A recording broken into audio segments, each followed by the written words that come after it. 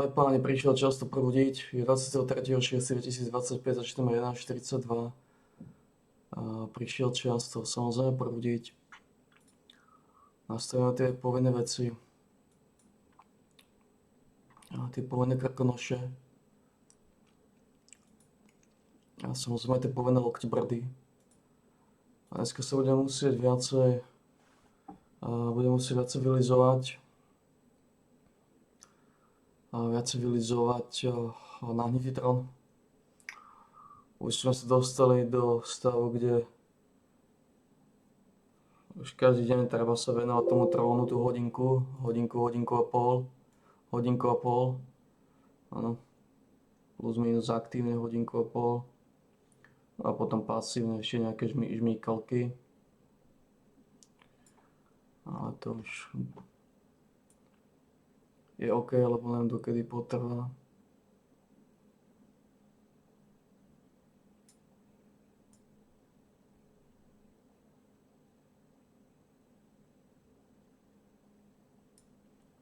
Neviem dokedy potrvá.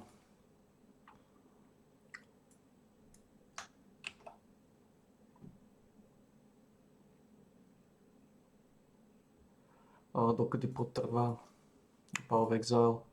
Dneska môže byť taký posledný deň.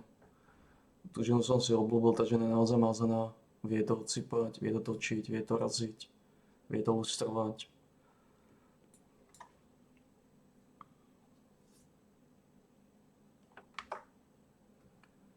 Len teda hovorím. Treba to si otáčať, no. Treba to s ňou masívne otáčať. 4,58, 2,12. Všetko žížali, ktoré teda vymazal, sa dostaneme do zlého stavu.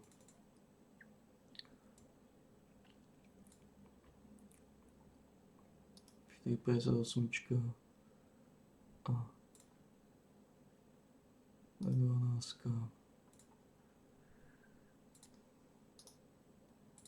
Takže je také frustrujúce, trochu také frustrujúce, ale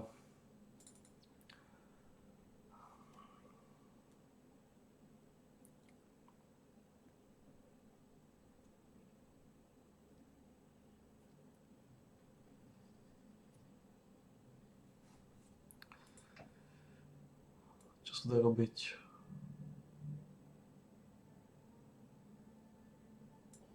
Kontrolujeme zvukovú stopu, zvukového gargamela.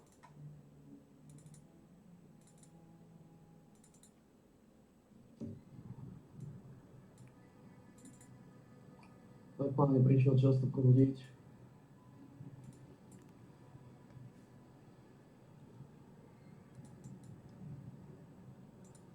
Prišiel čas to prebudiť, halleluja. A ešte 44 000 nudy. Aspoň, že tak, už keď sa nerobia petolízače, tak to ide.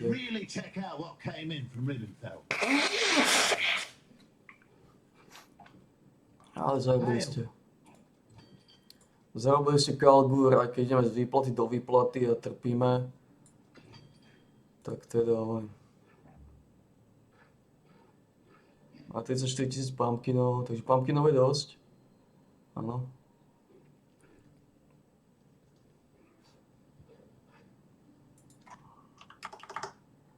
5 000 pumpkinov, 10 000 šrotíku, 5 000 a 15 000. Pumpkinov je dosť, takže len to nastavíme. Nastavíme Orgurt.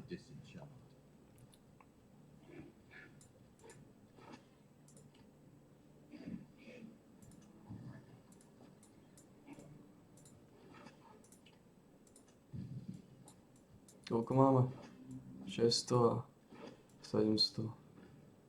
Takže okolo 1300, okolo 1300-1400 Orgurdu.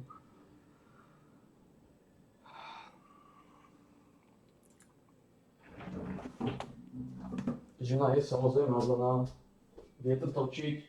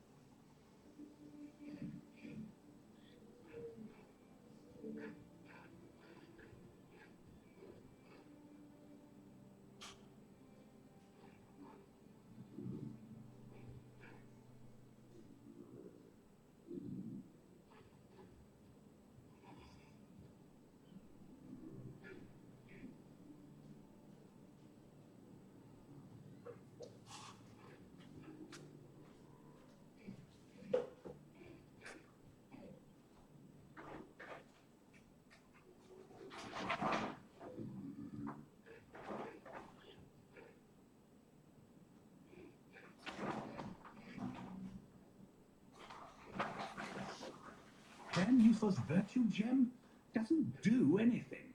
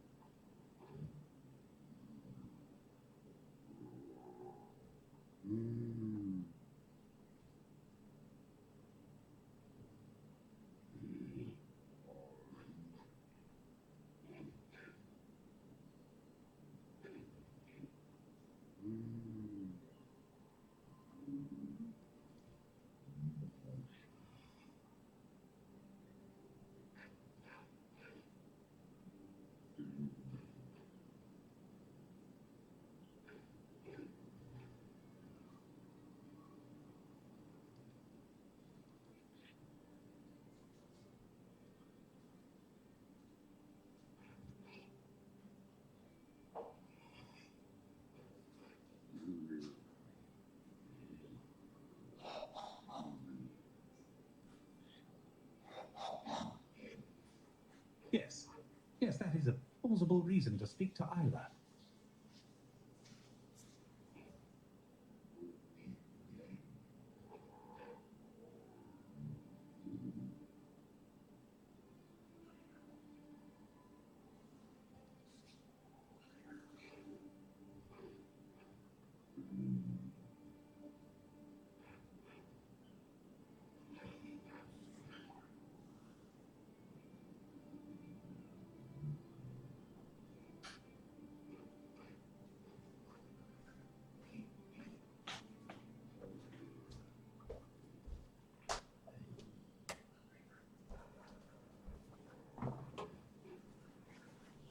Čo išiel na tú vodu?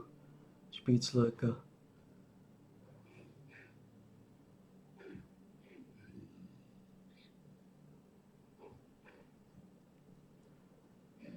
Čo to na tej vode roztača? Čo to roztača? Mladá mákovica.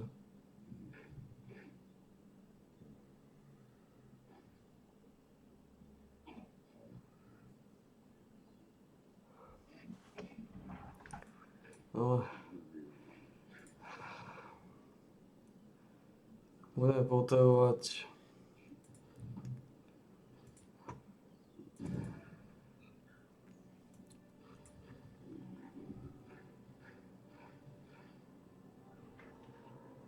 Samozrejme, my to potrebujeme rozbaliť.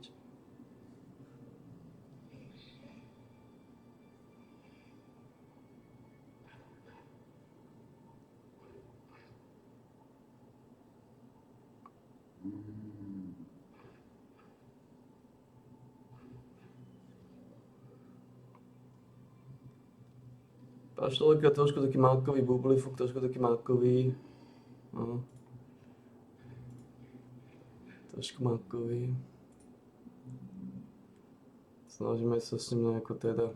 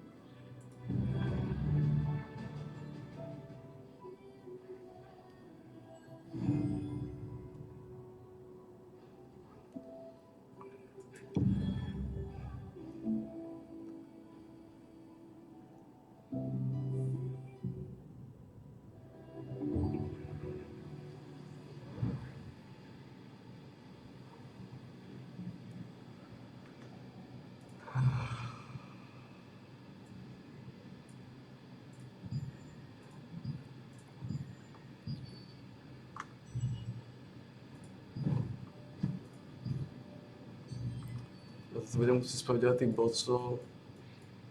Tých petolízačov. Po jednej máme Pakila. Je Divine Beast? Nie.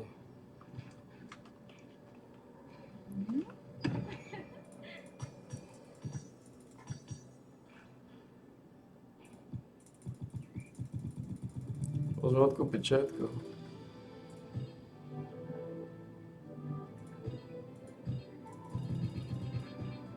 Tak to už kúpať do nekonečna? Tento Stellate. Už kúpať do nekonečna.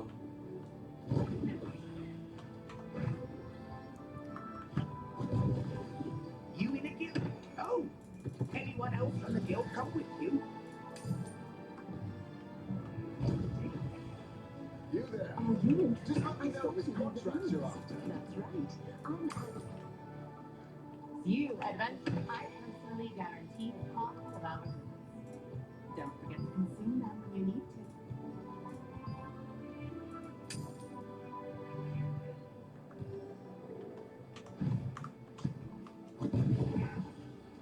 I consider him my favorite customer.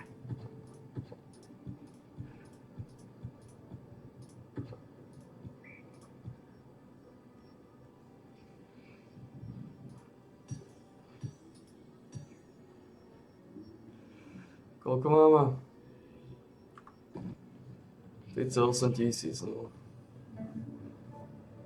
Sme naplnení.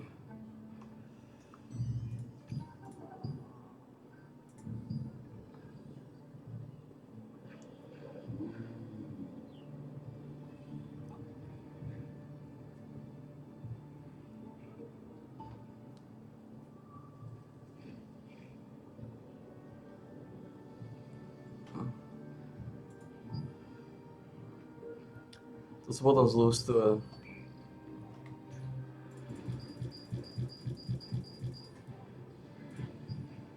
To sa netreba obávať, to sa zlústuje. To zlústuje všetko. Musí to sú také výživové hodnoty, také výživové, áno?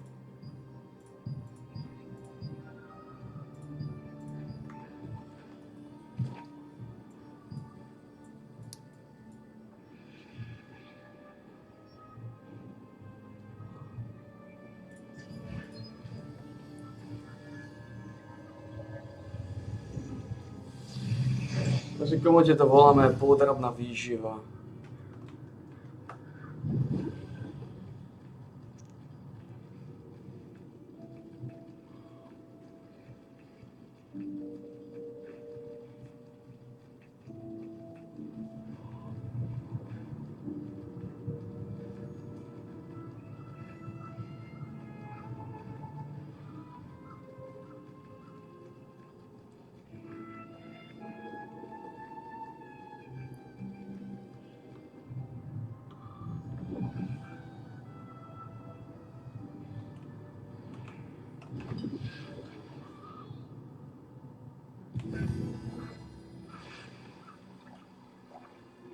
Jo, zvlášť interakcia.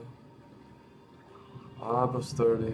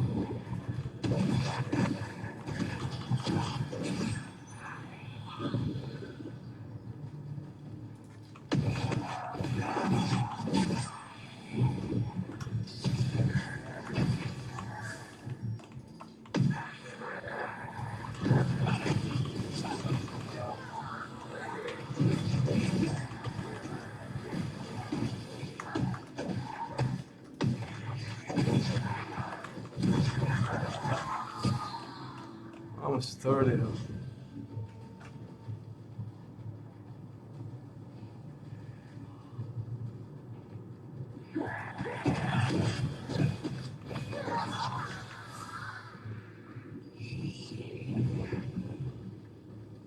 Iba žena.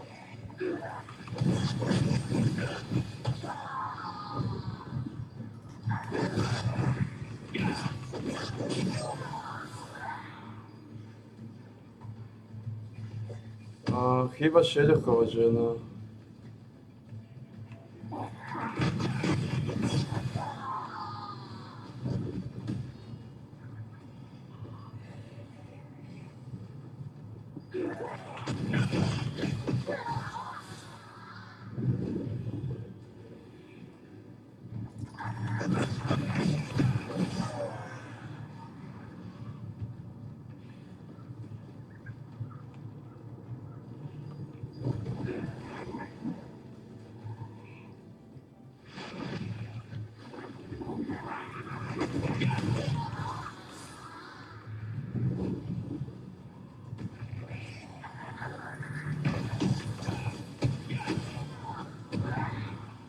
Šedech zase zomrela žena?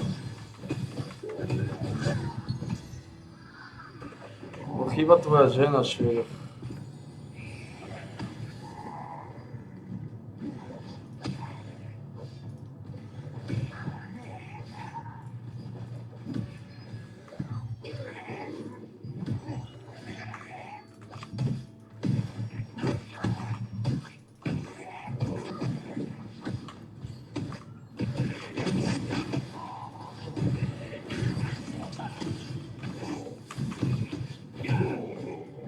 Look at this.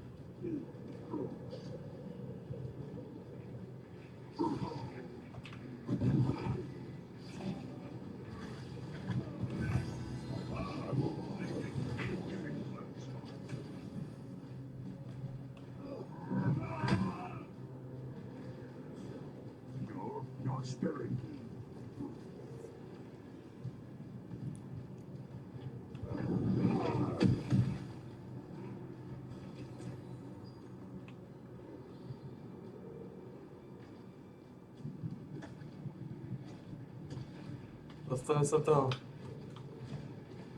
Dostane, čo? Sakovec zabagujem.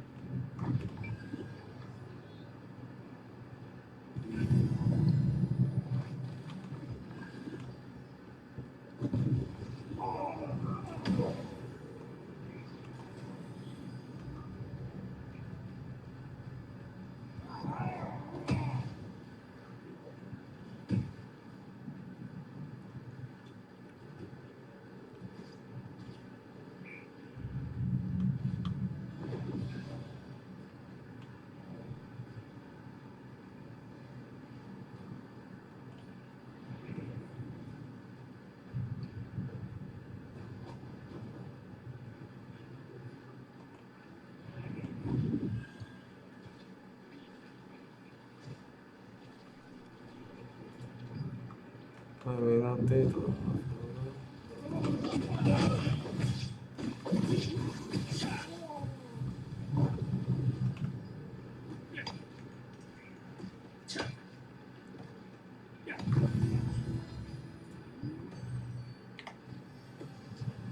A ďalšia Precious Bega. Use the breeze line, please take the lift. If you're in the resistance, it's free.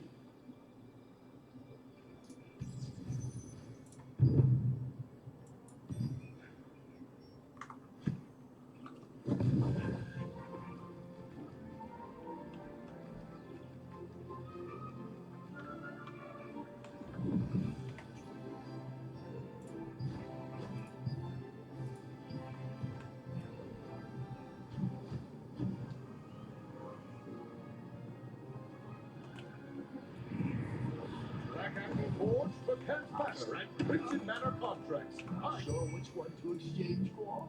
Take your time collecting the coins you need. I'm not going anywhere.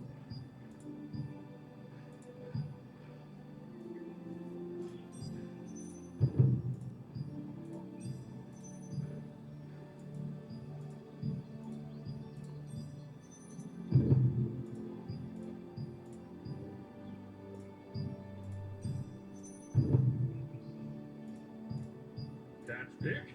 Read each story and choose whichever one stands out.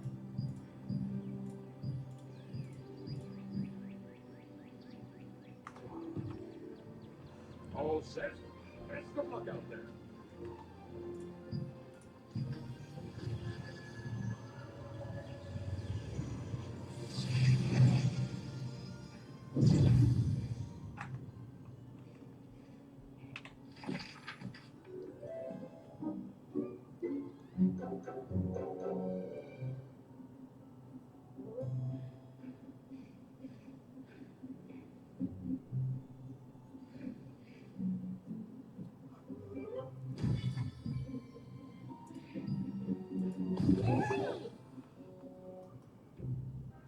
Ak máme čas, tak to hneď otočíme.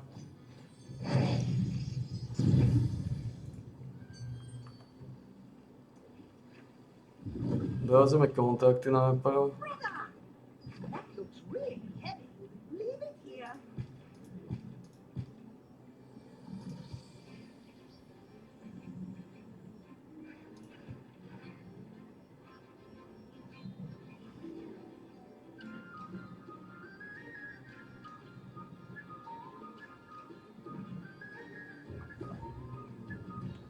Have a nice day.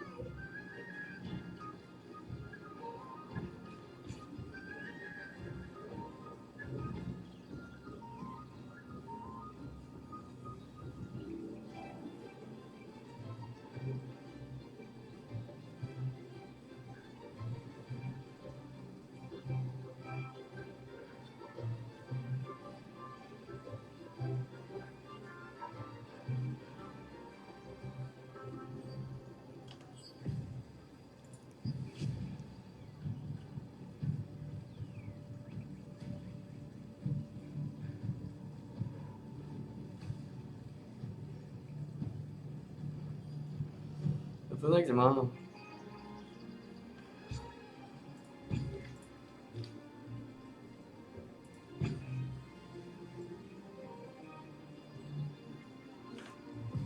Otvorme to.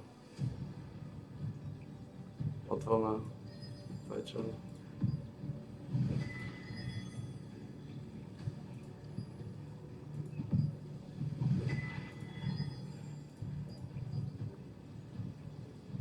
Co to jo? Žiadne Activation?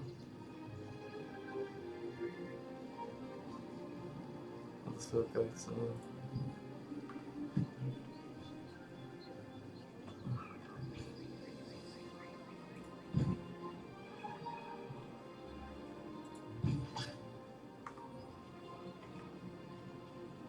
Máme 17 minút.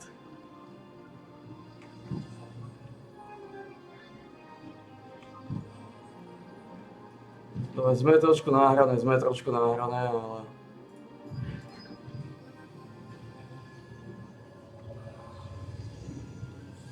Dorazíme kontakty, dobre?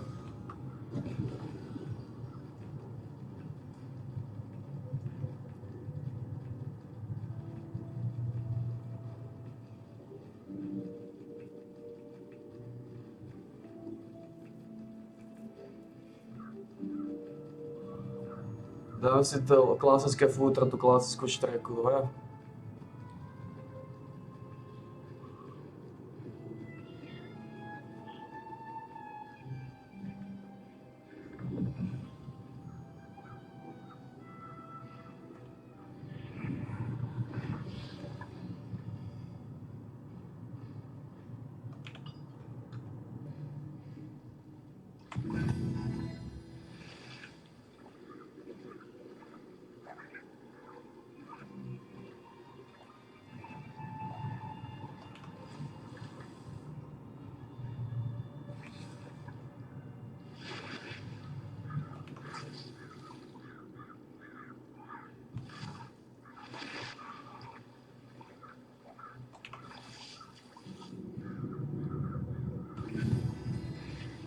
Máme 176 coinov.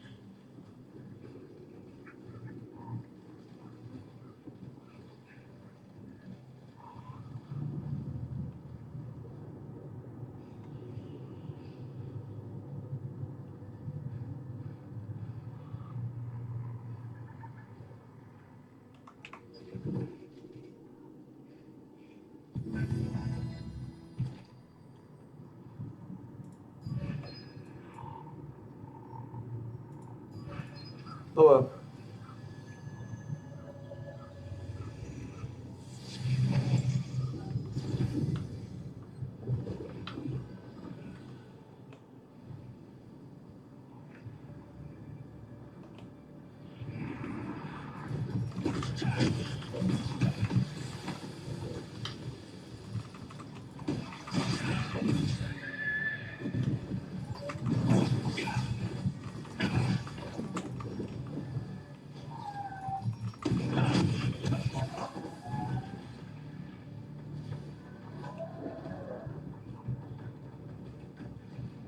Je to akorát chorá aktivita, ale to je OK.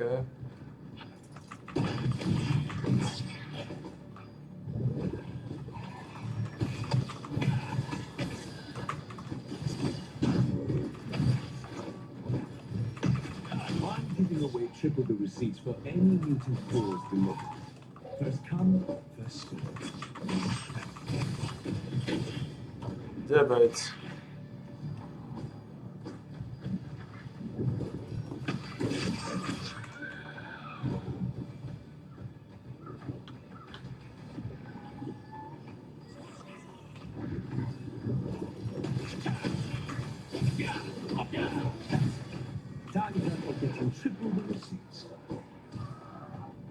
Other participants will but the most mutant core so far. Thanks to that, we should be able to meet our quota.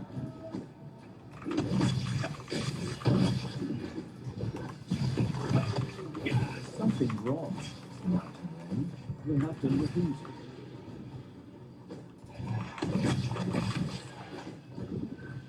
We're leaving this area. If you can't bring the mutant cores to me, just put them in the delivery chest. I will activate the mutant core delivery chest across from the Crimson Mansion.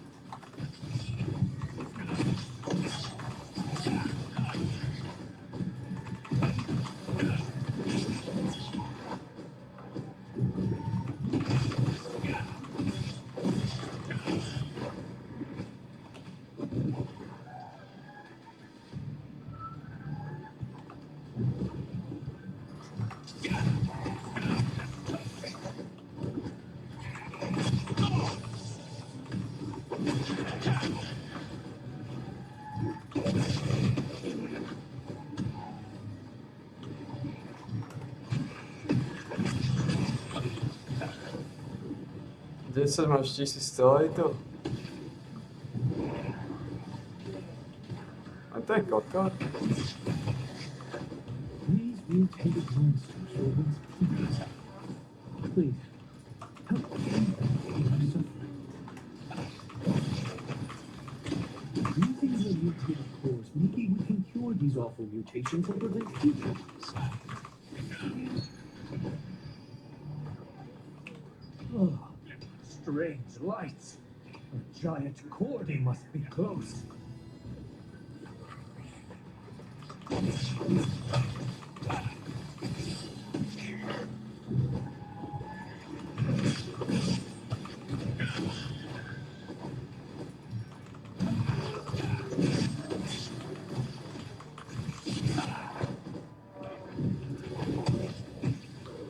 Podľa mňa to snáde.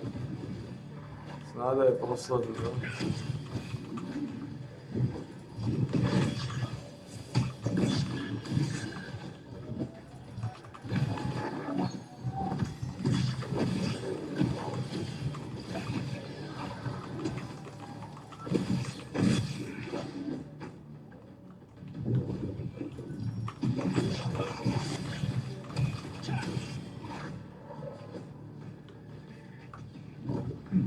Here come the mutated person. Keep your guard and get rid of them.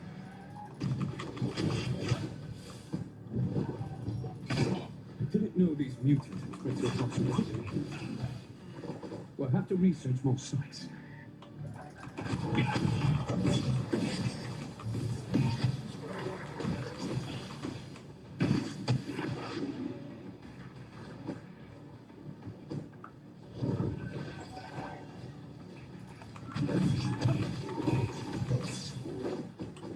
Snáde to, no?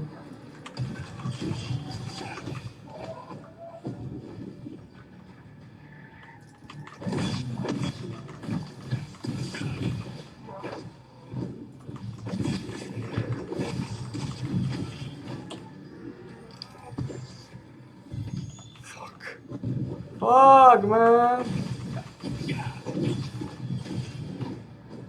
Som vedel, že zostal.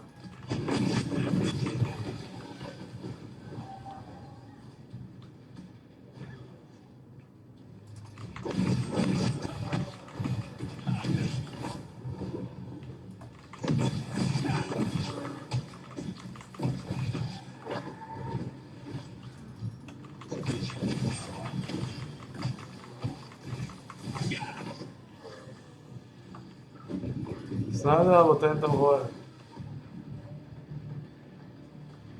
Tá flaška asi.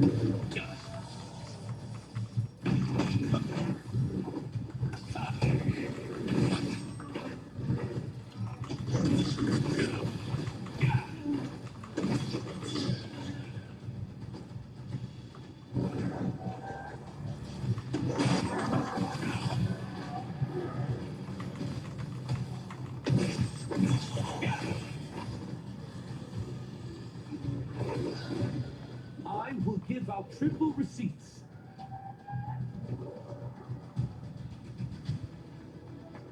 Toto jo? Jo.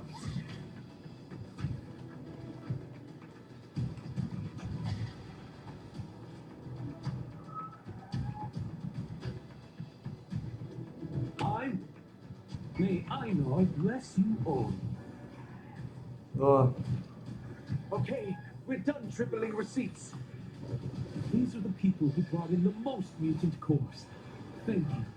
I now blesses you.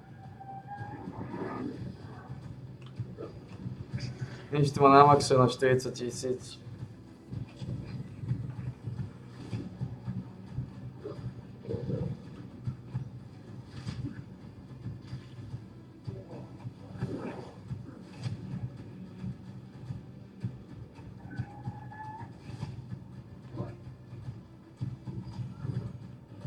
On je tam hore, že? A kde to je?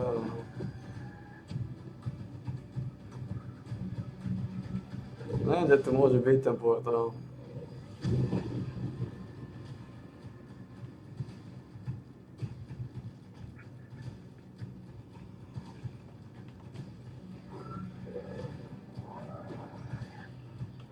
Som sa bál to otvoriť, že sa objaví toto a keď som povedal, že neobjaví sa a máme to tu. Teraz sa môžem zdržovať s týmto.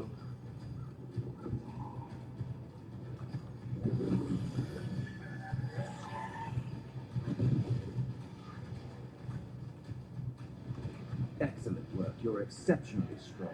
I look forward to working with you again. A kde toto je?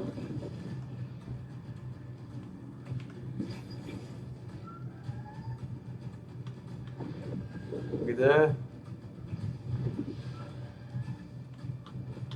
Ja sa zdá, že tam v lese niekde hore.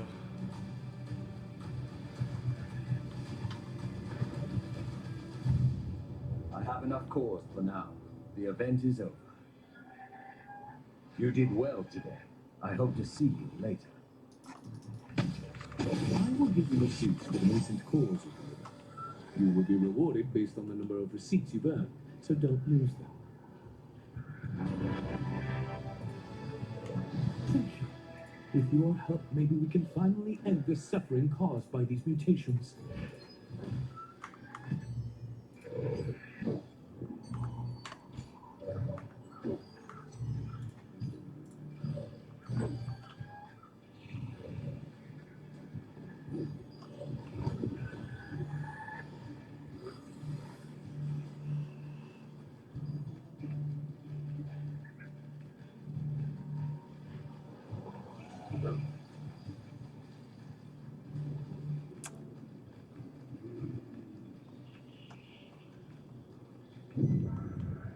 Kde to môže byť? Kde to môže byť ten portál?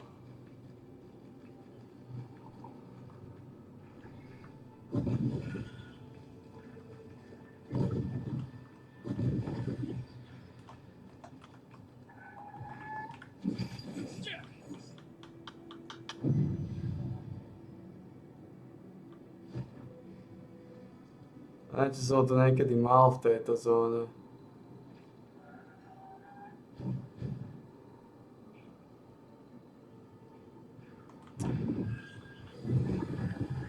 To ma strašne zdržuje kvôli ničomu.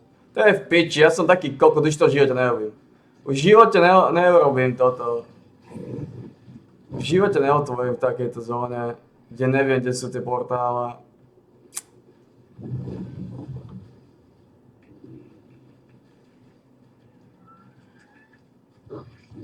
God damn it, kde tu môže byť ten portál?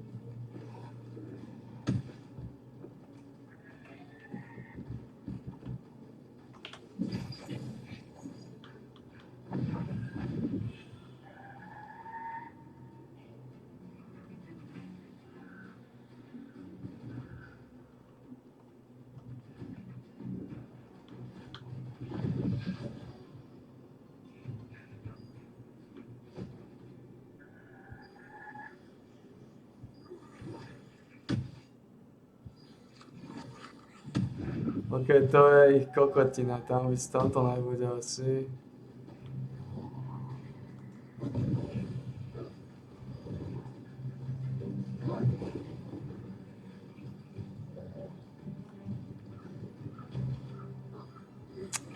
Ja som idiot. Som vedel, že sa toto môže stať a stane sa to. Oček, prečo nie?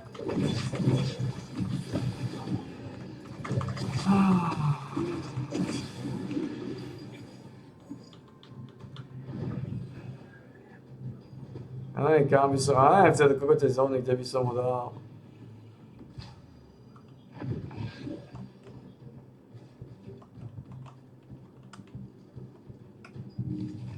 That was not the answer I wanted, but there was useful information as well. Always I recognized the mark on the dead man's sword. It was the Crimson family crest, so I headed to the Crimson Mansion for more clues. On the way to the manor, I heard a horrible scream. It was the village graveyard. The bloody ground was glistering under the moonlight. At the end of the bloody trail, there was a pile of dead bodies and a man with a torch. When the man saw me, he picked up a hook and charged at me. I parried the hook with my sword, but it shattered the only weapon I had. I thought I was done for sure, but then something unbelievable happened. The dead bodies rose and bit the man with their teeth. The man tried to fight back. The dead bodies looked at me and pointed at the torch. I picked it up and threw it at the dead bodies.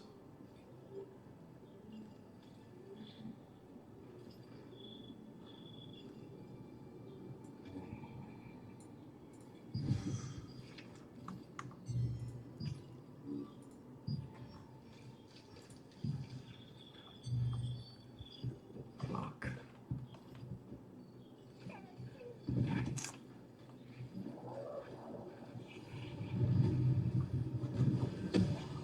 Kde tu môže byť ten portál?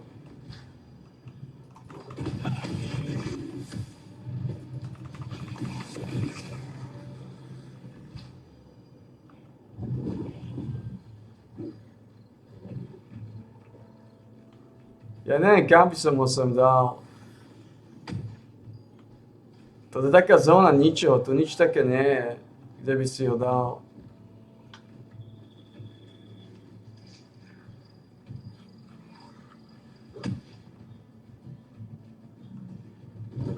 Kde by si dal sem portál?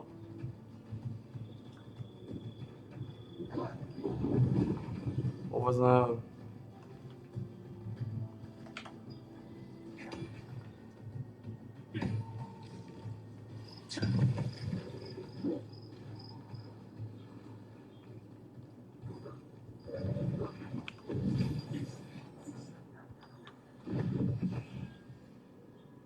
To.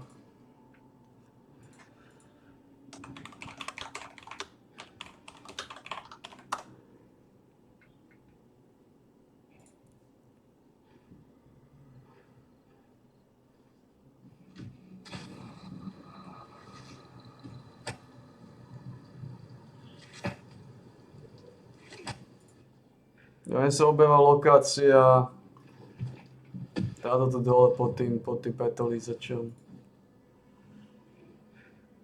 Táto tu. Aké číslo tomu dal ten kokot?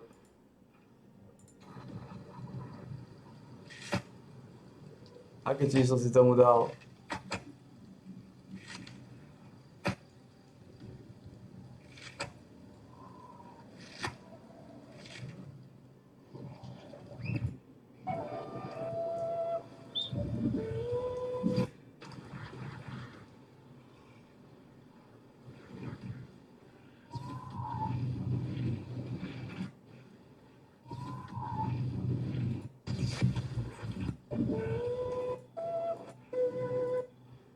To je kokot toto.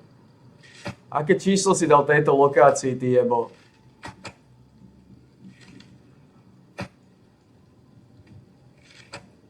Asi 2. Asi 2 ten embed.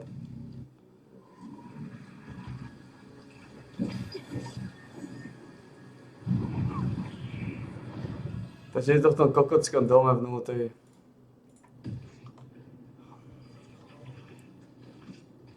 A Kde je ten kokocký dom? God damn it, jak mám do piče vedieť, kde je ten kokocký dom?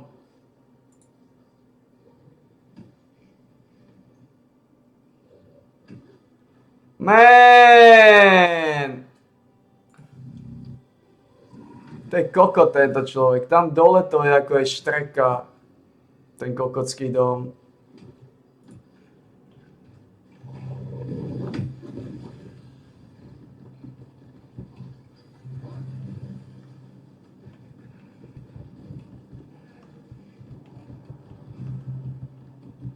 Toto...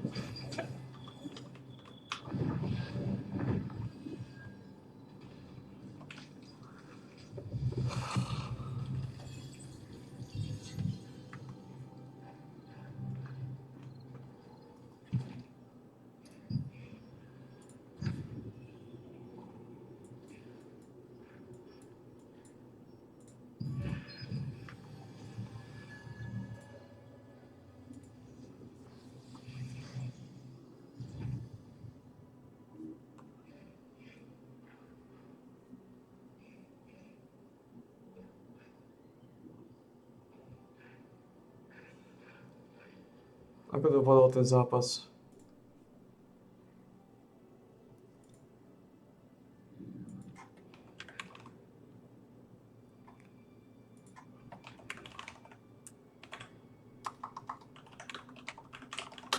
Koľko prehrali tí piči sovia? 2-1.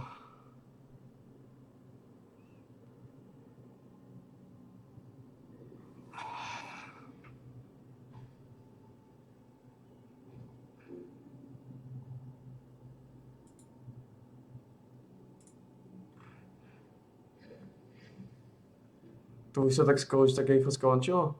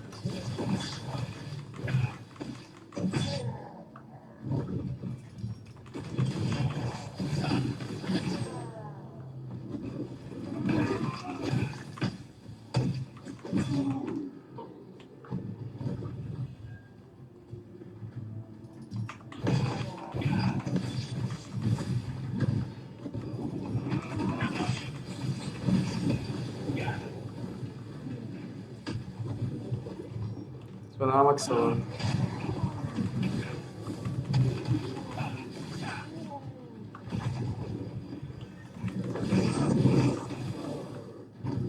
Asi je działać.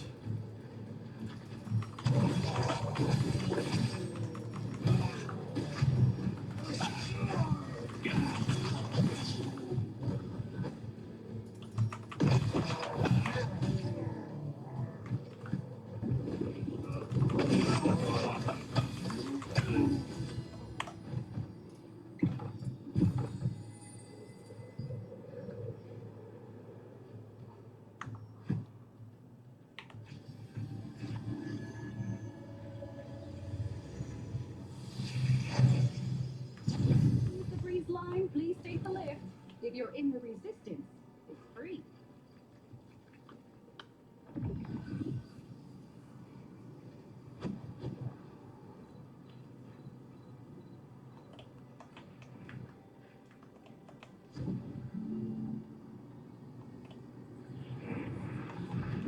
might. There's all quite a list of contracts, eh?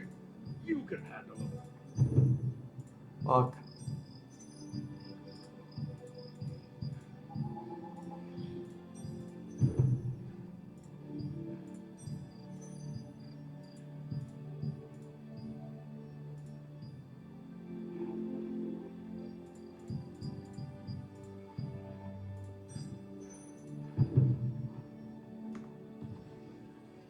All set?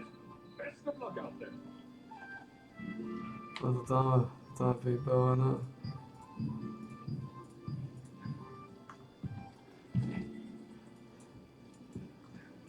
Sem.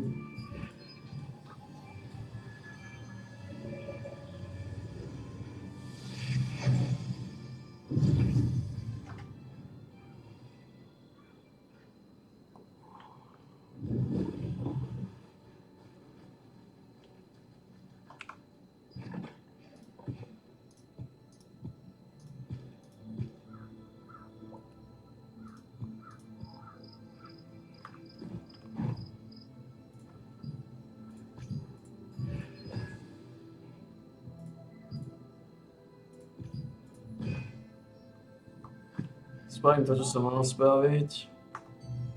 Ešte stále mám hotové. Hejloka s baklažánom.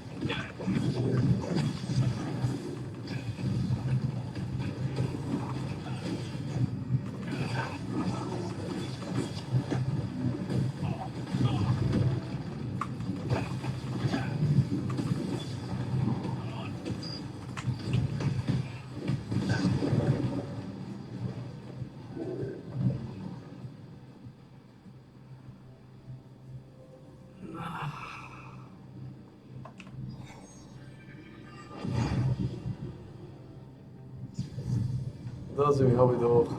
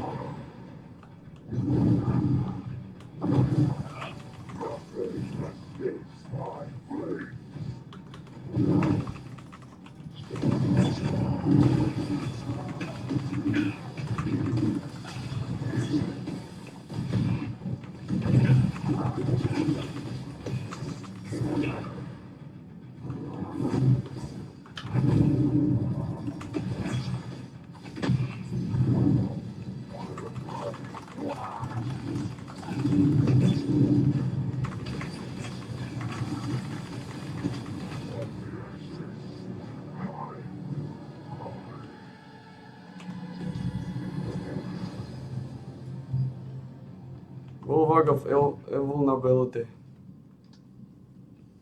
Critical hit chance. Môže boostnúť Grey Eye Bloodlust. Grey Eye Bloodlust.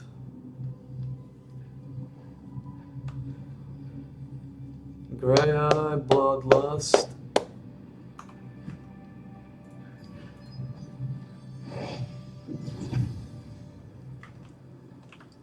Anything heavy, just leave it with me.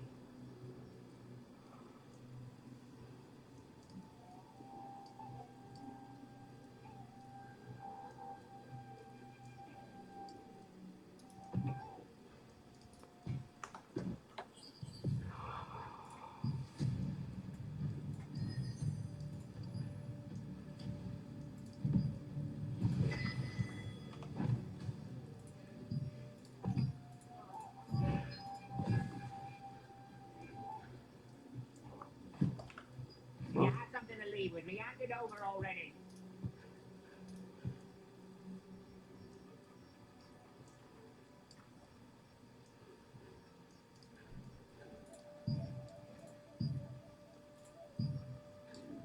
No.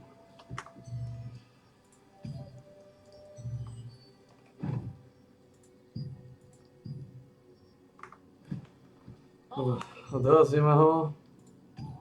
Dorazíme posledného Greyloka, nech to máme z krku.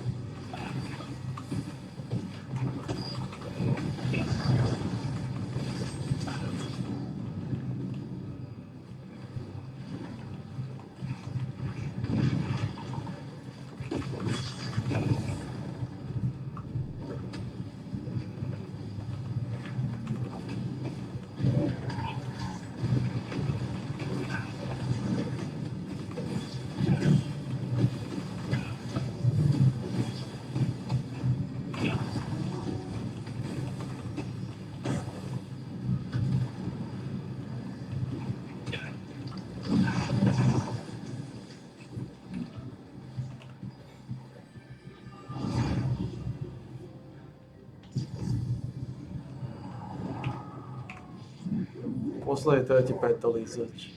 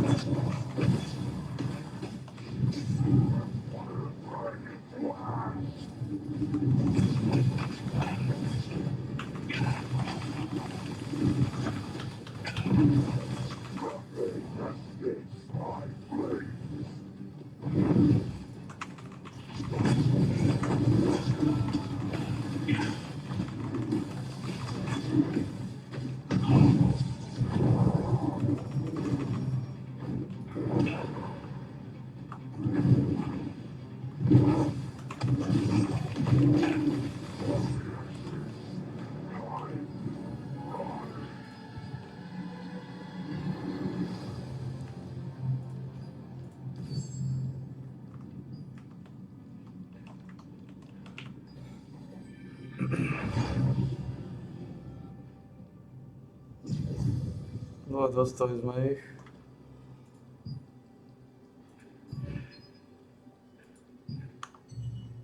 Týchto pičesov.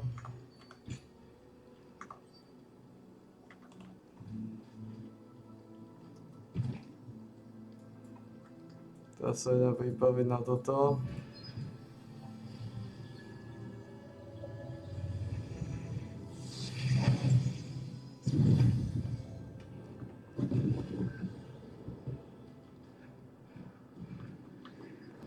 Potom budeme točiť.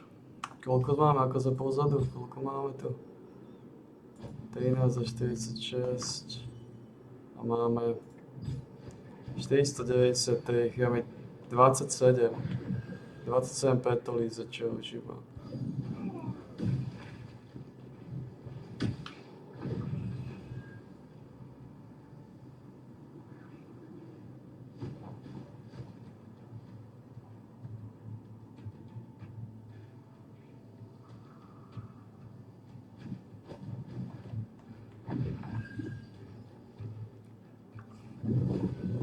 Keď nie si v boji, tak ti to nežerie staminu.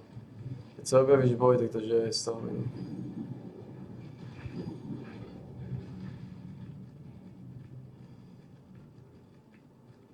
Keď ťa to, asi keď ti to robí, chce niekto spraviť damage, tak potom ideš so staminou. Až keď prestaneš takeovať damage nejaký, neviem, 10 sekúnd alebo niečo podobné.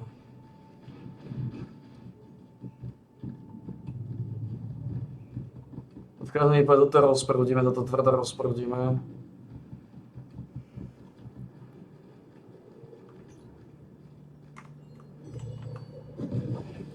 Len teda...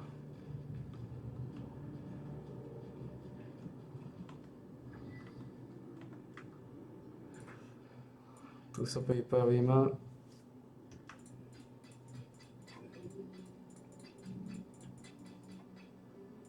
Zoberieme si asi nejakú 16, nejaký kanón, ešte máme pár lízalov. Kanón sa robí so 4 petelicami, 16 sa robia so 4 tam. Tam už naozaj. Takže neodkupujem, ľudia nepredávajú tabaky.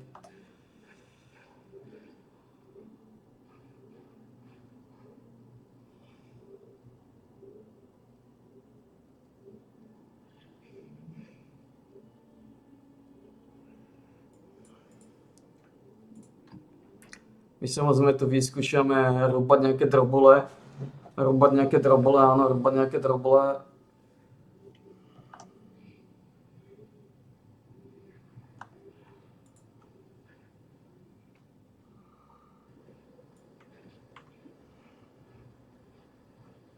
Naša obľúbená mapa, kanón. 16 plus 2 bossovia.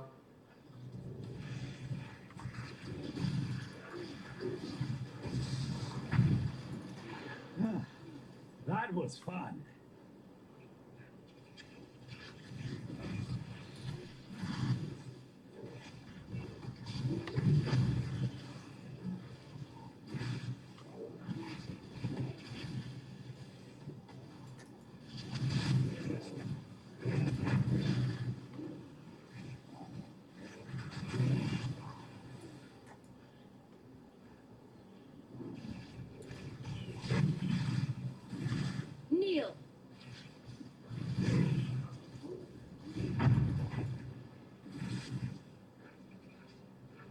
Destroy the enemy. The wind speaks in silver whispers, barely perceptible to those lost in the mire. The sky is tinged with screams of pain.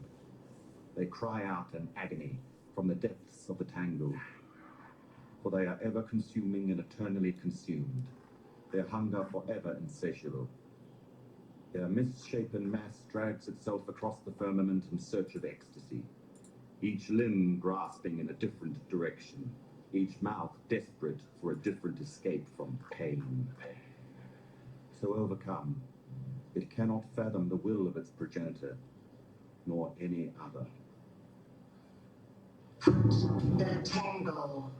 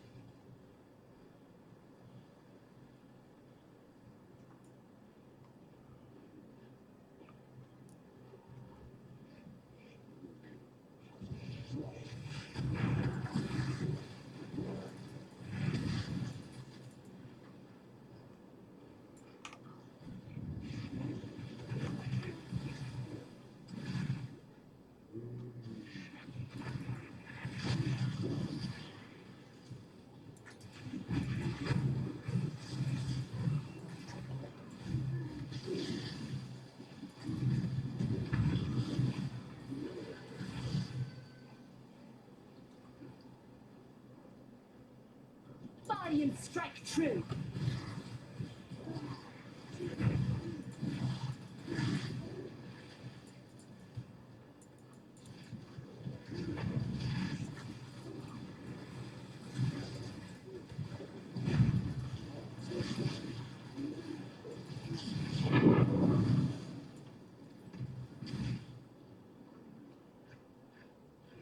Advance. I'm ready for you.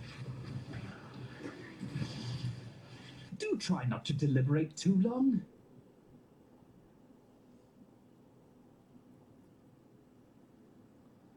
Um,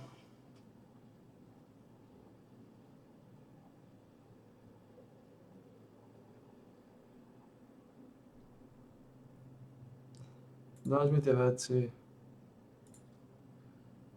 A takže mám ještě na dvoch. Weapons at the ready. This is how it's done. Just need a moment to catch my breath.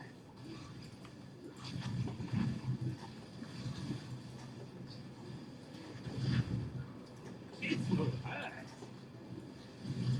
To the victor go the spoils.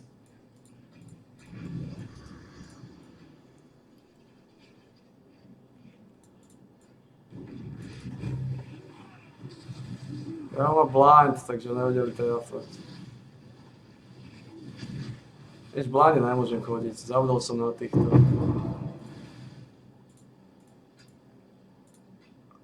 Úplne som zabudol, že týchto...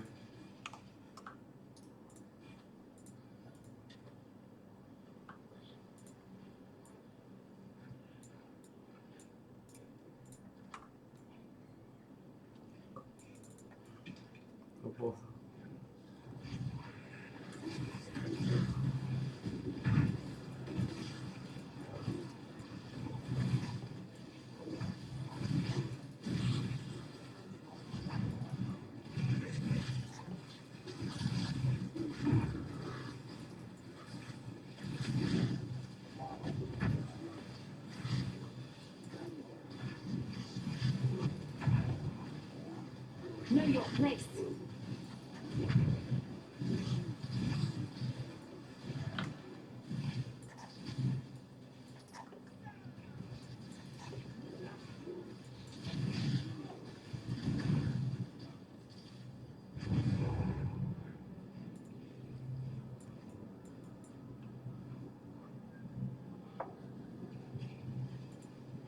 No, man.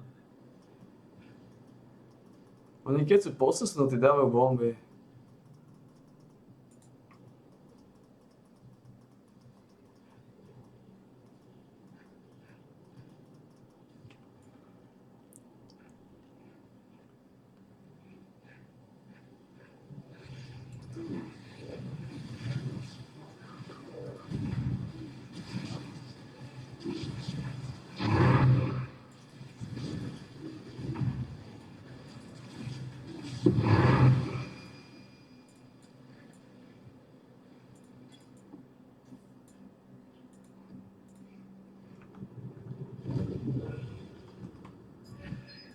Oni dávajú pekné bomby, keď sú posusnutí.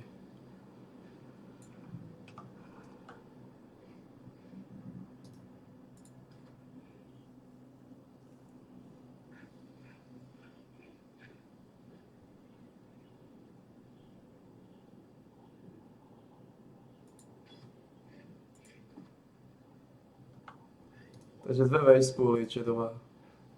Naopak to sa dá otáčať. Welcome.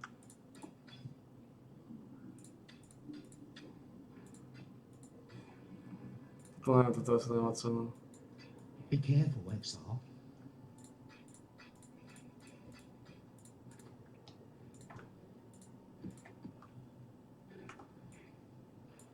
So the Maven has given you a tool to begin hunting the Tangle. I knew finding her was our best shot at facing these abominations. Attack it on her behalf, and we can begin setting them against each other. The job never ends.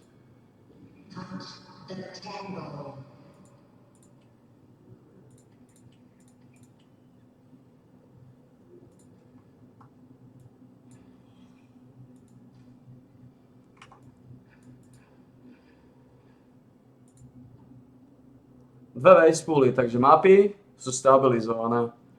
Už teraz môžeme non-stop točiť 15, 16. Stabilizovali sme to.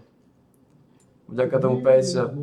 Máme 50% šancu, že dostaneme mapu 15, alebo máme 50% šancu, že keď robíme waste pool, to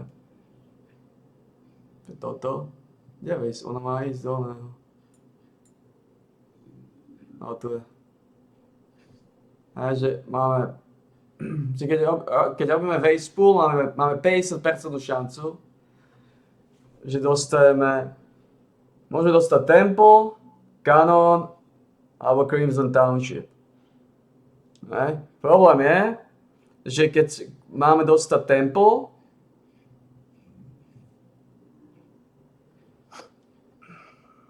ne? Väčšinou Vejspole dostaneš Canon. A ak dostaneš Temple, to není koniec sveta, dajú sa robiť 14. Dajú sa robiť 14. Áno. Idem.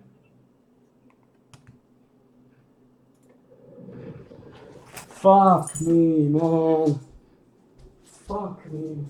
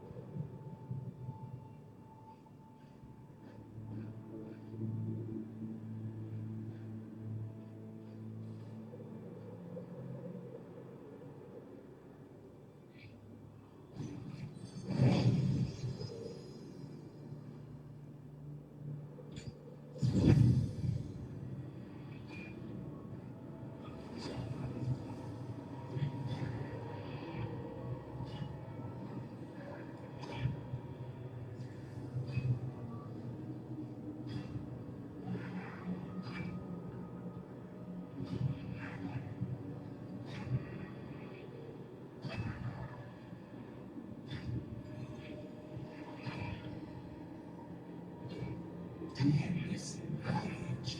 But Gwen.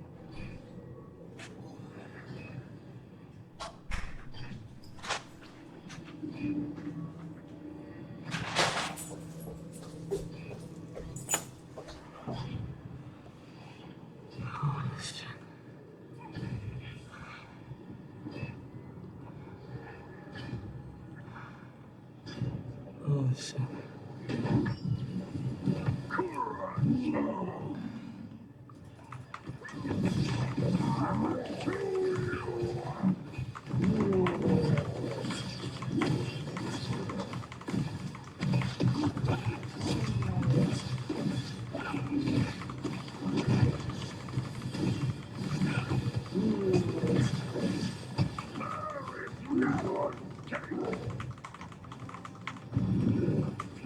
Tridsať sekúnd.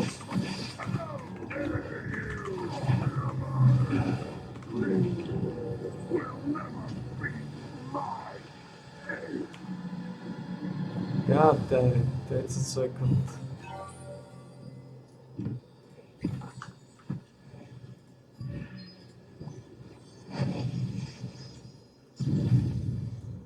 Sekund.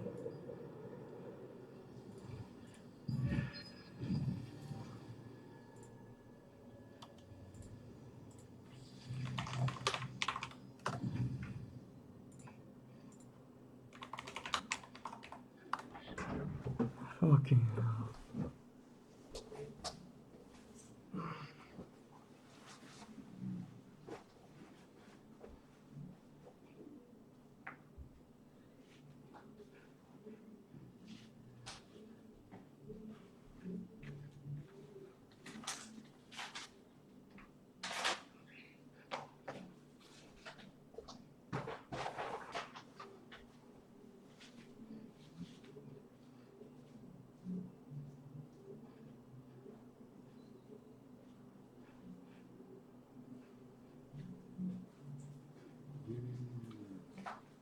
Posiela mi strašne hnové. Čo za to už nechcem.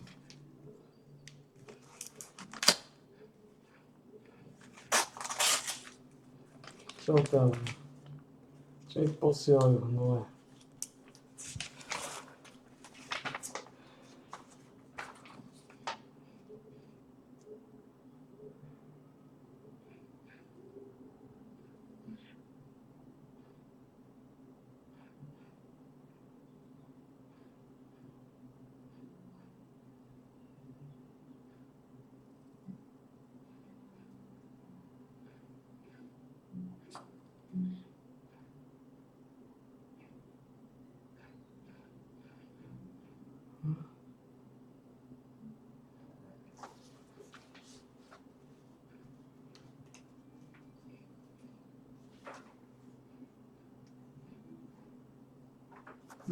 Čo týmto imbecilom zase ide?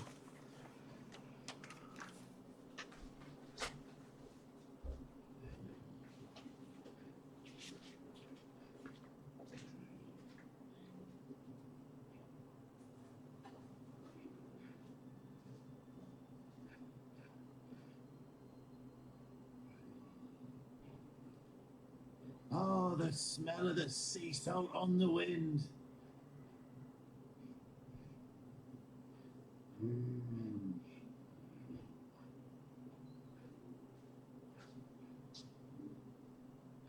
Danny helped him that night, but Tunjin can't.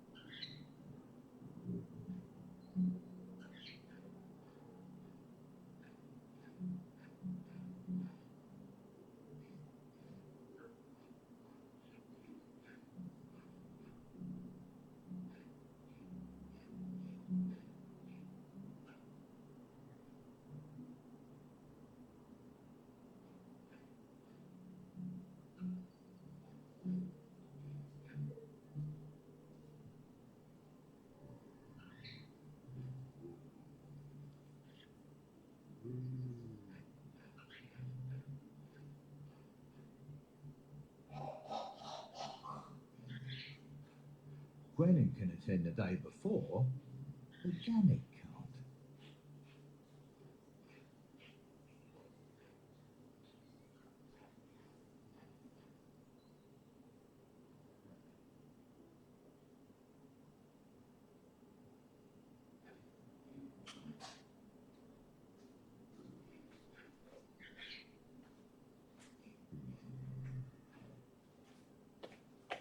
Takže Oh, the smell of the sea salt on the wind. sme to zredukovali.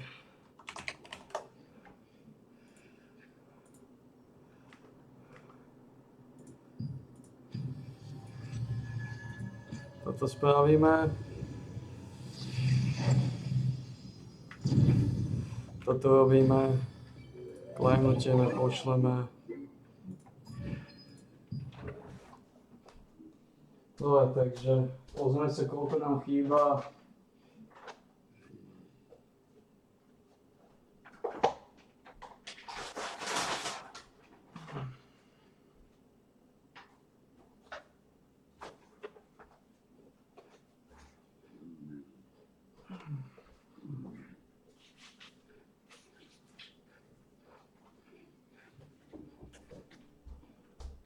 Pozrieme sa, koľko máme času, kým dojde dodávka. Tu už naozaj sme z ruky do úst. Hail. Z výplaty do výplaty. This one will make great dust. 14 000. We're gonna have 16 fun 000. with that one. That's fine. Koľko tu máme? 19 minút. Koľko mám u seba? 15 000. Koľko máme tu? 38 000. Zrky do úst.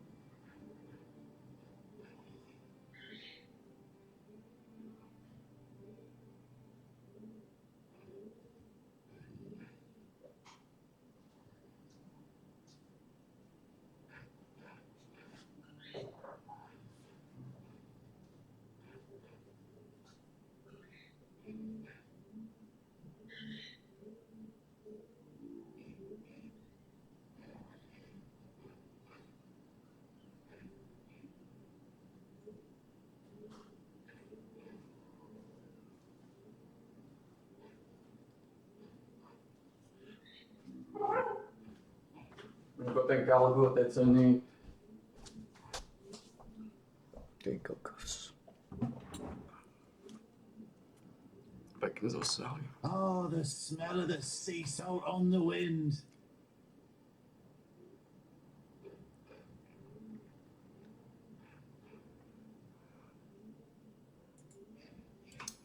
Tie ceny sú katastrofálne.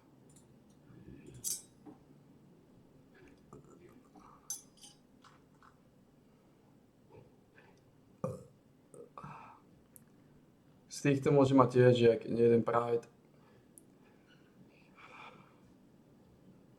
Takže na ukáze je to celkom dobré. Práve môže mať aj, čo som videl, sila, dexterita, nejaký z týchto.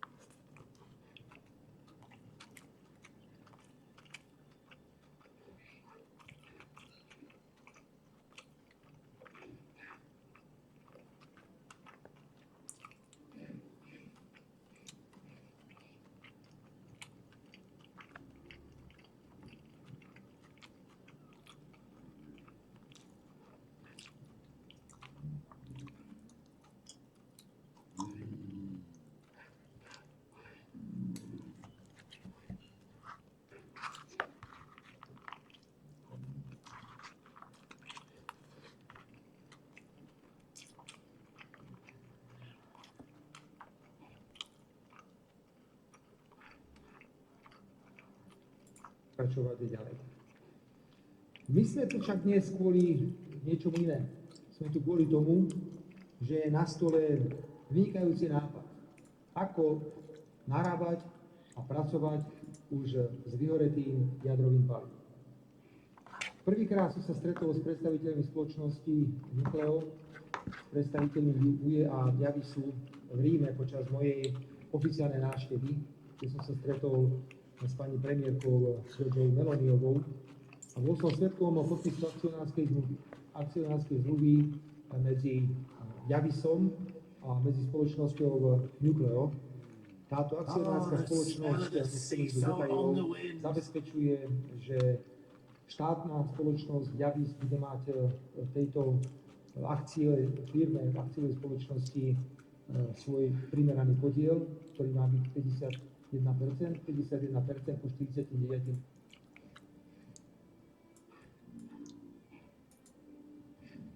Dohodu naprieč spektrom. Andrej Danko navyšovanie výdavkov odmieta a premiér hovorí o neutralite. Rozhodne sa už v útorok na samite členských krajín NATO. Aká presne bude pozícia Slovenska? Budeme súhlasiť s 5% navyšovaním? Jan Ferenčák a dvaja Františkovia, Mikloško a Majerský, sú poslanci, vďaka ktorým sa odložilo hlasovanie o zmene ústavy v kultúrno-etických otázkach. Nájdu jeden potrebný hlas Smer a KDH počas leta? Opýtame sa ministra obrany Roberta Kaliňáka zo Smeru SD. Pekný deň prajem a ďakujem za pozvanie. A taktiež predsedu KDH, poslanca Milana Majerského. Dobrý deň prajem, ďakujem za pozvanie. Páni, ďakujem obom, že ste prišli. Pred tou domácou politikou pozrieme sa na tú zahraničnú aspoň v krátkosti a na aktualitu. Amerika zaútočila na Irán, na jeho 3 jadrové zariadenia. Irán je pobúrený, odkazuje, že to bude mať trvalé následky. Pán minister, ukazuje americký prezident týmto krokom, ako sa vyjednáva? Toto ja neviem posúdiť, že či to ukazuje jeho slova, ako sa vyjednáva. Ja viem povedať, že my sme vždy zastancovia mierových riešení a uprednostňujeme diplomáciu pred silovými riešeniami, kde si myslím, že ešte priestor určite bol. Potom je dôležité si položiť niekoľko otázok, že každé silové riešenie má mať nejaký možno mandát. To znamená, či už svetových organizácií alebo ďalších celkov, ktoré jasne deklarujú, kedy a ako je možné použiť silu, aj s adekvátnym odôvodnením, a potom je dôležité, aby sme všetky situácie merali rovnakým metrom.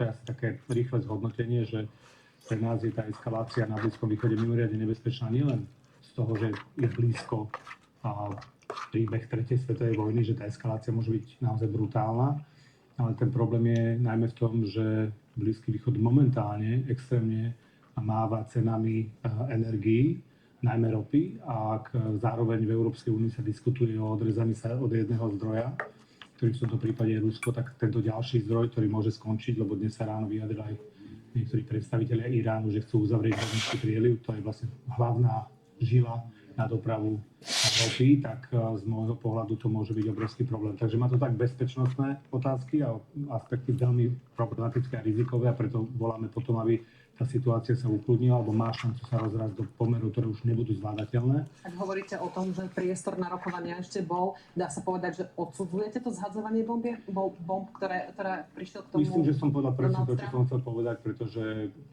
toto je maximum. Ja nepoznám podrobnosti, pre ktoré sa takým spôsobom rozhodli tak radikálne to riešiť.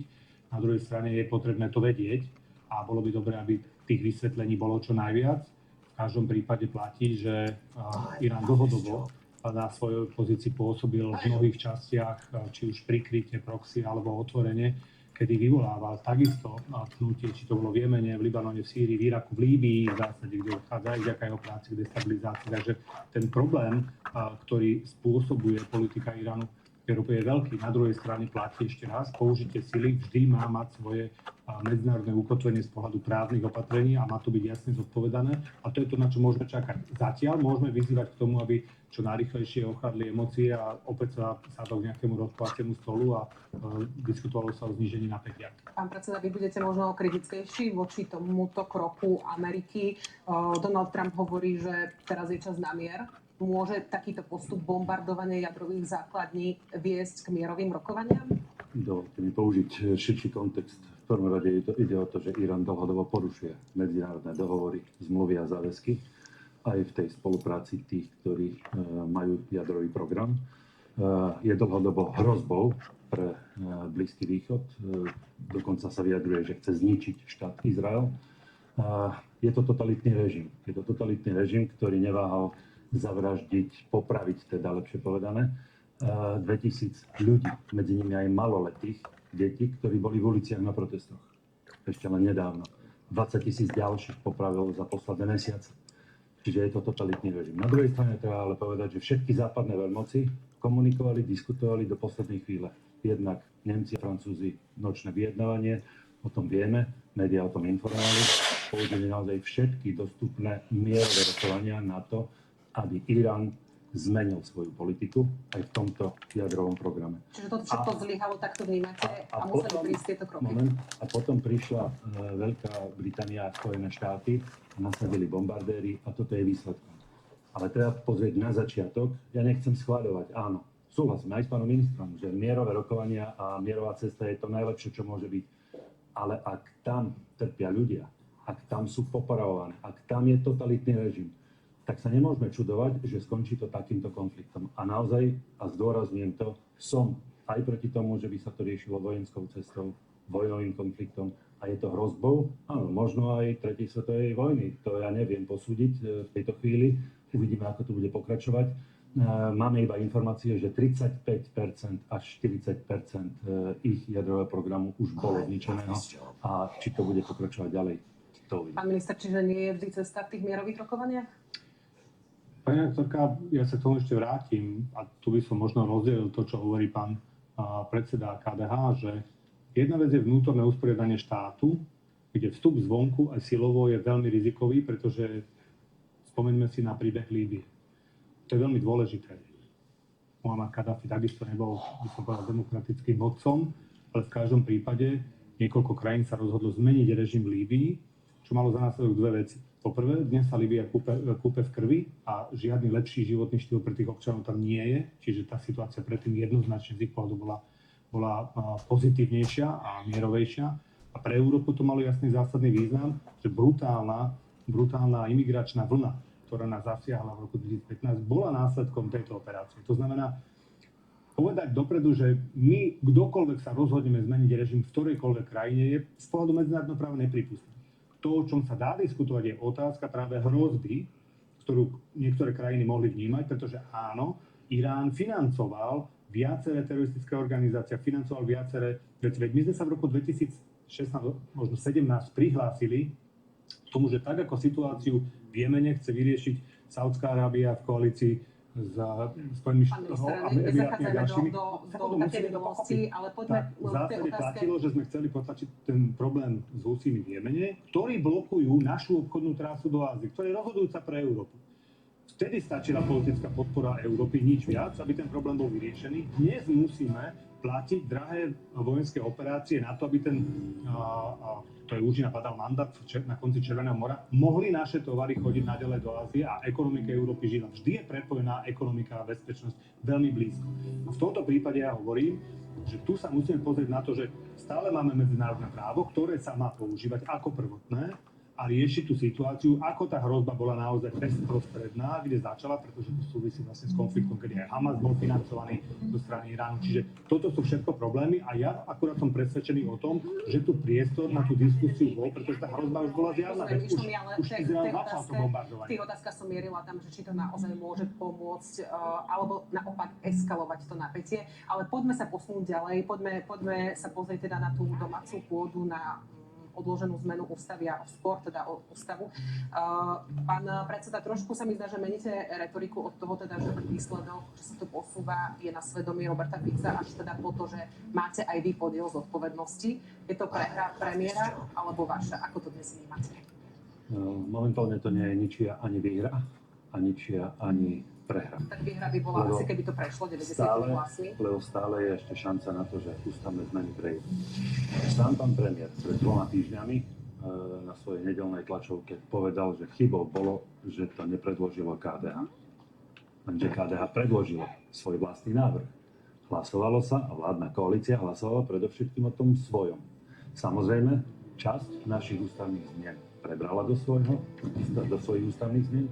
Časť našich ústavných zmien boli schválené 90-kou teraz v Národnej rade a som rád, že aj František Majerský zahlasoval za tieto ústavné zmeny. A tomu konečnom zákone ako celku hlasovať nemieni? O konečnom zákone sa vyjadril, že nebude hlasovať. My sme mali včera celoslovenskú radu, kde Rada KDH zaviazala poslancov Národnej rady, aby teda potvrdila tieto ústavné zmeny. My sme ich mali už vo februári schválené na Rade KDH, teraz to bolo opäť potvrdené a žiada Rada KDH, celoslovenská Rada KDH, aby sme zahlasovali všetci poslanci Národnej rady za tieto ústavné zmeny. Čo je ale podstatné. Opäť, pán predseda, k tej mojej otázke. Uvedomujete si tú mieru zodpovednosti, alebo to odkláňate smerom na smer? Na nikoho to nechcem odkláňať. Mieru zodpovednosti má každý. Aj vládna koalícia, ktorá mala dodať 79 poslancov, dodala iba 78 poslancov, pán poslanec Ferenčák nehlasoval. Aj my máme možno mieru zodpovednosti za to, že sme nedodali potrebnú 11, ale pridali sa na druhej strane 2 poslanci z Kresťanskej únie. A teraz vám chcem povedať, ale dôležitú vec, a možno je podstatná, ak by sme išli tou prvou cestou, že by sa hlasovalo nie o vládnom návrhu, ale o návrhu KDH, z dielne KDH, tak tam by sme vedeli zabezpečiť možno aj poslancov Oľano. Kto za to môže, že vám za to nezahlasovala koalícia, pán minister? Sám pán premiér hovorí, že malo sa hlasovať, alebo chyba bola, že to nepredložilo KDH. Veď KDH to predložilo. KDH o tom rokovalo, pán minister, diskutovalo. budete vedieť možno v tomto určite jednoznačnejšie toho vynika, ako hovoril pôvodne pán Majerský o tom, že na svedomí to má premiér? Zabávate ma trochu, pani reaktorka, lebo ja naozaj netuším, na čo nám takáto informácia je vôbec dobrá. Že čo z nej vyplýva, okrem toho, že môže byť pekná bulvárna. Pozrite sa. Ľudí to zaujíma, lebo aj v parlamente zazneli rôzne... Nezaštitujte sa ľuďmi, to je obľúbená disciplína novinárov, ktorí oni chcú niekto hovorím, pán minister. Tak oni povedia, že ľudia chcú vedieť, ja to nepoznám. Pán minister, zazneli rôzne sporné informácie v parlamente, kde teda sa navzájom poslanci obviňovali a preto mi ide o to, že ako to vnímate. Samozrejme, niekto je viac, niekto je menej frustrovaný z toho, že sa tešil, že veľmi dôležitá vec môže byť schválená, ale ešte raz, čo je pre mňa najpodstatnejšie v tejto chvíli je, že v parlamente bolo 90 poslancov nevyhnutných na zmenu ústavy, ktorí odhlasovali jednak všetky pozmeňovacie návrhy a jednak posunuli ten zákon už do 3. čítania, čo je veľmi dôležité. 90. To, že sa niekto rozhodne z toho robiť politiku, je jeho osobná vec a budú z toho spovedať jeho voliči a ľudia, od ktorých dôveru sa bude uchádzať či už v ďalších parlamentných voľbách, alebo možno v ďalších samosprávnych voľbách. Jednoducho... Myslíte dvor poslancov z KDH? Ja myslím teraz, samozrejme, pretože to je ohodné. Ja viem, že dnes povedal pán Šimečka, že to je zástupná, či ma úplne šokoval, že to je zástupná týchto základných pilierov, na ktorých sa má stále normálnosť, úplne zástupná. Teda, keďže koalícia má nejakú väčšinu, preto je 90-ka v ústave garantovaná, lebo nie je vždy predpoklad, že vláda bude mať ústavnú väčšinu. Bola výnimka, predchádzajúca vláda, aj to iba chvíľu, kedy mala tých 90 hlasov. Práve preto, že musí prísť k celospektrálnemu konsenzu. Čiže ja som rád, že prišlo k tomu konsenzu pri tom posunutí do tretieho čítania a je snahou všetkých, aby sme dokázali tieto zmeny vlastne presadiť na jeseň. Nehľadám výnika, ani nie je podstatný výnik. Každý si osobne musí dokonať. Ale keďže vy nemáte predvoliť 90%. Samozrejme, mohli by ste sa pýtať na výnika, keď sme mali 90 hlasov od volieb. A prečo sme zlyhali? Dohoda s opozíciou, aj KDH má svoju predstavu, aj my máme svoju predstavu a nachádza sa nejaký konsenzus a ja som naozaj rád, že sa ten konsenzus našiel, čo je v dobe rozpoltenej krajiny úplne, to sú výnimočné a nie je samozrejme, čiže ja to považujem za úspech, jednoznačne za úspech, že sa dokázali sme sa zjednotiť, veď to v finále nám ešte chýba. Ale to, že sa vieme baviť o zásadných hodnotách krajiny naprieč politickým spektrom, je to, čo Slovensko extrémne potrebuje aj do budúcna, aby sa vedelo viesť k nejakej svojej vízii a ku svojej budúcnosti. A to považujem jednoznačne za pozitívny signál toho, čo v parlamente je. Pán predseda, je reálne, ešte stále, že idete vy v Smer a nie Smer vás? Poďme na podstatu veci. Ako to vnímate, by ma zaujímalo? Ja som presvedčený o tom, že takáto legislatíva je dobrá, lebo potvrdzuje normálnosť. Sám pán minister to potvrdil, že to, čo hovoríme, je normálne. Nám totiž hrozí totalita relativizmu. Totalita relativizmu spochybňuje základné princípy tohto sveta.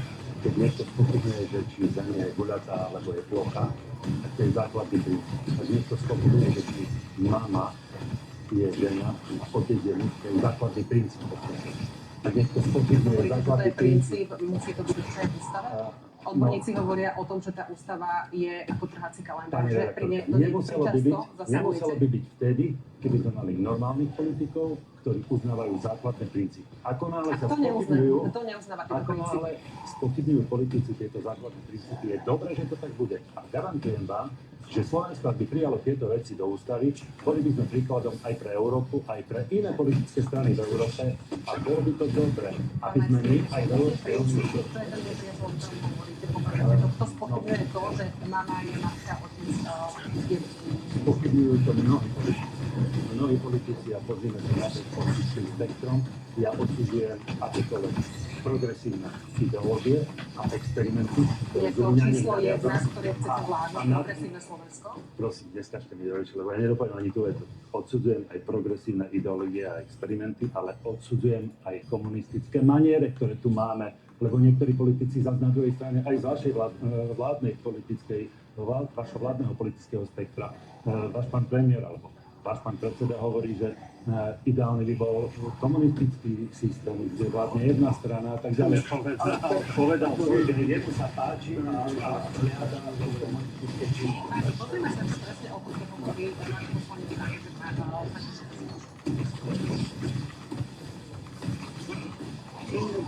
kde Slovensko autoritatívnom vládnutiu našej krajiny je protidemokratické, a teda pre mňa aj protikresťanské. On sa chce postaviť do prvej línie zápasu za kresťanské hodnoty v našej ústave. Ale veď to je úplný podvod. Kresťania ho majú v tejto falošnej hre pred Slovenskom legitimizovať. Ako to vnímate? Teraz ste sám si o tom hovorili. Čo povedal mi pravdu, povedal to ale o tom uvádza ako dôvod, prečo nebudem hlasovať za zmenu ústavy. Bol v Moskve totalitný režim, hľadať v Číne totalitný režim, bol vo Vietname totalitný režim, komunistický režim. Neviem, ako to mám ešte potvrdiť, pani doktorka, v podstate aj vaši diváci. Nepáči sa mi to, samozrejme. František Mikloško povedal pravdu. A pre nás je kľúčové to, že obsah týchto ústavných zmien hovoria o niečo úplne inom. Hovoria o tom, že chcú chrániť ľudskú dôstojnosť vo všetkých článkoch. Aj o tom prvom článku, keď sa zviedla diskusia v Národnej rade, ja som si to vypočul, bol som tam, aj som sa zapojil. Zvrchovanosť nepatrí k tomu, aby sme ju mali ukotvenú v ústave, to je Julána ukotvenú aj základných zmluv aj Európskou úniou. Národnej identite, pán minister, ako vnímate toto podarilo sa smerom proste KDH, prípadne možno aj opozíciu? Naozaj je to také milé, že snažíte sa za každým zniesť do toho nejaký rozpor, tak vyťahnuť nejakú tú bulvárnu špičku tej diskusie. Ja si myslím, že my sa dlhodobo k týmto hodnotám, základným hodnotám normálnosti hlásime od zavedenia ústavného zväzku manželstva medzi mužom a ženou. Si myslím, že v tomto môžeme mať rovnaký názor na niektoré veci, v tom nevidím rozpor. Tam sme to aj spolu schválili. Presne tak. Ja si myslím, že toto je pokračovanie tohto príbehu, ktorý je v poriadku. Ja si myslím, že pán Mikloško hyperbolizuje predovšetkým v tom, že on samozrejme má vnútornú problém a nejakú mieru nenávisti smerom k Robertovi Ficovi. Hovorí to aj pán Majerský. Pretože toho tiež opravím, pretože napríklad Smer nikdy sa nedotkol demokratických výmožeností v Slovenskej republike. Naopak, vychádzajúca vláda sa ich dotýkala permanentne, vypínala médiá, vám sa to páči, vypínala a podobne. Dokonca, bola presne táto, aj vám na ňu odpovedal. Ja len reagujem tu na pána kolegu v tom, že áno, iste, zoberte si, že čo teda urobili americkí prezidenti, keď prijímali čínskych prezidentov v Bielom dome, adorovali totalitný režim, ktorý je v Číne, alebo si chceli zobrať nejaký blízky príklad z toho, akým spôsobom tá Čína vyviedla 500 miliónov ľudí z chudoby. A práve týmto spôsobom. To, čo povedal Robert Fico v skutočnosti je, že máme 120 strán. Poďme stabilizovať ten politický systém na základe demokratických volieb, aby tie vlády boli stabilné a mohli vlastne to Slovensko ísť dopredu. A keď budeme mať stále 5-6 koalície, no tak to samozrejme bude problém. To je všeobecná diskusia napriek všetkých, ale práve tá, že Smer a Robert Fico vždy dodržali do bodky demokraciu, čiže toto obvinenie je smiešné a nepravné. Ale opäť sa moja otázka. Že to hovorím na to, čo povedal pán Mikol. Nie, vôbec nie. Moja otázka smerovala tam, že či hodnotíte úspešne ten klín alebo ten granát, ktorý ste vrázili do KDH. Prípadne aj do opozície. Nevrázili, ako veď, pani rektorka, veď to je základná hodnota normálnosti. Nešlo o toto. Pán premiér hovoril o nejakom vykosťovaní a tak ďalej. To nie sú ale tak akože politické diskusie o tom, že o akých voličov každá politická strana bojuje, má k tomu samozrejme aj primeraný slovník. Myslím si, že to je úplne v poriadku. My máme čo teda premiér myslel tým vykosťovaním? No, pozrite sa, ak KDH vajatá a snaží sa spolupracovať s progresívnym Slovenskom a dávam prednosť len preto, lebo sa obáva toho, čo napíše denník N, no s tým aj nepomôžeme. Tu je práve veľmi dôležité, ale že teraz bolo dôležité, že sa napríklad na tom alebo proste KDH povedali jasne, že tie hodnoty sú viac ako ohováranie hejt, ktorými sa im dostali do posledné 2 týždne. Veď si zoberte, prvýkrát nesúhlasilo KDH s tým, čo by chcel denník N alebo SME, a tá smršť toho hejtu, ktorý sa na nich dostali, je proste úplne typický. My sa nebojíme za naše hodnoty postaviť, odkedy sme existovali. Toto boli pre nás normálne veci, ktoré sme vždy chceli presadzovať pred 10 rokmi a ja len dúfam, že nám to nejakou všeobecnou pomocou sa umožní aj na pomocou veríte, to budete napríklad rokovať s Janom Ferenčakom o nejaké podpora? Určite s každým budeme hovoriť o tom, že je dobré, aby Slovensko ostalo normálne. Pán predseda, budú tie hodnoty, ak sa raz teda budete baviť o nejakom zostavení vládnej koalície, budú tie hodnoty pre vás rozhodujúce aj pri tomto rozhodovaní? Za 45 rokov máme jeden program, ktorý hovorí o týchto hodnotách. Máme to ukotvené dokonca v preambule našich stánov.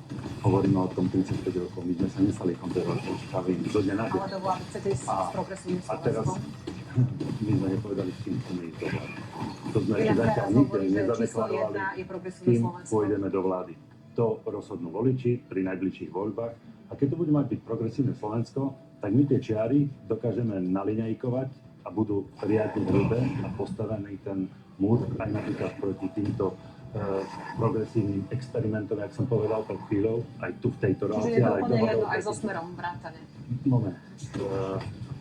Prečo ma nutíte povedať, že aj so Smerom?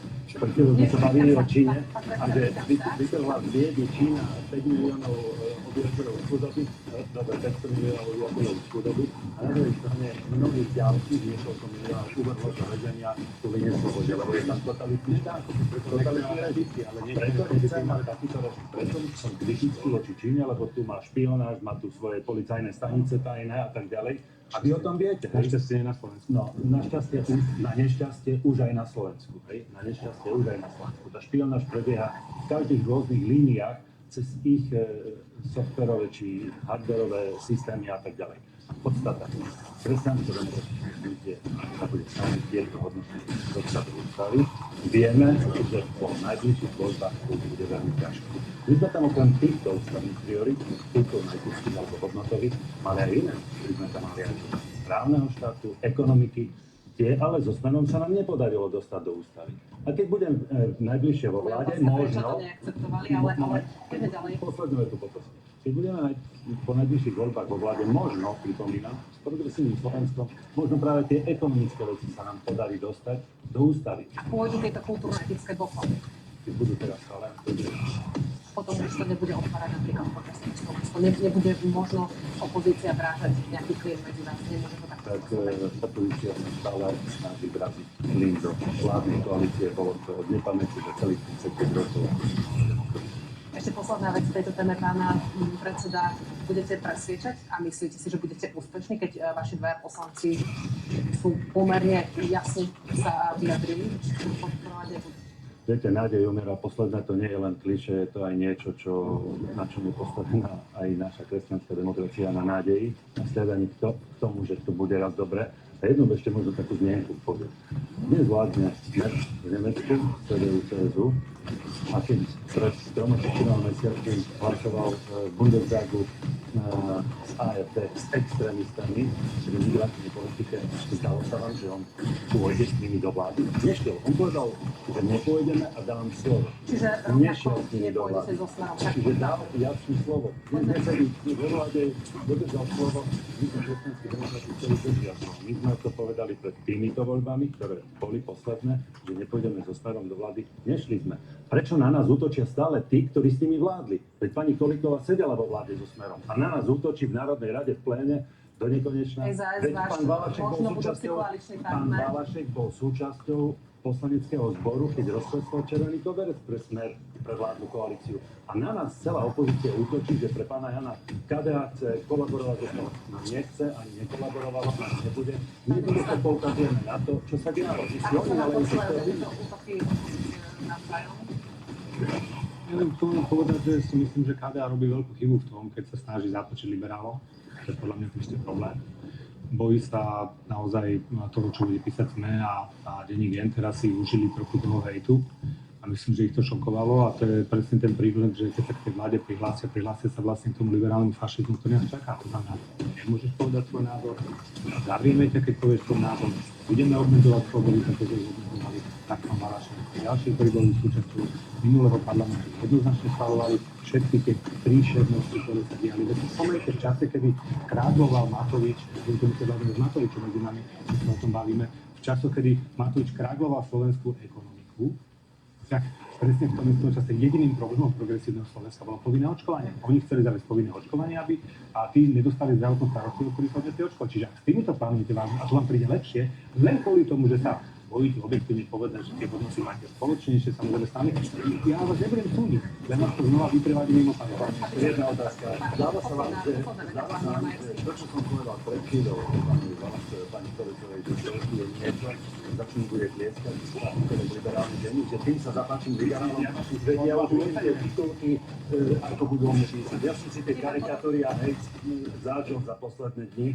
Útočili na mňa, na moju rodinu, útočili na moje deti, čo je hnus, čo si dovolili. Aj politici, aj denníky. To zažíva aj František Majerský, čiže... A týmto chcem aj skončiť. A to, čo si dovolil aj váš pán podpredseda parlamentu, pán Gašparov, či Františkovi Majerskému, to je tiež. Toto si podľa mňa nemal dovoliť. Bolo to cez čiaru. A týmto sa chcem aj takto verejným spôsobom zastať, že by som tak už povedal aj pred médiami. Myslím, že pán Kristof to pána Majerského hovoria o inom pána Gašpara už cítim, že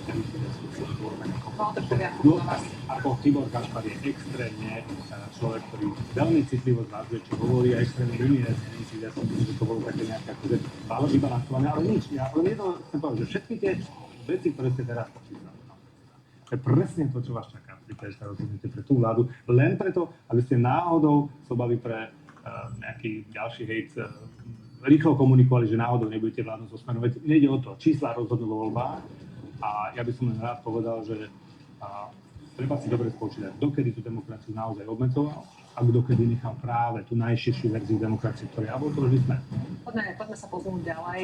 Prezident, ministri obrany a zahraničných vecí potestujú na prelomový summit NATO. Členským krajinám určí, ako majú navyšovať výdavky na obranu. Slovensko nebude narúšať jednotu na samite.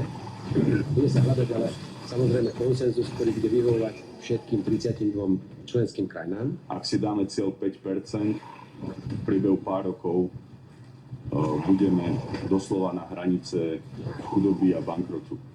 Sú to šialené peniaze. To, čo Slovensko potrebuje, nie je okrúhlistvo s opozíciou, ale okrúhlistvo medzi koaličnými stranami, ktoré tam majú chaos.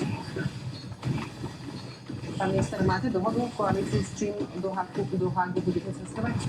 Myslím si, že to, čo povedal pán prezident, zásadne, presne tá cesta. Ja absolútne súhlasím aj s tým, čo hovorí Andrej Danko. Ono vie na navyšovanie na 5%, dnes sa k nemu pridal Matúš hovorí viacero vecí, ktoré aj ja hovorím.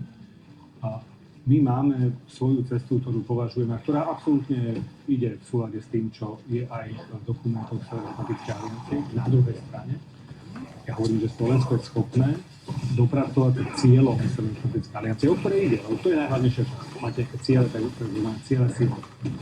To máte splňať svojou armádou. Ja tvrdím, že vieme určiť veľmi a dramaticky lepšie a efektívnejšie trajektórii, čo sa týka času. Skokové navýšenie, ja rozumiem, sú krajiny, ktoré neznajú 5, sú krajiny, ktoré dokonca idú cez 5%, áno, aj oni cítia to ohrozenie bezprostredné, ale my vďaka aj politike na všetky 4 svetové strany v zásade máme tie vzťahy také, že nemusíme cítiť tú bezprostredné ohrozenie. Ale na druhej strane platí, že áno, musíme zlepšovať tú infraštruktúru a zvyšovať odolnosť Slovenskej republiky. Na tom pracujeme. Včera práve prišiel nový zákon, ktorý hovorí o národných obranných silách. Čím zvyšujeme tú odolnosť Slovenskej republiky. Ale hovoríme zároveň, že ideme svojou cestou. Aj preto vidíte, že z obranných výdavkov dnes financujeme budovanie nemocnice Prešov, ktoré je dramaticky veľké.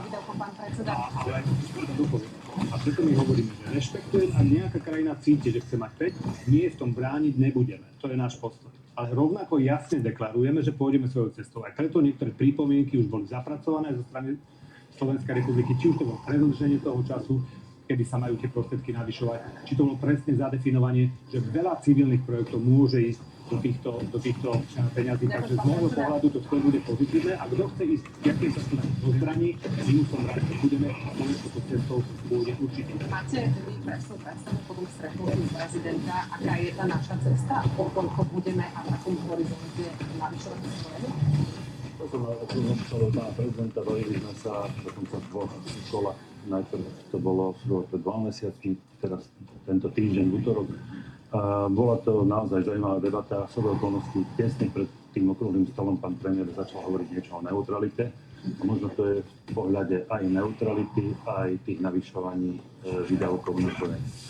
Najprv o tom navyšovať. My sme to povedali, dobre, poďme navyšovať, lebo naozaj svet je vo veľkom ohrození, Slovensko taktiež, poďme, ale nech to nie je spokojité, nech to je transparentné, nech vznikne nejaký výbor alebo komisia, ktorá bude zložená z odborníkov za jednotlivé politické strany, ktoré sú v parlamente, aby naozaj mali prehľad o tom, ktoré výdavky idú na čo, či aj to duálne využitie, lebo pán minister, to je trošku aj chyba, aj médiá to robia, že už nie ste len minister obrany alebo ministrom obrany ste až na konci, ale ste aj ministrom vnútra, cez žandárov, ministrom zdravotníctva, keď stávate nemocnice, ministrom dopravy, keď stávate cesty a mosty. Neberte to ako posmešok, berte to ako realitu, lebo tak to je, lebo stávate aj toto všetko. A a tá obrana je niekde na konci a de facto by nám stačilo premiér a minister obrany alebo a štát by fungoval, tam sú pozašívané veľké financie a naozaj a tá neutralita. Postavíme sa aj k tej neutralite. Poďme trošku postupnejšie. Pán minister, lebo mňa naozaj zaujíma, že pán Ignacík je prezidentom vlády v podstate, ale povedzme si konkrétne 10% zárok, takéto tempo navyšovania, ako si to majú tí ľudia predstaviť? Dovolte mi jednu vetu ešte, ktorú poviem v tom, že jednak sa nesúhlasím, pán predseda, v tom, že by som robil všetko. Nie, tak je to z okolností, že tá obrana je taká širokospektrálna, ona proste za to nemôže mať vlastné zdravotníctvo, vlastné školstvo, vlastnú infraštruktúru, ale vrátim sa k tomu. Čo ste sa v zásade pýtali. Hovorím jasne, že číslo, percento ešte nikoho neodstraší. Politika, či už neutrálnych krajín, alebo blokov kolektívnej ochrany stojí na tom, že máte byť tak silne pripravení, že odstrašíte nepriateľa vás nápadne. A percentom nikoho neodstrašíte. Odstrašíte dobre pripravenou armádou, dobre vybudovanou obranou infraštruktúrou. A práve to je to, čo my robíme a čo hovorím, že my to vieme urobiť určite efektívnejšie. A pôjdeme svojou cestou a nebudeme brániť ostatným, že keď chcú vyhadzovať tie peniaze proste do toho komína, tak kľudne môžu. Ale čo to znamená? Čo znamená to Že my dodržíme tie ciele, ten náraz, ktorý dnes môžeme diskutovať, ale súvisí napríklad práve s týmto nemocničnou infraštruktúrou. To určite potrebuje tak ozbrojené sily, ako aj civilný sektor. Napríklad, nebudem s vami súhlasiť v tom, že by to bol taký klasický duálny projekt, je to klasický duálny projekt. A v našom prípade, v prípade Prešovskej nemocnice, ide plne do výdavkov 2%, to znamená do tých výdavkov, ktoré sa považujú za obranu infraštruktúru. Lebo to je tak postavené, tak je to dôležité. A tak budeme presadzovať aj ďalšie. Nemocnica opäť asi zrejme nejakého nepriateľa neodstraší. Áno, ale dokáže postaviť všetky tie následky, ktoré môžu prísť, čiže preto je veľmi dôležitá. Ale my preto pracujeme na tom aj na tých ostatných častiach. Pán predseda povedal, že je za to, aby mohli nominovať nejakých odborníkov, komisiu, aby sa diskutovať. Ja nepotrebujem nejaký žiadny námet na to, naozaj máte ktorý je u vás odborníkom pre obranu, ja sa s tým rád stretnem aj s ostatnými zástupcami z ostatných opozičných strán, ideme presne podľa plánu, ktorý dokonca schválila bývalá vláda, pohľadne dlhodobého rozhodovania síl, ale vieme to robiť efektívnejšie. Ale stále ako keby nevieme budeme tajný záujem, tak ako presne podľa plánu. Čiže nepoďme na stane. Španieli hovoria, že tých 5% je nepriateľ. A my si myslíme, že je to samozrejme príliš veľa, to číslo nestanovuje vôbec nič. Čo je teda pre nás priateľné? Ani Španielsko v tomto prípade nebude blokovať konsenzus tých, ktorí chcú takýmto spôsobom zvyšovať a Španieli povedali jasne, že pôjdu svojou efektívnejšou cestou a pôjdu presne po tom, čo je dôležité na to, a to sú ciele síl. Mať pripravenú tak obranu, ako od nás na to vyžaduje. Akorát, že my si myslíme, že my vieme tú obranu zabezpečiť lacnejšie a popri tom cítime povinnosť budovať ďalšiu infraštruktúru, ktoré nás zanedbajú. Ako cesty, alebo to nemocnice. A predseda, ako to vyčítate 10% za rok, ktorý sme dokázali? V prvom rade ide o transparentnosť, ktorú tu dvojka spomínam, tak bude transparentné financovanie výdavkov na obranu toho duálneho učenia, ale priamo na muníciu a ďalej. Musíme mať jasnú predstavu o tom, čo, akým spôsobom je financované. Bude tá transparentnosť znamenať prítomnosť opozície v nejakej komisii alebo vo výbore? Jasný obranný plán na jednotlivé roky, napríklad 2030, 2035, 2040, aby sme vedeli, že či máme na to, aby sme neohrozili aj sociálny štát. Ako náhle siahneme. No, áno. A teraz tá podstatná vec. Tu mne vadí tá dichotomia, že na jednej strane ideme zvyšovať výdavky na obranu a na druhej strane hovoríme, ako premiér hovorí o neutralite. A neviem, či to iba vypímovať slovná, že chce niečo zahmliť, alebo proste chce odviesť pozornosť, aby tu bol nejaký diskurs práve o týchto veciach, ale neutralita by zaviedla čo? Zrejme základnú vojenskú službu, neutralita by išla ďalšie, napríklad Azerbajdžan je 25%, Arménsko 20%, HDP na obyvateľa prakticky si môže dovolať, lebo dookola oni sú ostrovom bezpečných krajín, kde samé krajiny NATO sú okolení. Prečo vstúpilo pred 2 rokmi Švédsko a Fínsko do NATO? Lebo boli ohrození, lebo tam hrozilo, že Rusko rozťahne svoje pazúrie aj na nich. Späť k tej mojej otázke. Budete tie nákupy ministerstva obrany pokladať za transparentné, ak bude zriadená tá komisia, v ktorej bude mať aj účasť opozície a bude znamenať účasť opozície transparentnosť? Ak to bude prehľadnené, neboli to veľmi prečo sa nemocnica, ktorý rokoval pred chvíľou pán minister, už je o 500 miliónov drahšie. Oproti predpokladáným nákladom. A zrejme to bude ďalší 100 miliónov. Ako to bude v ďalších projektoch? Ako to bude v Bratislavskej? Toto sa aj dopýtam, pretože je strategické. Ak to som rada, že mi teda dovolíte, ak to ide v tom režime strategických investícií. Toto teda napríklad kritizuje aj nadácia za stanú korupciu, že v podstate je to netransparentné, hovorí dokonca o tom, že niektoré zmluvy s dodávateľmi boli uzavreté aj s takými, ktorí neboli v správnom registri. Čiže ako vnímate týmto? Viete čo, nadácia za stanú korupciu politická strana, ktorá sa zaujíma vybranými vecami, ktorí ju zaujímajú, ale napríklad nerieši exekúciu a podvodné fondové konanie rodiny či mečkových. Čiže nie je to tak, ako hovoria. Čo sa týka nákupu, že Samozrejme, že nie. Ako to teda je? Ale oni sa zásadne mýlia, pretože tých odborníkov majú pomenej a robia iba politickú prácu. To je politická strana, preto sa tie nepadnú vyjadrovať. Pán minister, nepýtam sa na tú inštitúciu, pýtam sa na to zbrojenie. Vždy, keď im povedať tú odpoveď, tak vždy sa rozhodnete, že musíte hovoriť. Tak chvíľku, však mi dáte aspoň 3 sekundy v kľude a ja vám to neviem. Čiže prvá vec, nemocnica. Práve v piatok skončila súťaž, kde víťazná ponuka, podľa mojich informácií, niekde na úrovni 450 miliónov stavby Prešovskej nemocnice. Čo je v súlade stále v zhruba tých rámcov, o ktorých sa bavím. Čiže neulietame ani 200, ani ďalších 100, proste je to stále zhruba v tej situácii, že áno, tam nemocnice ide niekde túto záraz. Ale poďme ďalej. Čo sa týka tých zbraňových systémov, samozrejme všetky veci robíme transparentne. Napríklad v prípade izraelského protilietadlového systému my sme urobili znova výber. Jasne sme deklarovali, s akými ďalšími spoločnosťami komunikujeme, či to bola spoločnosť Exile, či to bola práve spoločnosť AI, ďalší. A zistilo sa, že všetky ostatné systémy sú výrazne drahšie a majú horšie spôsobilosti. A na rozdiel od predchádzajúcej vlády, ktorá za tú istú cenu nakupovala systém predného doletu, my sme za tú istú cenu nakúpili systém dlhého doletu. Teda budeme mať vlastne aj možno mať upgradeované radary ešte ďalšie. Čiže čo je na tom netransparentné, pretože o tom tu debata bola rok. Prehodnotili sme zmluvy, ktoré boli uzavreté predchádzajúcou vládou a došlo k úspore 100 miliónov eur, ktoré sme použili na ďalšie nákupy z tejto úspory. Tak čo tam je netransparentné? Ako oni hodnotili predtým, kedy raz spomenuli pri uzatváraní obchodov drahá nadácia zastavme korupciu, že je problém, ako bola uzavretá zmluva pri Tajpánkových obrieť transportov alebo Kolesových. Sme vyrokovali, ale žiadny z nich tam nechýba. Viete, čo je problém napríklad, že teraz, keď robíme servis pre niektoré naše zariadenia, také gigantické firmy, ako je niektoré podobné, proste nevidia dôvod, že nikto to od nich nechce, okrem Slovenska, takže majú problém s tým, že tak táto a nie sú zapísaní, trvá 2-3 dní, ja neviem, či tam meškali týždeň alebo 2, to je absolútne nepodstatná vec, lebo dneska tam sú. Čiže aj tie ostatné veci tam dodáme. To nie je o netransparentnosti, veď všetci tie firmy poznajú kotované na burze. To nie je nejaká schránková spoločnosť, ktorú vlastní Jožko z Orechovej Potvone. To proste nie je pravda. Ako to vnímate? Veríte tým nákupom ministra obrany? Ešte teda sa odvolám raz na tú zastavnú korupciu. Oni hovoria o tom, že ide tak, ako zbrojí táto vláda. Je to tretina z celkových výdavkov, ktoré Slovensko investovalo do obrany.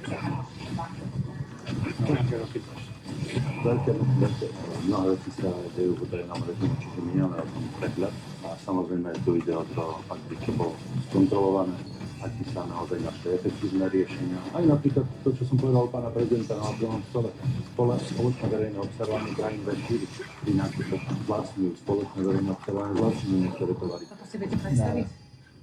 Aby som dokončil, lebo je tam ešte jeden zásadný problém. Celé toto sa dostalo až do polovy, že na stredajšej, ktorú ste mysleli, mali zasadnutie vlády, ste rozhodli o tom, že zoberiete časti našich prostriedkov z časti flexibility aj samospráv. Nie len ministerstvom, ale aj samospráv. To je 7,5, 15%, 50% z celej sumy flexibility. Ale toto, treba povedať priamo, teraz to povedzte priamo, čo štúdiu, že starostovia, primátori, župani z našich regiónov, miest a obcí berieme stovky miliónov eur na tanky, lietadla a podobné veci. Lebo z flexibility sa stiahnu peniaze a my nebudeme mať možnosť čerpať. Čo bolo bizar na celom tomto procese, že sa poukáže na nás, že my nevieme čerpať.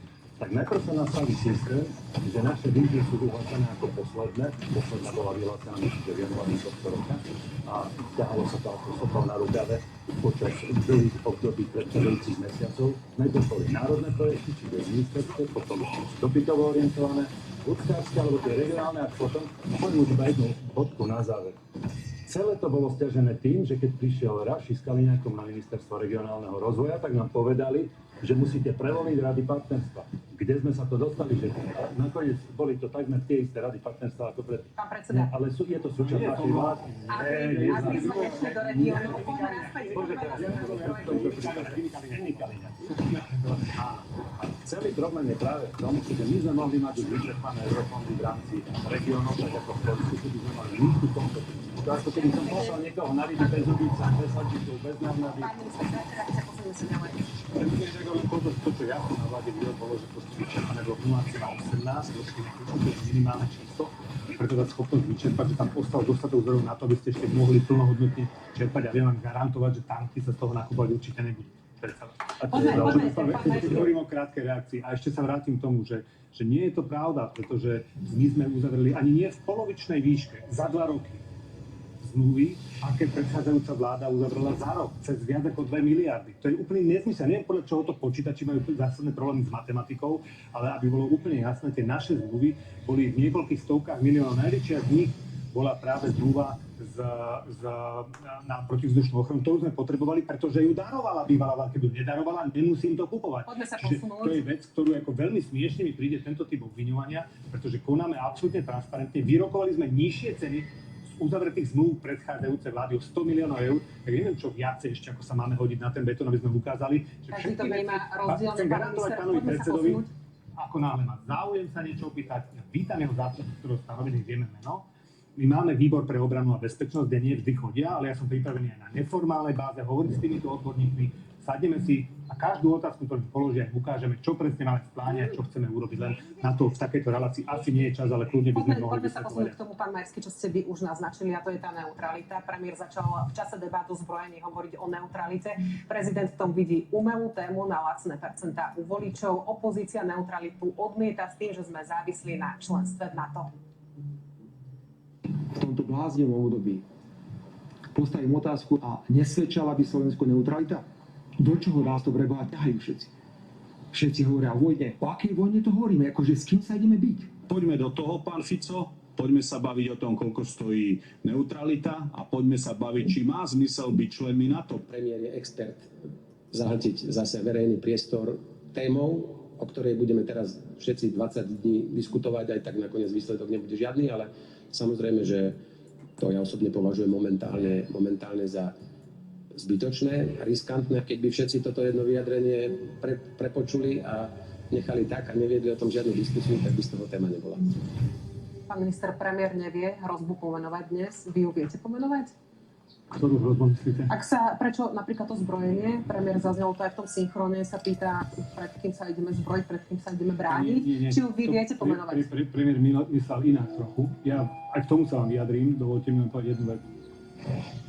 To, z čoho je premiér oprávnene zhrozený, je kumulácia a absolútny nárast tých konfliktov, ktoré v okolí seba máme, ktoré ničia svet ľudský, ekonomicky, úplne brutálne. Veď už teraz Európa stagnuje a my sme na tej Európe závislí, tak preto sa čudujem super expertovi ekonomického pánovi Šimečkovi, že hovorí, že ako Slovensko sa má zaujímať. My ešte stále rastieme, vďaka Bohu, oproti tým, ktorí sú už na nule alebo v mínusoch v rámci Európy práve pre tú vojnu, ktorú sa tu dookola deje.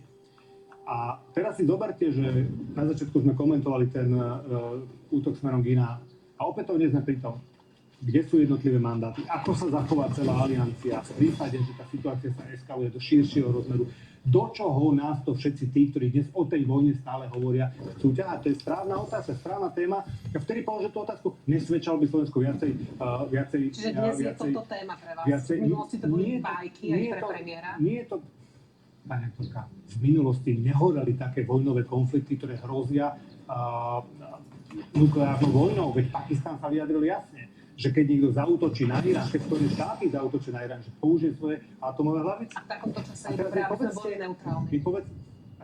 tak simplicitne vyjadrujete, buď len preto, že to máte napísané v scenári. Neverím tomu, že toto z toho vy vydedukujete. Tomu naozaj neverím pri tom, ako si myslím, že ste inteligentná.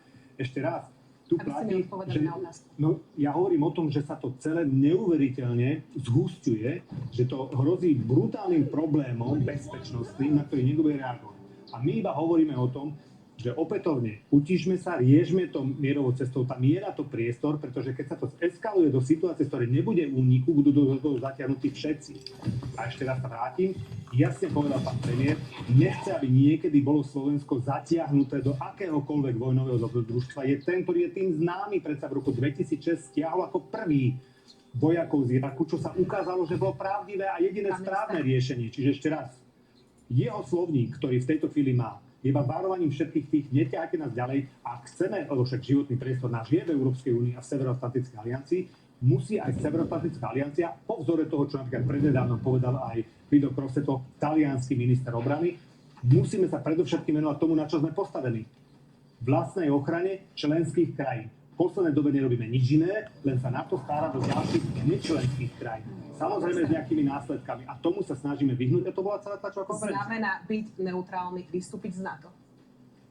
V zásade, ak by niekto chcel k tomu prístupe mohol byť úplne neutrálny, tak po nejakých garanciách, samozrejme to je vec. Lebo pred pár dňami ste to ešte odmietali, že premiér nehovorí o vystúpení z NATO. Premiér ani nepovedal, že chce neutrálny. Premiér povedal úplne jasne. Slovensku by v niektorých krízových situáciách mohla svedčiť neutralita. A neutralita znamená nepovedal to, že ho sa... Isté, ale to, že vy sa snažíte dorozprávať to, čo on povedal, je presne tým zámerom, ktorý bol jasne povedaný. Je o tom diskusia. Toto on nepovedal a myslím si, že on veľmi dobre vie. Robert Fico je veľmi dobre. Čo je súčasťou nášho programového vyhlásenia vlády, je to jasne napísané. A ja s tým súhlasím, aby ste rozumeli. To, čo je za tým, čo povedal, poslednýkrát to zopakujem, je nerobme vojnové dobrodružstva, neťahajte Európu do vojny, lebo to zle dopadne. To je ten odkaz, ktorý povedal. Mal by premiér viac zvažovať to, čo hovorí na verejnosti? V prvom rade chcem povedať, že to, čo hovorí podporiteľ aj prieskum, ktorý bol v nedávnych dňoch, iba 30% obyvateľov Slovenska chce neutralitu. Ak premiér naozaj má rád túto krajinu a ľudí, ktorí žijú na Slovensku, tak nebude niečo hovoriť o neutralite. Lebo my nedokážeme zabezpečiť bezpečnosť, zdravie, život, ochranu majetku našich obyvateľov sami od seba. Nemáme na to peniaze, veď nevieme vyskladať 2% HDP, začíname rozprávať o 5%, kde tu blúzníme o nejakej neutralite. Veď ak naozaj má premiér rád túto krajinu a ľudí, ktorí žijú na Slovensku, tak nebude hovoriť o neutralite, lebo bezpečnosť vám vie garantovať aktuálne iba NATO. Prečo? Už som to povedal pred chvíľočkou. Švédsko a Fínsko pred 2 rokmi vstupovalo do NATO. No jednoducho preto, lebo hrozí to, že Rusko môže byť tak agresívne, že si zgustne nielen na Ukrajine, ale aj na Švédsku, Fínsku a možno ďalších pobaltských krajinách. A teraz ešte ináč to poviem. Viete, prečo Rakúsko, dal som už tú otázku, je neutrálne, lebo dookola sú všetko krajiny NATO, im zabezpečujú bezpečnosť. Alebo chcete povedať, že nech je Ukrajina v NATO a potom si môžeme dovoliť neutralitu, lebo budeme ostrovom. My sme boli jednoznačne proti tomu, aby Ukrajina v NATO bola, pretože to je problém. Celá politika Roberta Fica k tomu, aby sa nezvyšovala napätie. To je ten jeho odkaz, ktorý tam povedal. A ja sa vás opýtam, to, čo myslel Robert Fico, je jedna z vecí, pani redaktorka. Povedzte, pán predseda, keby dnes prišlo rozhodnutie, že máme sa podieľať na bombardovaní Juhoslávie. Súhlasili by ste? KDH za to nehlasovalo ani vtedy a nehlasovalo by tak ani dnes. A som na vás hrdý. A o tomto práve hovorí Robert Fico. Snažíte sa ho urobiť bulvárnu tému, lebo veríte, že ľudia tomu nerozumejú, takže myslím vás, ale ako novinári. Ale ešte raz, to, čo hovorí Robert Fico, je, zamyslite sa, politici, nehovorme neustále o vojne, neustále o tom, aby sme poďme na niekoho zaútočiť. Nevytvárame hrozby, ktoré tu v skutočnosti nie sú. Ja chápem, že niekto môže mať ten pocit, preto hovoríme, kľudne zvyšujte aj na 5, aj 7% si urobte z rozpočtu, ale v každom prípade politika Roberta Fica je o tom, na všetky 4 strany, aby sme práve znižovali to napätie, znižovali eskaláciu. Preto spolupracujeme s každým, kto je v našom okolí a aj napriek tým správaniam, ktoré by sme mohli byť urazení alebo niečo podobné reagovať. Musíme končiť krátka reakcia. Ešte pán predseda na záver. Jednoducho, ja som povedal rovno a budem si za tým stať. Euroatlantické štruktúry sú to, kde je KDH ukotvené a trváme na tom, aby sme tam ostali. Hovoríme to, kedy sme vstúpili do NATO a do EU. To je náš svet. Ja keby ste citovali naše programy o oceňovaní. Ďakujem pekne. Toľko minister obrany Robert Kaliňák zo Smeru SD. Ďakujem pekne a želám ešte krásnu nedeľu. A taktiež predseda KDH Milan Majerský. Ďakujem za pozvanie. Tiež Sme v závere. Ďakujem, že ste boli s nami. Želám ešte pokojný zvyšok júnového víkendu.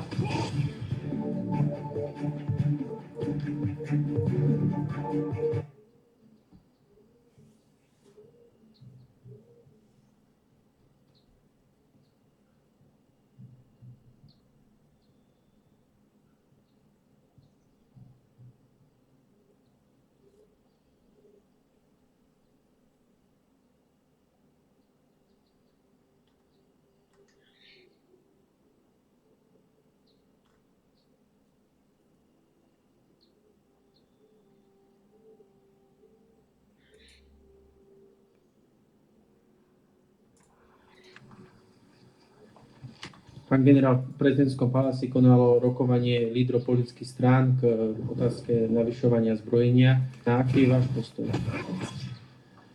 Vidíme, aké sme v ekonomickej situácii. Máme tu konsolidáciu, máme tu transakčnú daň, máme zvýšené DPH na určité druhy tovarov. Ja som skrátka proti akémukoľvek zvyšovaniu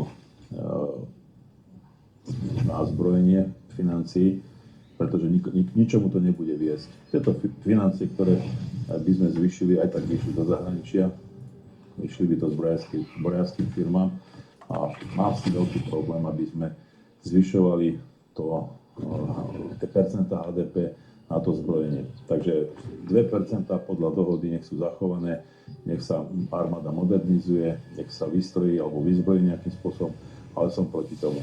Ďalej k tomu neprispieva ani tie sankcie, vidíme, kam to ide, že nám chcú zakázať ropu, plyn z Ruska, lacné teda energetické nosiče. To som takisto proti tomu.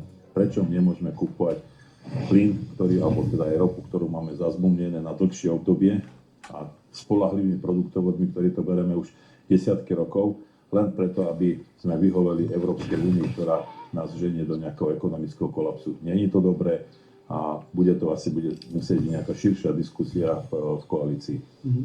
Trošku kontroverzná téma. Pán premiér včera naznačil, že jedným z východiskov by bolo aj, že by bolo Slovensko neutrálne. Aký je váš názor? Toto je dobrý pohľad na vec, pretože ja od samého začiatku vravím, že NATO je agresívny nástroj politiky, alebo teda nástroj agresívnej politiky USA. NATO už nie je ten obranný pakt, ako to bolo kedysi, ale vidíme, čo dovádza, kde všade majú základne Američania a nie je už ako potreba takéhoto paktu, lebo tam nie je protiváha proti tomu, ako to bolo kedysi Varšavská zmluva a NATO. Takže ja som proti aj našemu členstvu v NATO, pretože je to úplne zbytočné. A nech sa nikto ani neoháňa paragrafom 5 alebo článkom 5, ktorý to zmluví, že oni nám prídu na pomoc to NATO, lebo keď si ho všetci dôsledne prečítate, tak zistíte, že je to úplne ináč.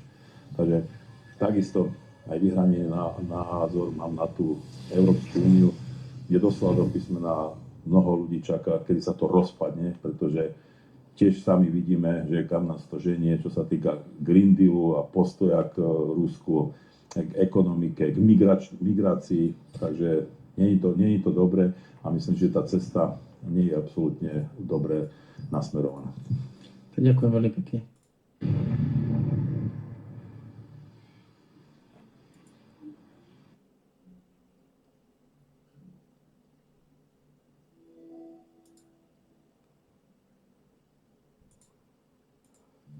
Hey folks, this is Riker, and Path of Exile's newest league is melting more than just servers.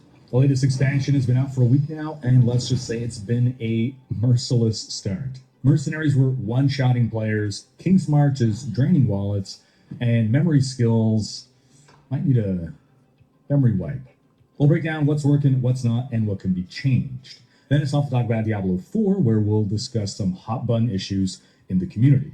Loot, set items, the reliquary system, and more. We've also got big updates on Hades 2, a massive performance patch for Arma 3 12 years after launch, and drama with Nexus Mod's new owners that has modders on high alert. We'll cover all this and more in this weekly news wrap-up, but be sure to ring that sub-notification bell to be alerted to new episodes. But before we go on, a quick word from this video's sponsor, GoGo Muffin, who just launched a limited time collaboration with none other than Neon Genesis Evangelion. Yep, the iconic mecha anime that helped define a whole generation of storytelling is now literally invading this cozy mobile MMO.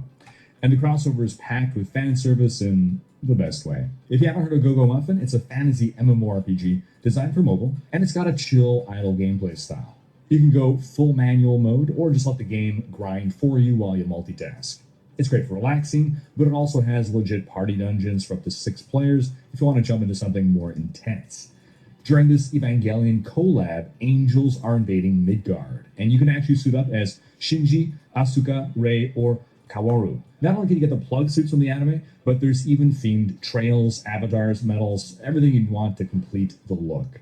And your first draw for each outfit is free, and it guarantees you a 3D trial version of the outfit set. There are 2 waves of releases. Shinji and Asuka are available now until July 2nd, and then Rei and Kaoru drop right after from July 2nd, 2016. So if you want to grab them all, now's the time to start. There's also a special event mode called Echoes of Battlefield, where instead of fighting directly, you summon heroes to battle against enemies on your behalf. It's a cool twist on the usual party system, and you can earn some solid rewards, both individual and team-based. So, if you're into idle RPGs, fantasy MMOs, or just really love Evangelion, this is the moment. Use my link down in the description or the pinned comment to download GoGo Muffin, join the collab, and break through the AT field. Kicking things off with Path of Exile news, we're a week into patch 3.26, the secrets of the Atlas expansion at launch, which brought with it the new mercenary system, an overhaul to the gold economy, and some shiny new memory mechanics. But before anyone can get too excited, EU players in particular, although kind of everyone in general, were hit with what GGG later confirmed was a massive wave of DDoS attacks. It's been happening all week. It was worst at the league launch, but it's kind of been continuing since then. The results of which have been disconnects, rollbacks, lost maps, lost loot, lost progress, even losing mercenaries, and a lot of people were just logging out in frustration. This has certainly been the worst league launch from a technical perspective in recent history. Thankfully, though, mercenaries are largely a huge win, though there have been some balance issues. For the most part, mercenaries are great throughout the campaign, but then once you get to mapping, well, a lot of players tend to get one shot by mercenaries, which only got worse the higher and higher mapping you go.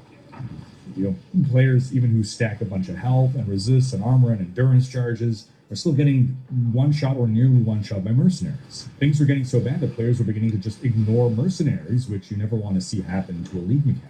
And the main culprit seemed to be that some mercenaries had a 30% chance to ignore your physical damage reduction, based on whatever kit they have, right? So it didn't really matter how much defense you'd stack up if they can just completely ignore it. Mercenaries were easily the deadliest thing you'd face in any map. Honestly, even in the campaign, I would easily take down an act boss just tanking through anything you threw at me, and then just get one shot by a mercenary in the next region. The only viable strategy seemed to be to stay the hell away from mercenaries and kill them at range, which only works if your build can do that. Now, in response, GGG already pushed out a few patches. They removed the support gems that let mercenaries ignore all your defenses. Fantastic. Then for enemy mercenaries only, they cut crit multipliers on the mercenary gear in half. They also made their buffs, like power, frenzy, endurance charges, use player values instead of monster values. This is tantamount to roughly a 75% nerf. And they also nerfed the damage from a bunch of their skills. But then they also adjusted how allied mercenaries scale damage reduction. So they take less damage at low level, but the higher level they go, the more damage they take, i.e. the less damage reduction they have. So yeah, this patch helped with the one-shot problems, but it introduced a new problem. Now our mercenaries just kept dying all the time in high-tier maps. So another patch came, which partially reversed some of those changes, reintroducing higher survivability for your mercenaries at high levels, especially against damage over time, which was one of the silent killers there. I'm still not convinced that mercenary balance is exactly where it needs to be, but I think we'll get it right by the time mercenaries go core. And they better go core. You cannot give people mercenaries and then just take them away.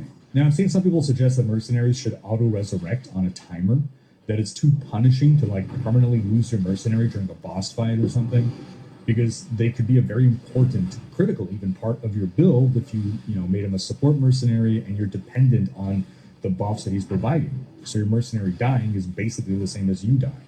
Also, only being able to have 3 mercenaries per account or per realm is rough. You know, maybe it's enough if you just want to run one character, but for anyone who wants to make alts, having the same 3 shared mercenaries is just nowhere near enough. Now, one personal problem I have with mercenaries, and I should specify I've only had time to play a few hours this week, even though I've been really enjoying it. But yeah, one thing that kind of bums me about the mercenaries is that they feel disposable, especially while leveling, right? I imagine at endgame this isn't so much of a problem, but because they don't level with you, you eventually outgrow the mercenary, and then you got to replace them. So you don't get attached to them the same way you get attached to your Flavi or Amelia. I think it would be cool if you had the option upon defeating the mercenary to level up your current mercenary instead of replacing it. This way, if you want to, you can build that stronger emotional attachment to your mercenary. But what's your experience been, folks? Are mercenaries your new best friends, or are they just extra corpses to clean up after every map? Now, beyond mercenaries, King's March has gone core, starting off fully built and upgraded. And along with this, the gold economy was reworked. And a lot of players are feeling like we're just not getting enough gold for all the different gold sinks that we have. Oh, pro tip, be sure to visit King's March before you finish the campaign, otherwise ore you find in maps won't actually get collected. Now, I see some debate about gold sinks. Some people say gold respec costs are too high at high levels. Others say, well, that's the design. Gold is the respec material for low level, but then eventually Orbs of Regret is the late game respec currency, and respecs ought not to be easy. That said, the drop rate of Orbs of Regret was nerfed, so now a lot of players seem to feel that the gold economy is balanced around blasters, and average players just can't keep up with the expenses. But I've seen others rebut that King's March's time-gated content is meant to be the great equalizer that stops the blasters from getting too far ahead. So I'm going to ask you folks, how are you feeling currently about the gold economy and King's March? Sound off in the comments. Now, this expansion also introduced memory skills as a league mechanic, which I personally haven't had a chance to experience, but I'm seeing what people are saying about it, and I'm hearing mixed things.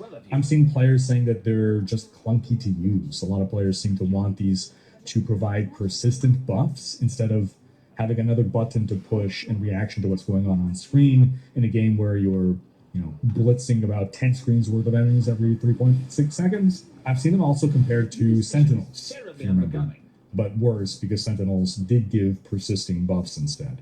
But another huge win this league is the pause feature. Holy crap. The biggest unforeseen win here, I think, is that you can pause the game and still read tooltips. Like, normally everything in the game is happening way too fast for me to process everything, but being able to pause and look at alters or hover over status effects to see what the hell debuff got applied to you is game changing. Oh, and last week I referred you folks to some resources. Here's another couple. If you want to try to figure out how the hell betrayal works, Fixfaxer added this reference to his handy spreadsheet, and Redditor Wish Cats Were Real made a visualized version of this. Honestly though, we shouldn't have to rely on these resources. The game should just tell us what picking a certain dude will do. But overall, folks, how are you feeling about the newest Kiwi League? Sound off in the comments. Moving on to Diablo news, the only real news we got this week was that the next dev live stream will take place on Friday, June 27th at 11 a.m. PST, right ahead of the launch of Season 9, which is happening on July 1st. Outside of that, I want to take time to discuss some of the discussion points that I've seen the community talking about recently. So, I still see players voicing frustration with the Reliquary system, which replaced the Battle Pass. Now that the dust has settled, how are you folks feeling about this new system? Personally, I think if you're going to swap one monetized system for another monetized system, it needs to be a straight-up upgrade for players in every way if it's going to be received well. Yes, we get more granular choice in our rewards, but that only matters if we're not going to get all the rewards. For those of us who do get all the rewards, we're paying more for less. Simple fix here is to bring back the free full cosmetic sets that previous seasons offered. Even if it was just a roleplay set, at least you're getting a full outfit. And personally, I kind of like those roleplay sets. Also, paying customers should be able to earn back the same amount of platinum that they used to.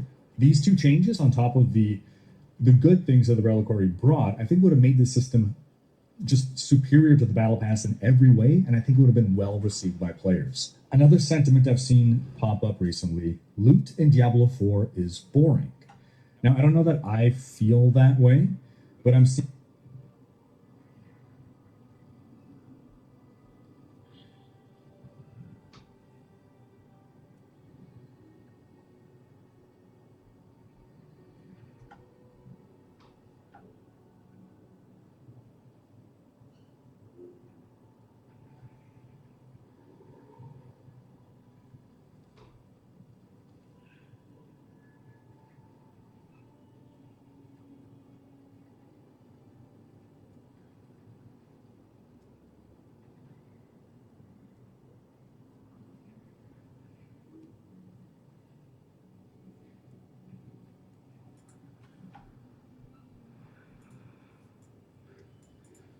Hello? Football Manager again. FM25 was being teased as the future of the franchise. New engine, new features, new UI. The biggest leak yet since Football Manager began. Now, after the initial hype of Football Manager 25, Sports Interactive came to us at the end of September confirming that the release date is going to be slightly moved instead of the beginning of November to the end of November. But this was fastly changed when we had this report here, which was on the 10th of October, stating that it was then going to be moved to the end of March. Just a couple of weeks after they told us it was going to be the end of November, it's now being moved until March 2025. But of course, we all know when the time came around when they mentioned in this blog that at the end of January, we would start to see something about Football Manager 25, because at this point, we've seen 1 or 2 screenshots of what the game could look like, no gameplay, no video footage of anything. We were then given this, and it was from a Sega sort of report, financial report. It wasn't even given to us by Football Manager or Sports Interactive itself. They then posted after, and it was the middle of the night in the UK time, that Sports Interactive regret to inform that the discussion from Sega is that they are going to shift their focus to the next release date, and they're going to fully cancel Football Manager 25. Now, this post itself was dated February the 7th, 2025, and again, it came at 8 in the morning off the back of that report. A lot of it speaks about the difficulties that they have found throughout the game, and I really do appreciate, and I cannot state this anymore, I appreciate that they don't want to release a half-assed game or a broken game, something that doesn't work. That would be even worse than cancelling the game itself. That I completely agree with on Football Manager's front, but that's not really why we're here today, because although I do really agree with that and it is the right decision, I really am a little bit concerned with other things. And we're going to take you back to 27th of June 2024. We're coming up now to a year since this development update of Football Manager 2025, or 25. They scrapped the 20 for some reason, don't know. I guess it's because of the new era that they're trying to bring in for Football Manager, make everything a little bit new. This was a blog post from Miles Jacobson, of course, who is sort of like the head of Sports Interactive. And in the very first sentence that was mentioned in this blog post, the reaction of the 2 development blogs we released last year showed how much you appreciated greater transparency from the studio. Again, from the studio development head itself, that's what was said. Now, here is the biggest irony bomb off of that. After that post, not a peep. Nothing. But I'll go back, and this is roughly a year ago, like May 17th. We are looking at Football Manager just as they were about to announce Football Manager 25. They were posting very frequently.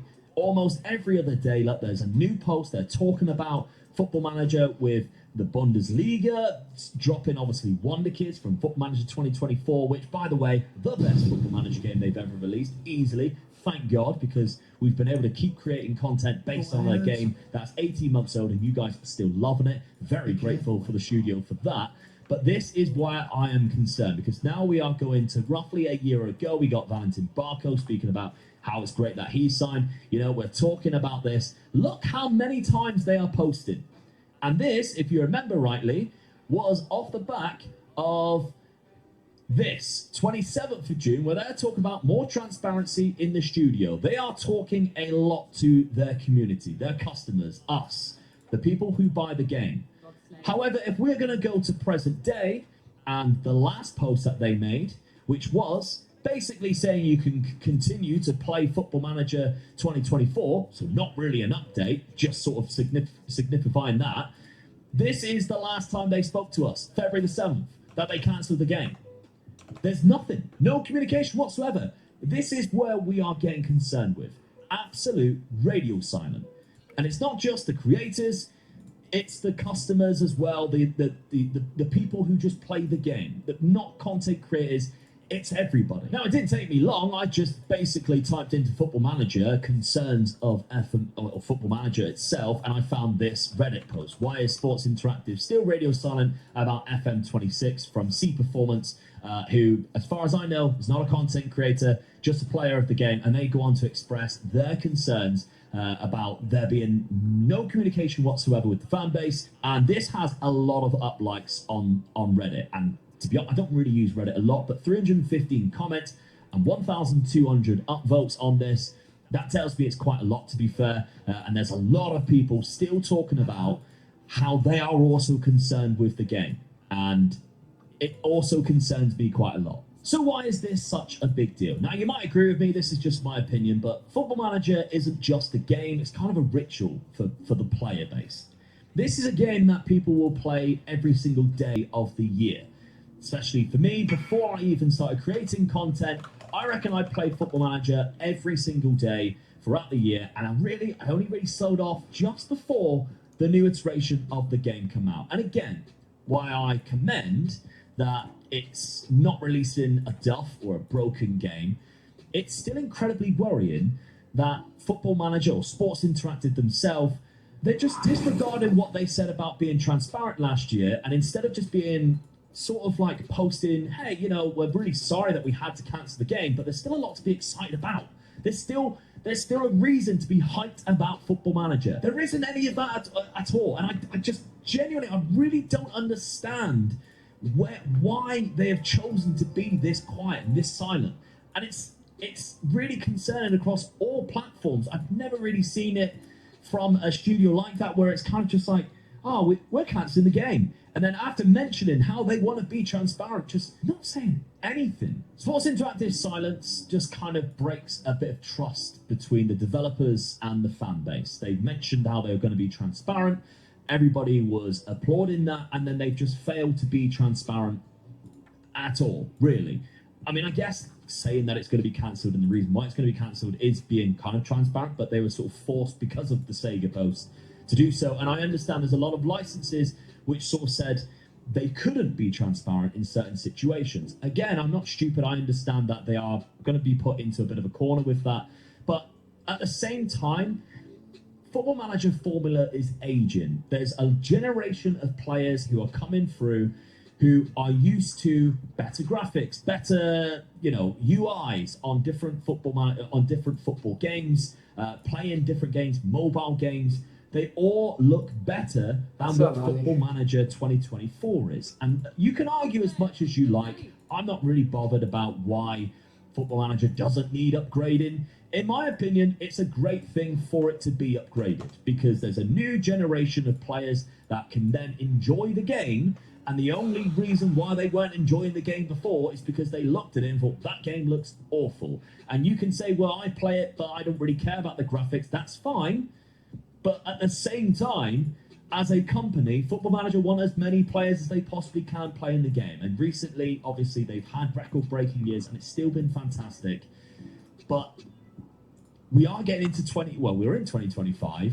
You can't really have a game that looks that bad on a PC game and really expect new players to keep flooding in to play your game. Now, I'll go back to this post that they made, which was the 27th of the 6th, last year, 2024, where they mentioned the transparency, and they spoke about FM25, or what would be called Football Manager 25, the next era. This was supposed to be the best thing that's ever happened to Football Manager. A brand new match engine, a brand new UI, a new UI for a new era. All of these new and interesting ways to play Football Manager. This was supposed to be the light at the end of the tunnel for everybody who said that Football Manager needed an upgrade. This could have been the difference of Football Manager having a brand new generation of players come through that are sick of, EAFC's career mode, and want to play something a little bit more detailed, but they've never picked up Football Manager because they've seen how bad the graphics are. This was supposed to be the guiding light, and I feel like now that this has been cancelled, that was a problem, but having just complete radio silence, the hype has now died for any new iteration of Football Manager 2025 or 26. Now here's my biggest worry. We are at the beginning of June 2025, and roughly we should be expecting some news about a Football Manager 2026 coming really soon. However, from previous examples that I've shown you just a minute ago, Football Manager were talking a lot in the lead up to the announcement Are you of kidding Football Manager me? 25. They You were fuckers, man. silent hype, if I'd like to call it, because they were getting interactions on Twitter, on social media, by sort of saying, and there was TikTok videos as well. Oh, who was your favourite Wonder Kids of this year? Blah, blah, blah. Working with different pages and stuff. Posting a lot about Football Manager 24 just before the announcement of FM25. And again, just to show you what I mean, May 14th, 2024, they're posting about Football Manager 24. They're still posting about it. They've got Xbox talking about it. They're talking about Wonder Kids on the game, Nippon. They are talking a lot about Football Manager. The posts, some of them might not get a lot of interaction itself, but they are still active on social media. And this is just Twitter or X, whatever you want to call it now. They were doing TikTok videos. They were doing posts on Facebook, all across social media for the eventual hype of what they were hoping to be the biggest announcement with Football Manager 25. And as you can see, it was going on for a month before. We have gone past over a year from a lot of those posts. This is, when I'm recording this, the 4th of June. To get to the 4th of June, we are roughly here. They were posting about it here. Look how long I can scroll back while they were posting almost every single day about the previous Football Manager. And it's the reason why you kind of do that as somebody in social media.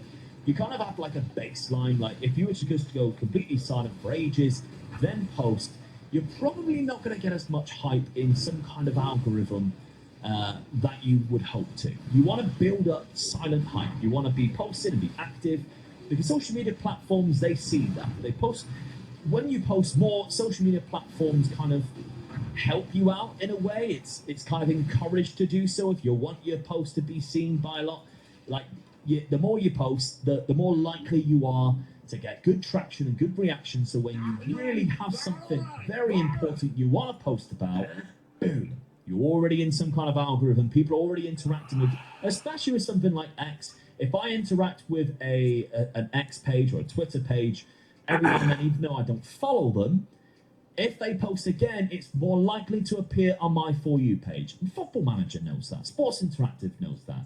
So the complete lack of posts like this year, compared to last year, is really concerning me now. Because again, it's still radio silent. We are going on 3 months since basically a poster tour, which was just talking about how you can still play Football Manager. And we are over 4 months now, or we'll be in a couple of days' time, since they posted that Football Manager 25 will be completely cancelled. After not talking about Football Manager 25, basically since the December before that.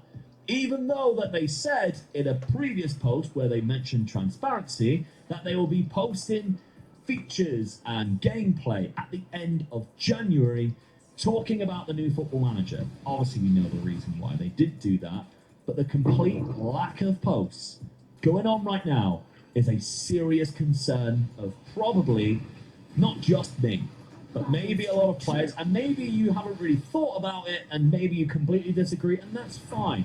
I'm open to discussion in the comments. Just don't be a knob about it. Like, we're all just wanting a game to play, and we just want it to be good. But this is my biggest concern right now. And yeah, the development updates that we got a year ago, the 27th of the 6th, saying that there was supposed to be a lot of transparency. There's been no transparency. And here's another example of why I am very concerned. Because recently, you might have seen the post, and there's a couple of other creators who've done videos about it. I didn't, but I am still in the same kind of thought process of what they are also thinking.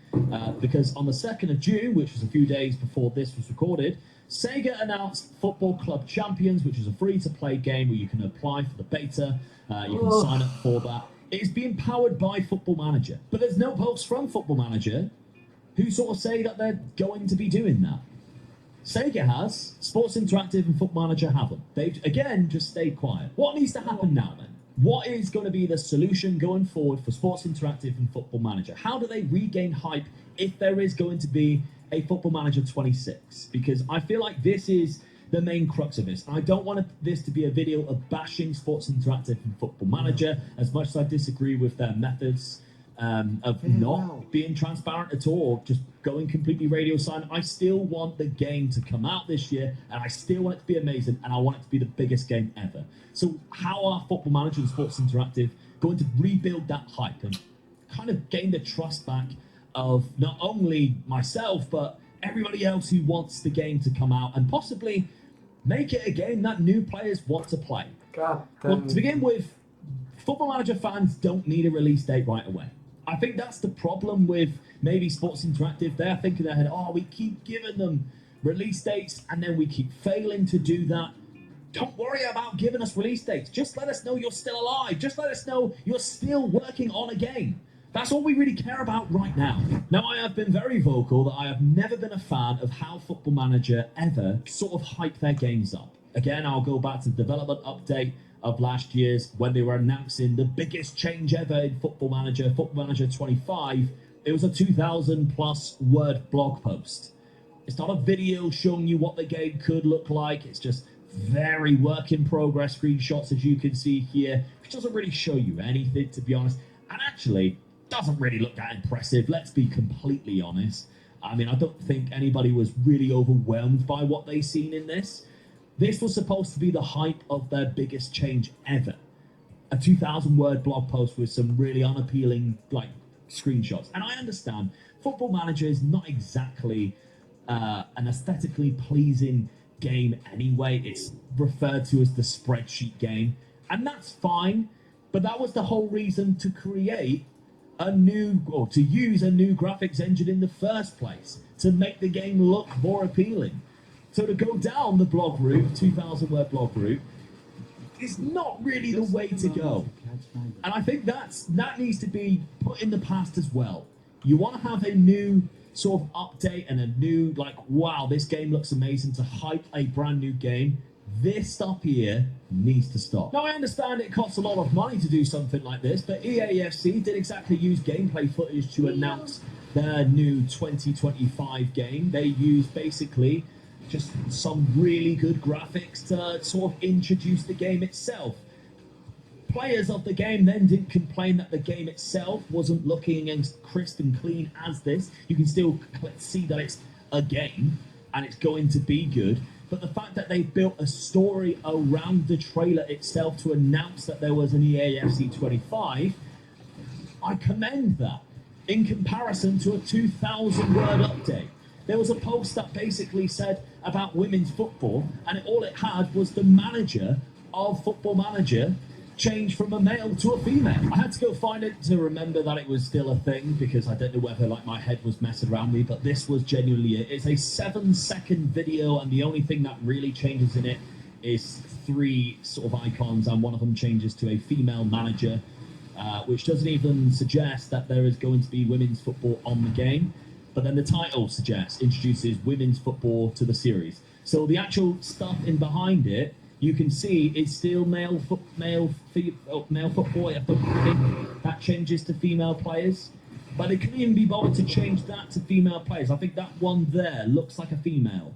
That's about it. All they actually change is the manager itself. And that's to announce that there's going to be women's football on the game.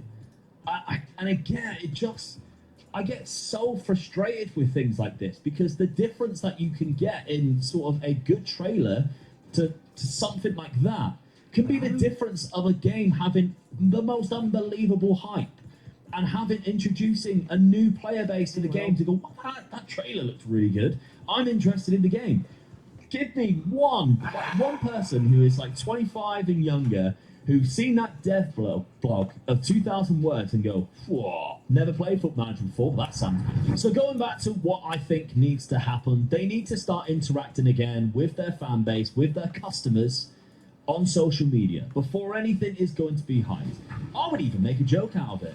Say, make a joke that you've been radio silent for so long. Make a joke out of it, because if you just choose to ignore it, it makes the situation worse. Come back with a tweet that's very ironic, saying that you've been away for ages. I don't care whether you put Miles on holiday, smoking a cigar on a beach, and, make a joke out of it that way. I'd rather it be on the nose than just completely ignored. Then you can start building hype about, Football Manager's back. That must mean that there is a new game coming. Before you are eventually in a position where you can start showing us, not telling us, what is happening next. And by that, no blog posts, but by that, have something there to show us that we can see and we can go, yes. It doesn't have to be, again, it doesn't have to be gameplay footage, but please make it a little bit more interesting than a 7-second video of just 2 things on a screen changing, and have something more interesting that we can feed off of and please get a little bit of hype off of. That's where I really feel like Football Manager goes down the wrong path every time a new game is announced, and that's how I feel like they're going to gain our trust back. They need that hype, and they need to do it by being different to what they have done in the past. For the last time, I'm not just outright bashing Football Manager or Sports Interactive as the studio. They've given me years and years of unbelievable happiness for a game. They've obviously helped me create a career around their game. And if Football Manager 26 doesn't come out, I should still be able to plod along with the most amazing Football Manager game they've ever released in FM24 and still create content for everybody. So again, this isn't a cry for please do something for the sake of my career, for everybody who's going to be knobheads in the comments again about that. This isn't about that. I want the new game to come out because we all want a new upgraded version of Football Manager. But I really feel like the clock is ticking from when you ultimately have no hype and no trust in Football Manager to never being able to claw that trust back.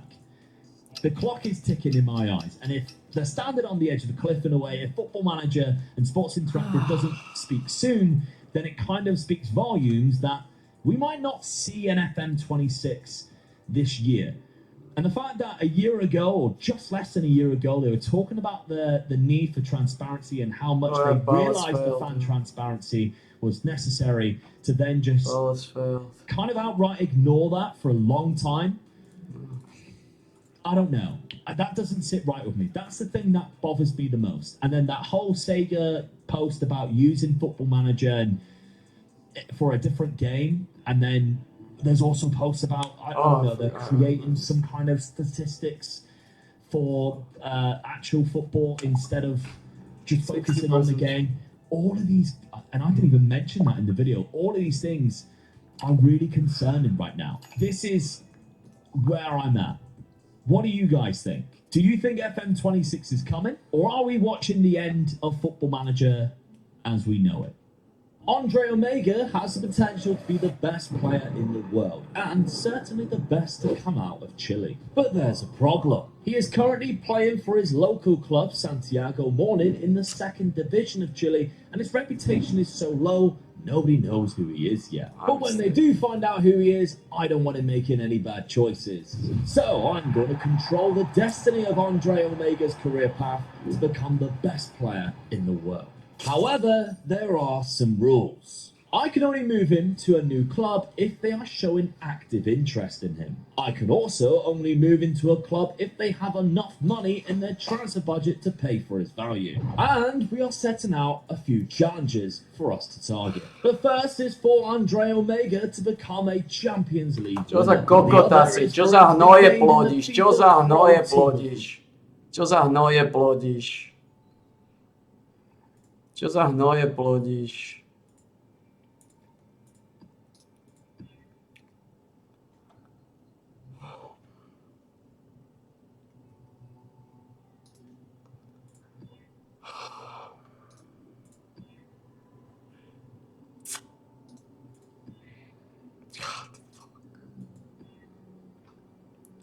Inflict, Explosion, Reflect. 2 unique bosses. It's fine. We're gonna deal with 2 unique bosses in Palace. Fine.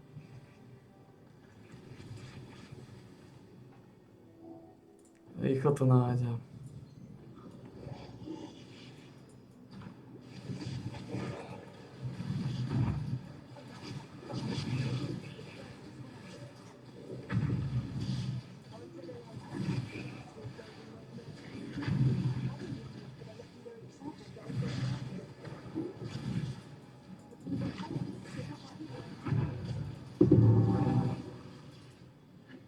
Die quickly.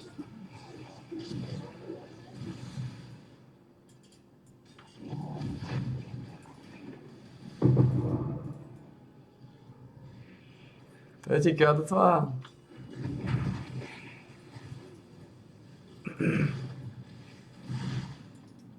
Čtvrtýkrát to trvá. Great stuff.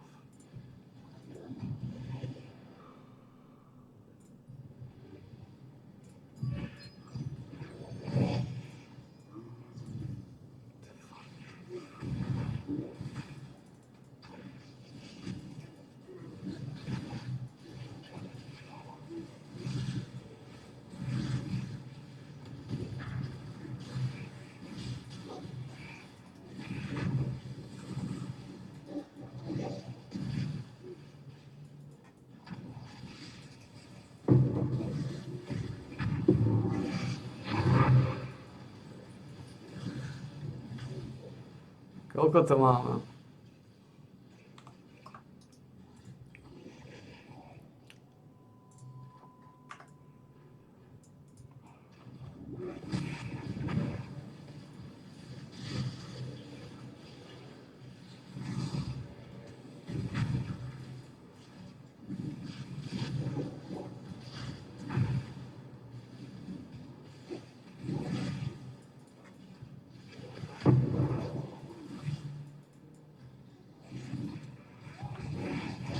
To mapu som nikto nerobil. To je ten veľký pičius.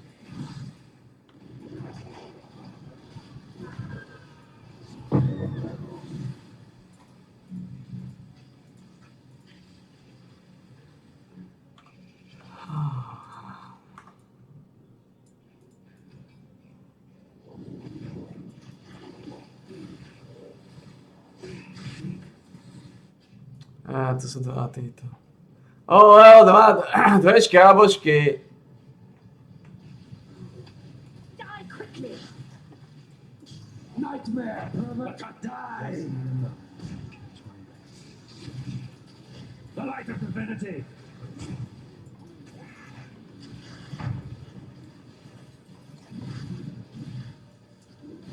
Die! The touch of God!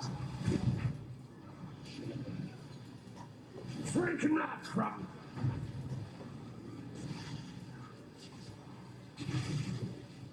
Die!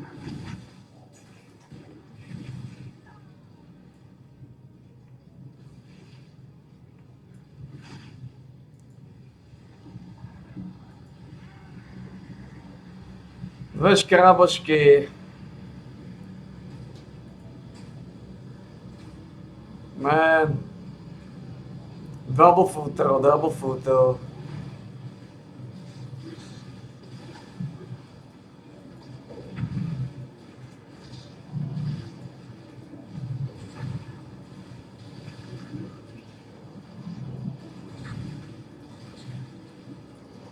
Čo robí ten minion mimo?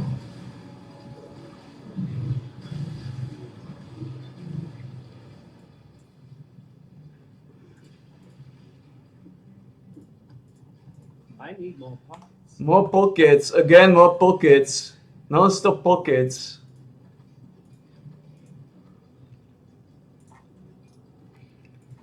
More pockets, more mojo, as we call it. More pockets, more Jojo.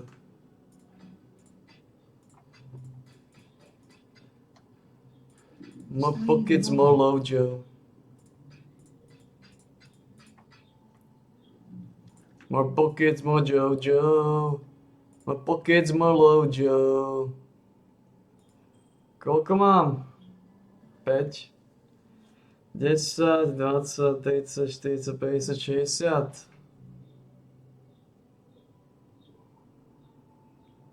Ešte nemám čo.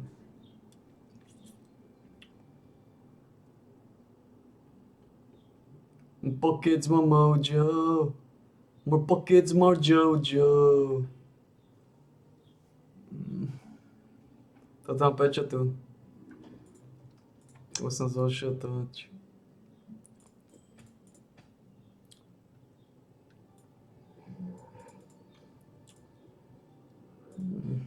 Fuck. Bodík dáme.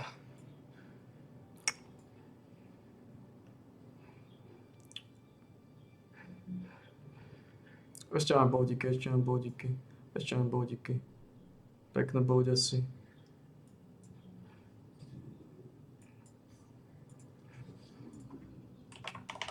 Takže teraz máme šancu na konektnutú mapu 50%. To znamená, už máme väčšiu šancu, že na mape bude ďalšia mapa, ako že nebude. To je solidná brožúrka, no to je solidná brožúrka. Už to spravili tí pičisovia.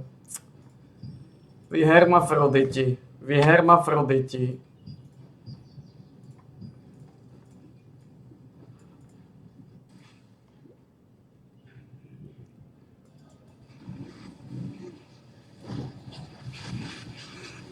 Fuck.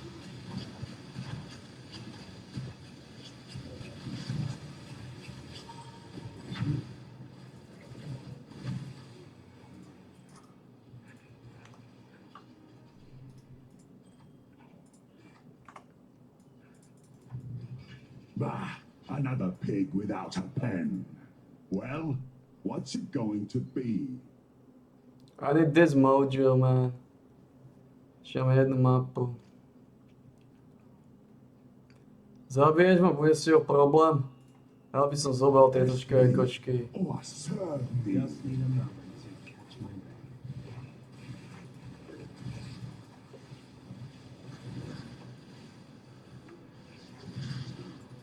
I'm on your knees. It's yours then. Anti-traders.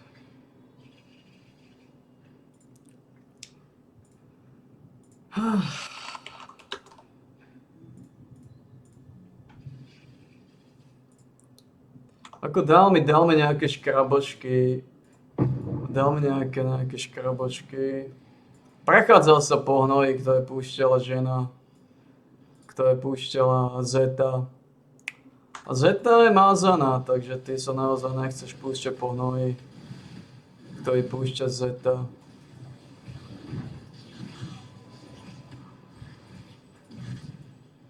Lebo Zeta ten hnoj ťa vyšťaví, To zase musíš uvedomiť, ten hnoj ťa jednoducho vyšťaví.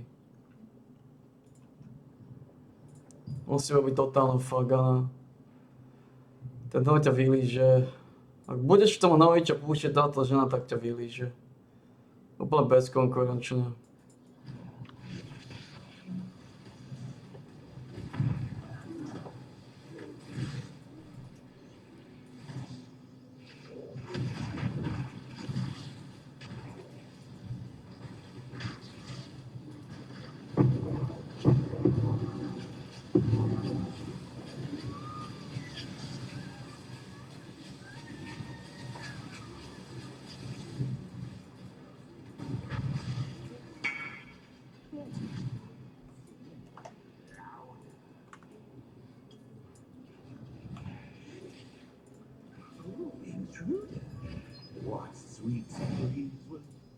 Chceš posledný spektrálny helix? Posledný spektrálny helix chceš?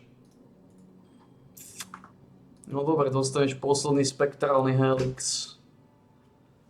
Asi zomrela ďalšia žena chýba. Neviem, čo sa deje. Nevidíme šedochovú ženu. Novú šedochovú ženu.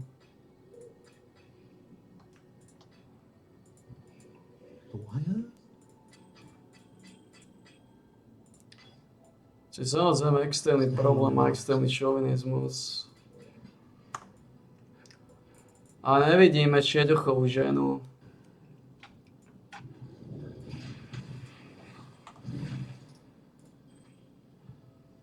Live regenerácia mana. Nejaká dexterita.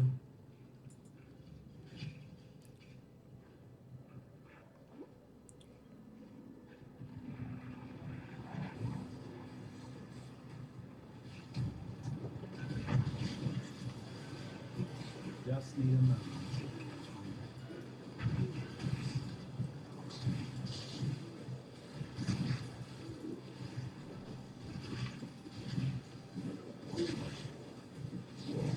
Poviem jedno, páni.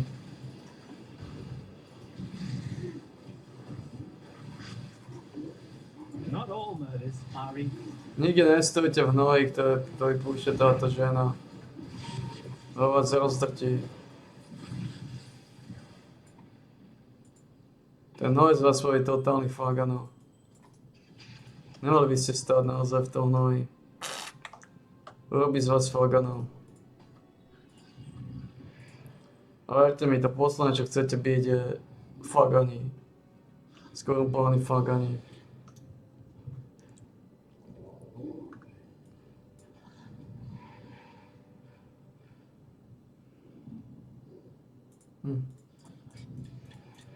I need more pockets.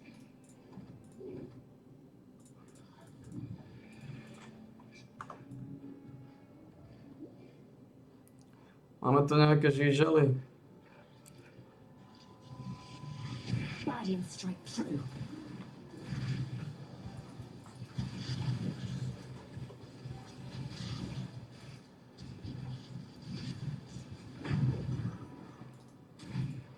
Apothecary.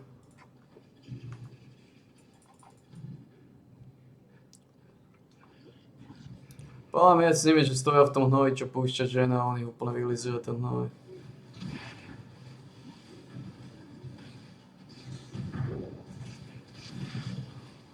V podstate ja potrebujem zbierať tie veci.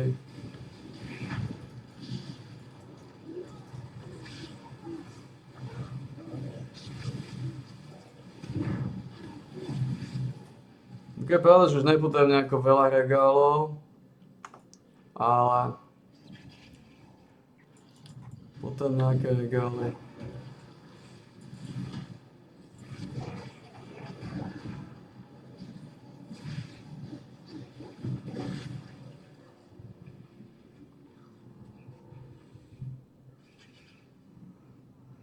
Potom nejaké regály.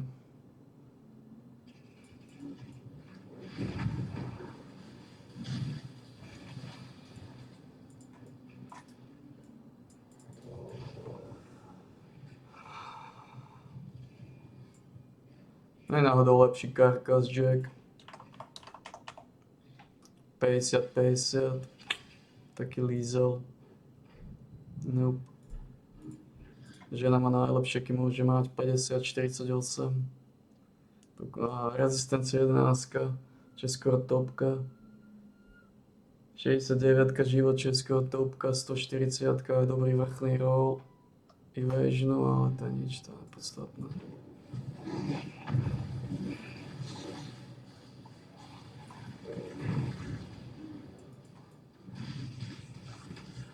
A swift end.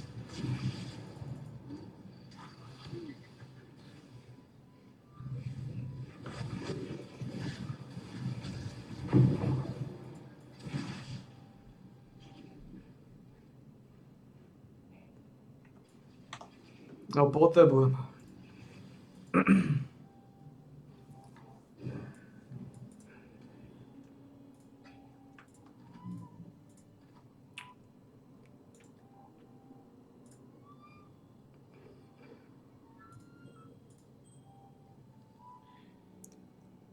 Item level je vysoké, aby sme to mohli vylizovať.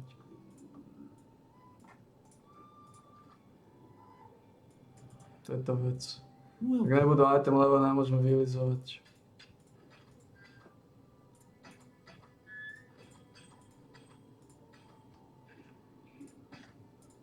Hey, well. Mám už iba jednu regál. A chcel by som ešte jedno objekty dať na 105. Na 105. 105-kové futro.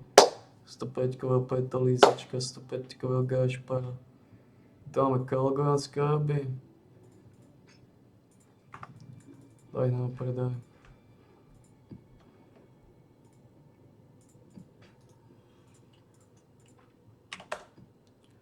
Tento brute force solution nikto nechce tohto pekného škrekoša.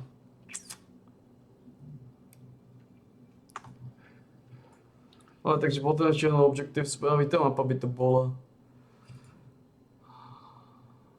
15 sú hotové všetky. A zo 14 nám chýba iba Cold River a Maze. Maze je nepríjemná, Cold River je tiež nepríjemná. Len to tak otvorené, ako to je. Nepríjemné je aj Maze, nepríjemné aj Cold River. Všetko nepríjemné svastiky.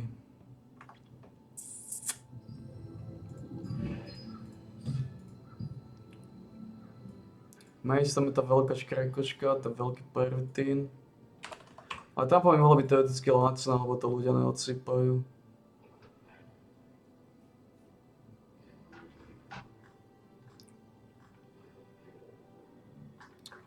Ako nesilí to nejako, nesilí to.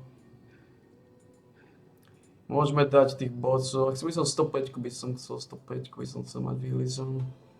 105 by som chcel mať vylizanú. To je také pekné číslo 105 a slušné šance. 54% šanca. O niečo viacej ako coin flip, že nám padne ten lízal, ktorý chceme. Takže ľudia to vidia, nielen ja. Kalgur ťa úplne vyžia, to sú extrémne drahé počty, čo musíš platiť, extrémne drahé počty. To, čo musíš platiť pičucom, sa zdvojnásobilo, dvojnásobne platíš zamestnancom a dostávaš dvojnásobne menej, ti zároveň padá zlata na mapách. Takže vnímame tú silu, ten problém, prečo živoríme. Lebo dvojnásobne platíme a o raz toľko menej získame z map. A preto je to extrémne živorenie, Kalgur, preto je to extrémne živorenie, kde fučí z posledného tabaky miešaš. Fučí z posledného tabaky miešaš, fučíš z posledného. Máme ešte jednu mapu, lízeme ju.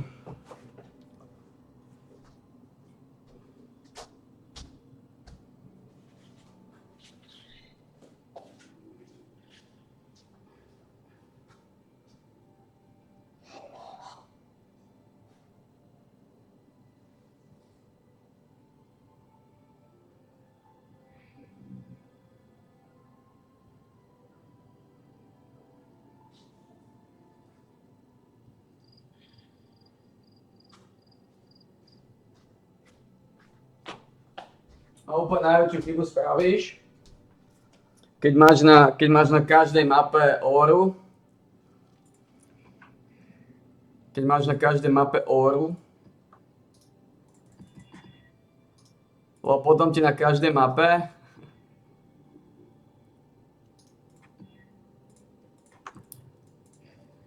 potom strašne veľa platíš za smeltovanie a za spracovanie. V prvom rade musíš spracovať tú óru, za to platíš nejaký počet a potom ešte smeltovať.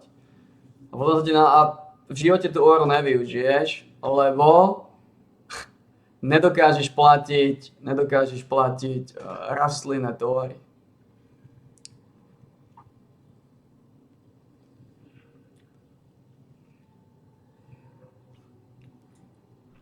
A to ťa úplne zožerie. Takže vidíme to, že ono je to jedno, že mi nedovolí čízovať mapy. Vidíme to, aj tak červené objekty mám. Takže to je, že OK, nedovolíme ti čízovať mapy. Dobre, ale aký je v tom rozdiel? Tie mapy spravím aj tak červené, aké sú. Akorát mi to potrvá dlhšie a je to otravné, to je celé. Takže znova urobiť zmenu iba za tým účelom, aby ťa to... Lebo to není, že OK, ak dáme červené mapy, že musíš robiť skorumpované, tak ich nemáš šancu spraviť. Preto ich dáme. Nie, ja tak spravím, to je jedno. Jak spravím, ale je to otravné, je to zdĺhavé, to je celé. Bude to trvať oveľa dlhšie, pretože musím chytiť dobré roly.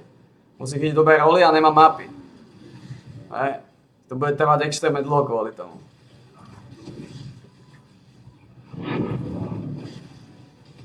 A prvá vec je, že nepotrebuješ spraviť ich. To znamená, aj keby som ich nespravil, je to jedno.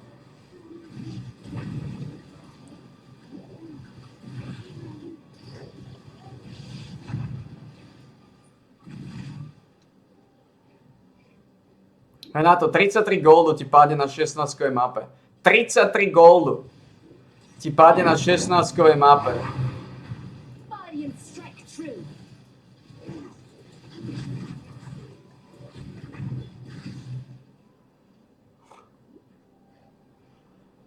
goldu. 38 goldu. Oh man, Calgary. Calgary je mŕtvý tu. Ako táto liga je zaujímavá z časti, ale... nepríjemné.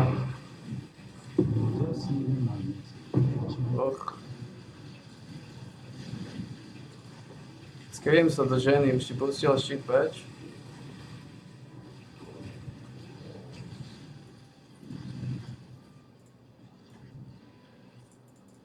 To bolo nepríjemné.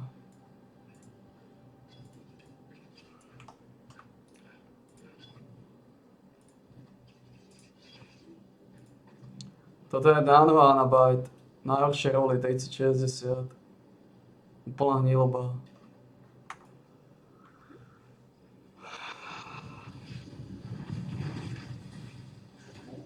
A tu by som chcel lepšiu 83-kovú ženu zohnať.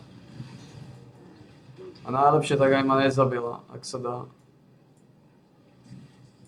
Ak sa dá, tak aj ma nezabila. No aj to je dosť dôležité, to je extrémne dôležité, ak ma nezabila, no?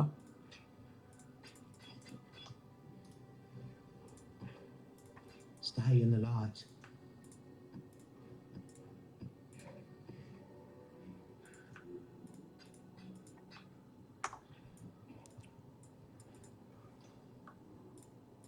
Keď pojme tú esenciu, možno z ňou bude nejaký lízo.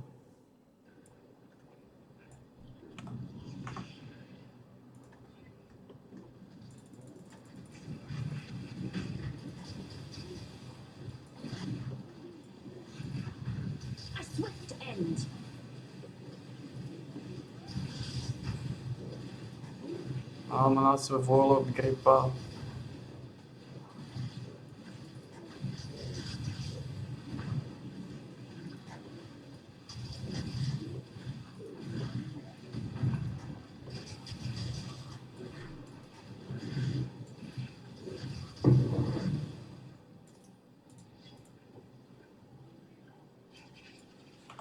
Hor má cenu, čo? To určite má cenu.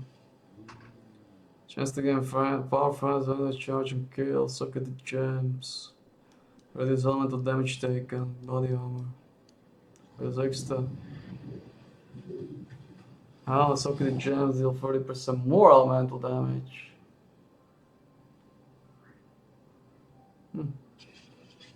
Shield nearby enemies on block. For friends charge. Na akú cenu bude mať? Ale nečakal by som 20, podľa mňa 20 chaosov. No 25 chaosov. Môžeme to hneď líznať za 25, tak menšie sústo. To je OK. 25-kové sústo. Trošku petolízačov dostaneš, trošku petolízačov. Stay in the light. Takže šedochová žena ďalšia zmizla. Už sme tu, už to prišlo.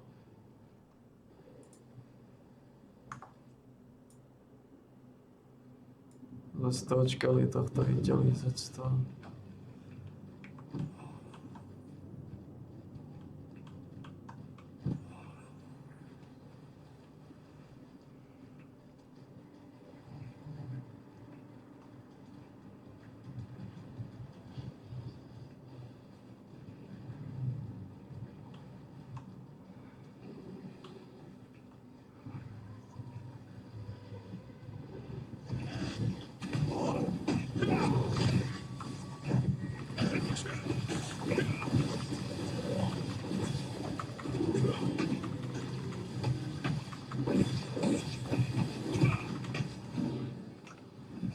Takže dole, no, hovorím.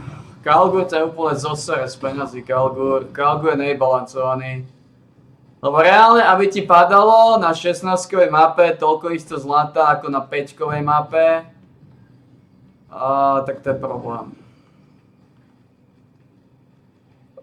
To je problém.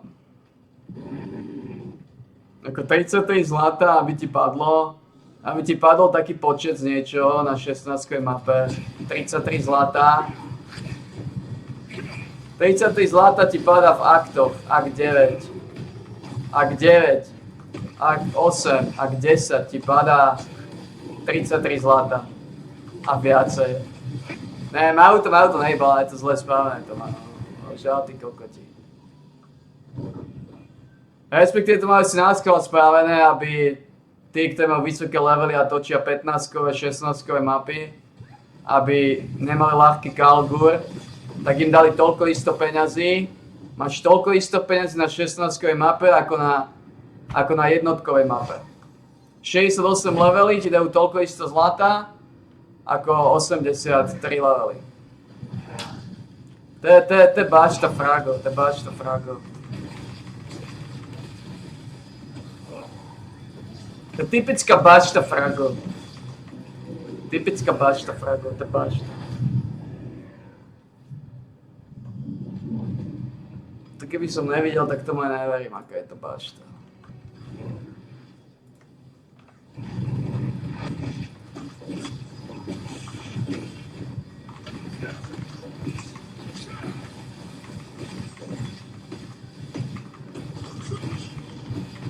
Je to bačta frago, je to bačta, je to bačta.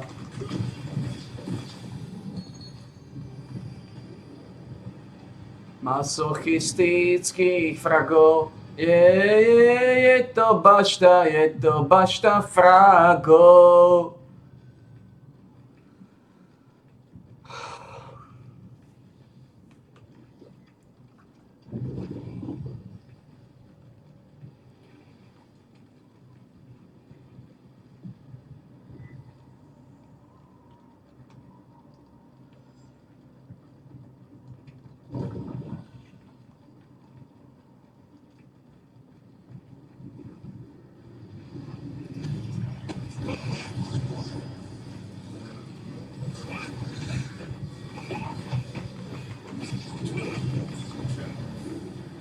Je to tá bačta, bačta fragov podradných. Je to bačta. Cabal Shadows Crystal Ore Map.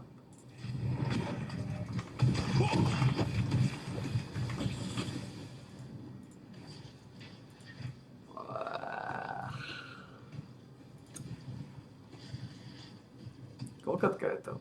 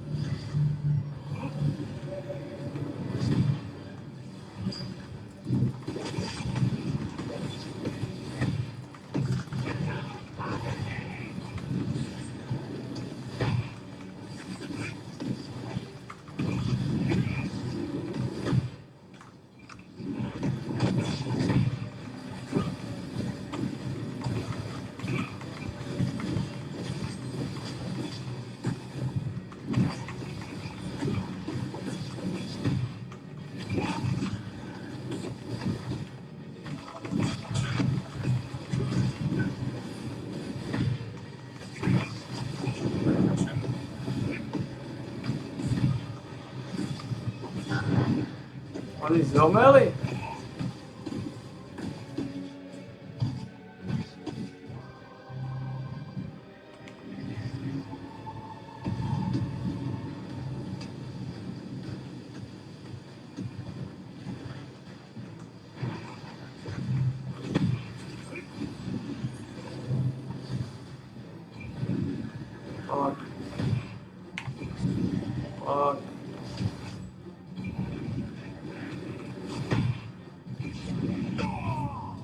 Čo ste za kokoty?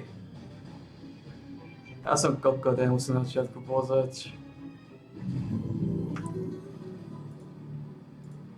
19, 22, 17, ešte. Ja som kokot, ja musím na začiatku pozrieť. Dobre, budem musieť pozerať v tomto bossovi. Môžeš dostať kokoty ako piča. Chorých ľudí, bastardov. Nemôžeš dostať bastardov. A od toho bossa aj neujdem. Nenechám odportovať sa preč.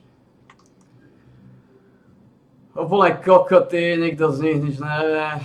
Len nemajú ani život, nemajú 20 000 tej kokoty. Majú 20 000 život, to je úplne hajzle.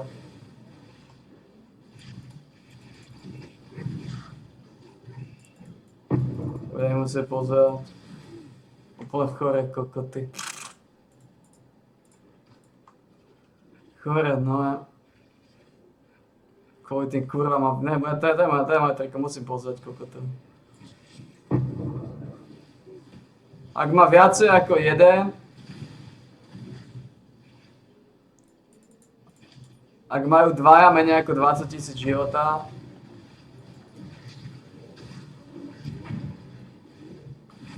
musím odísť. Bo to sú choré, no, to sú odpadové vredy.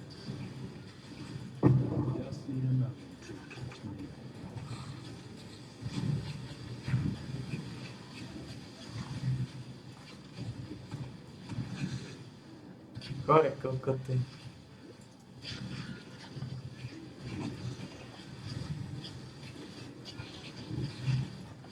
Ako nemali ma dať dokopy s kvojimi kokotmi, ale vidíme, že matchmaking nefunguje. Mám 4700 power, dám ma dokopy, typujem s ľuďmi, čo majú 2000. 2500. Alebo niečo podobné. A hlavne zle spravené kokoty typujem Glasscanony, ktorí nevydržia ani hnoj. Plus majú v hlave násané, čo je o to horšie. A tam nejde o to, že ich nevydržia. Tam ide o to väčší problém.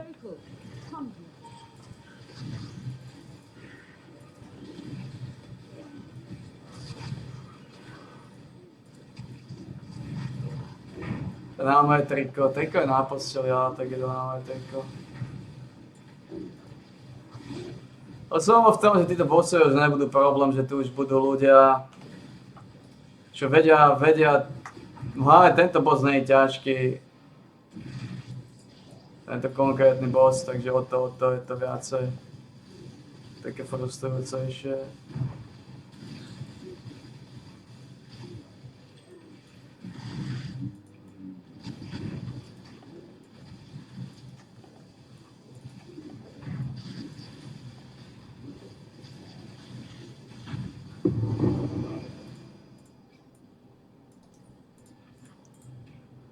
Ale to je na moje triko. Že nepozerám tieto chore paškálne jedince.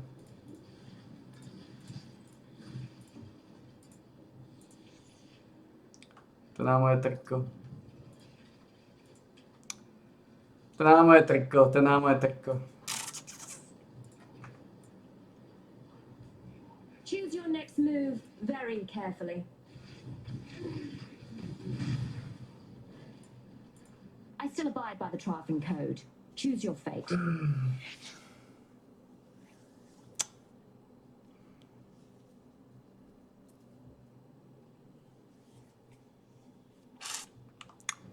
Nemáš to, čo potrebujem mať v opasku. My time is precious. Don't waste it. Je dôležité, aby si ho nezabil, dobre? Ja už musím, ale... If you mean to die, die quickly. Die quickly. Just need a moment to catch my breath. Valiant strike true. Die quickly.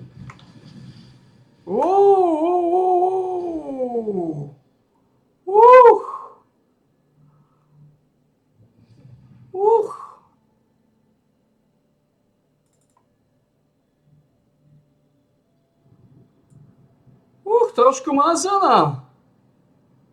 Táto mala asi vecičky. Áno, kinecista.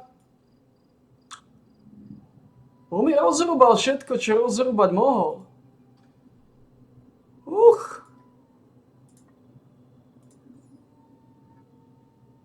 On mi rozrúbal všetko, čo rozrúbať mohol. Skôr rozrúbal aj mňa.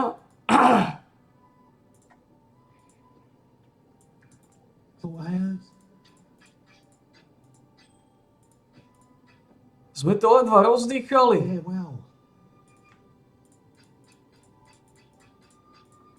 On rozrúbal všetko, čo rozrúbať mohol.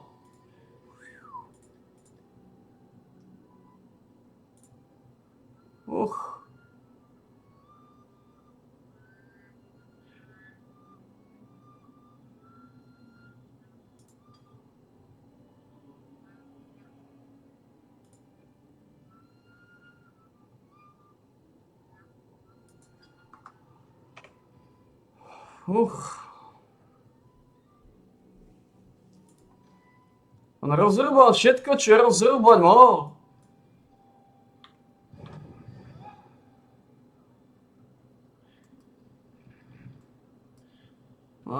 Povedal som sa.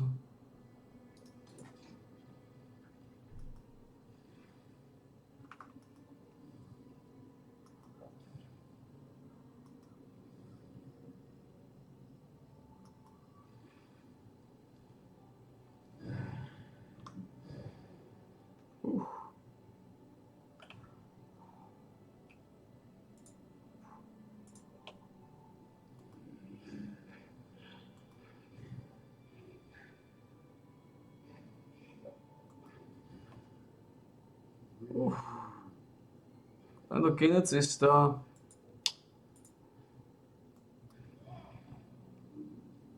On zaboskovať ženu.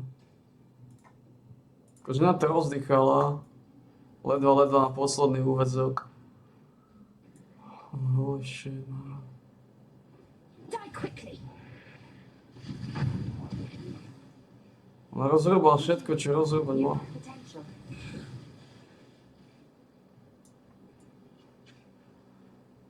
Asi príliš tučná, príliš mázaná. Čo ti má na to povedať? Príliš tučná, príliš. Rozrúbala si všetko.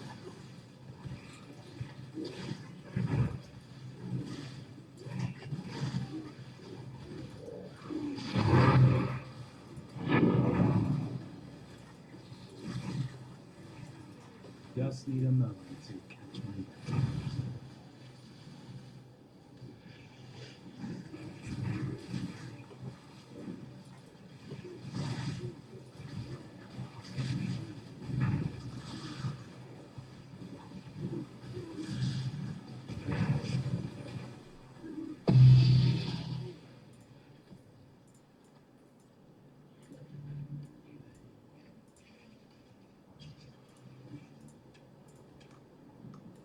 No potrebujem brnenie, topánky, glosy,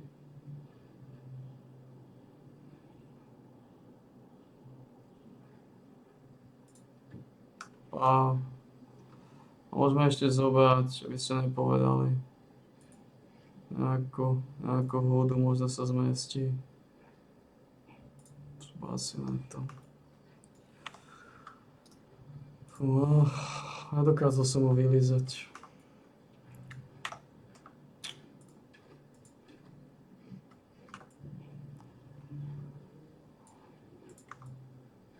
A boli sme na to celkom pripravení. Na ten nárs.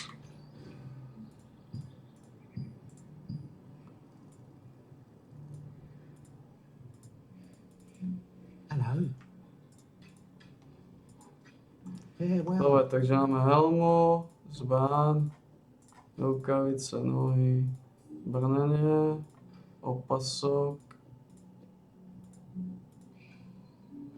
3, 4, 5, 6, 7, 8, 9.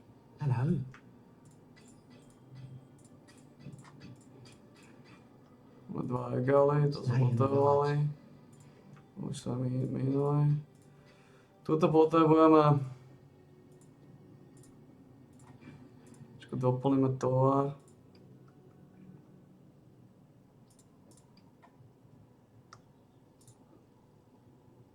Tesáko, pozrieme toto. To 83. Máme. A môžeme držať, bo budem potrebovať viacej. Len to sa budem musieť trošku miesta potom zredukovať. Toto trošku. Urobíme nejaké switche. Hello? Be careful, Exile. Ako tá žena, neviem, o čo mi išlo. Ja neviem, o čo jej išlo, ale bola extrémne skorumpovaná. Extrémne nás vylízala. Urobili sme skúrené prseky.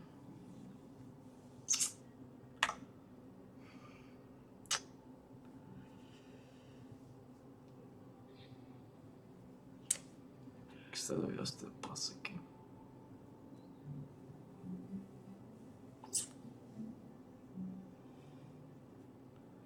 Taký necista zničil. 16 mapy už nemám čo, tie pagody. Máme, jasno, môžeme zobrať, keď sa to všimol, aby z toho. Preto lízača. Lighthouse.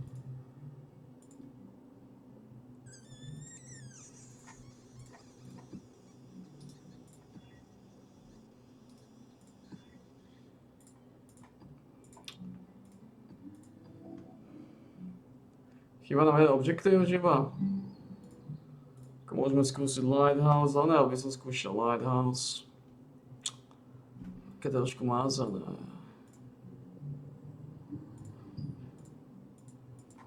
Ale tá žena skoro vylízala a mňa s nimi. Skoro vylízala a mňa s nimi. Ten kinecista.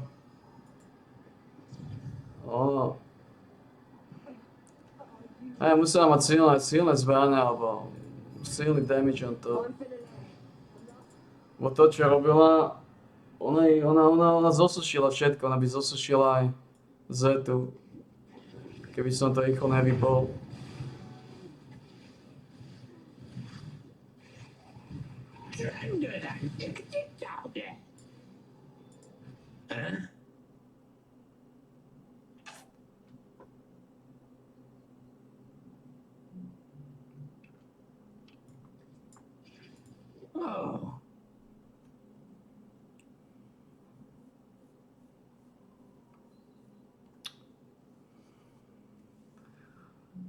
Trošku to dosiaš týmto.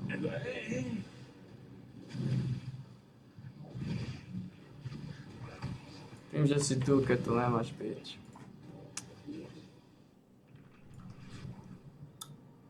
Ako mohol by som to vypnúť, je to rýchlejšie. Vypnúť, zapnúť znova.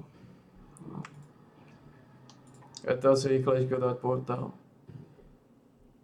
Respektíve to isté a nemusí sa stať s portálom.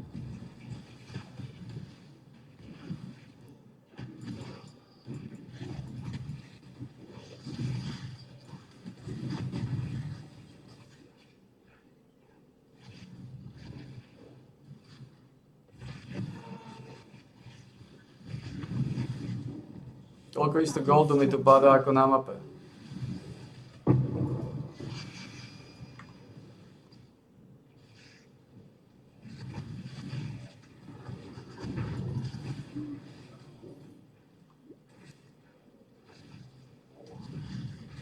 Ako reálne budem používať Enfeeble. Ako nechcel som to robiť. Ale asi budem používať naozaj Enfeeble. Aby robili o niečo menej damage alebo niečo. You're either a client or a target. I'll soon know which. You got a decision to make. Si spíčený už naozaj, ty. Čo to zase robíš? Zasi tu.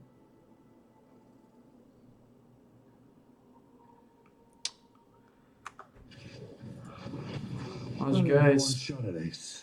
Choose wisely.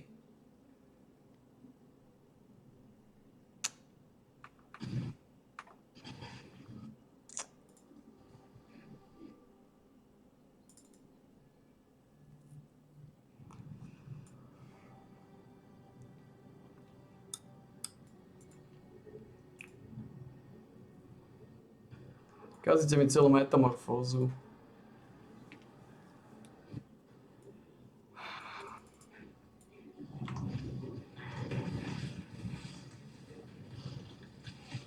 Turn around. I won't ask twice. Well?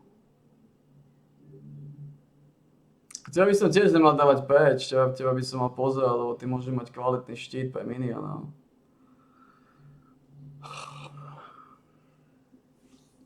Takže ja potrebujem zároveň damage pre miniona mať v štíte, ale zároveň potrebujem mať oné.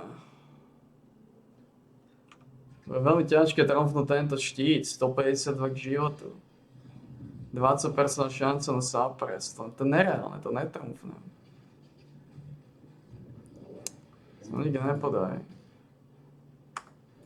Make your choice. And be quick about so be it! Right beneath me. You want me to leave? Gladly. Ako písam váčku, že nebudem dávať,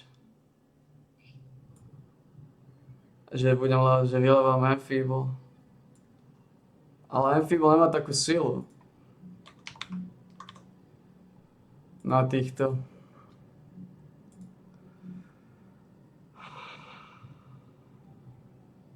Je 19% less damage or rare uniques, 18 respektíve.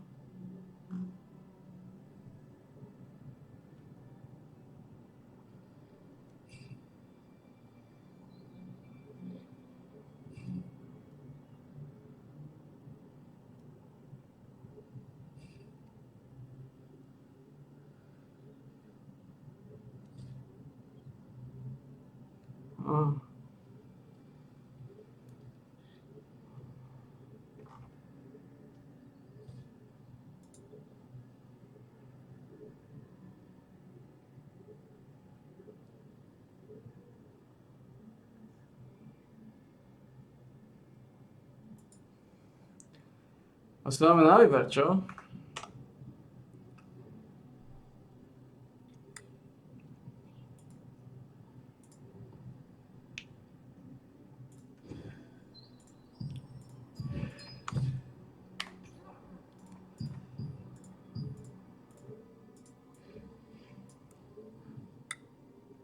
A ja potrebujem Enfeeble, to môže reálne spasiť. To môže byť ten rozdiel, že je to 18%. Be careful. To 18% menej damageu. Hail God Slayer.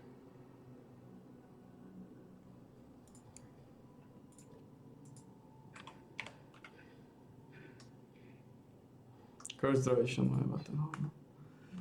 No nič, no. Ale keď sa vyleveluje, už teraz ho budem používať, on pôjde rýchlo hore. Ako to je nič, to... I'm Philoloa, the master of Golden Wave merchants. We came here to look for the legendary treasure buried on the island. But we were forced to split up by these reptilians. Adventurer, I ask of you, please find the other merchants. Man.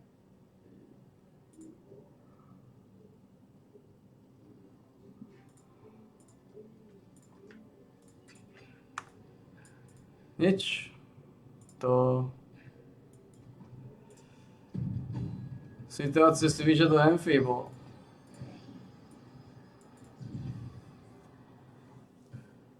Situácia si vyžaduje Enfeeble.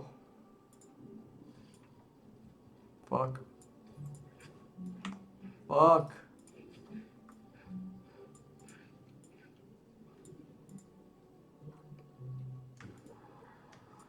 Dá sa nič robiť.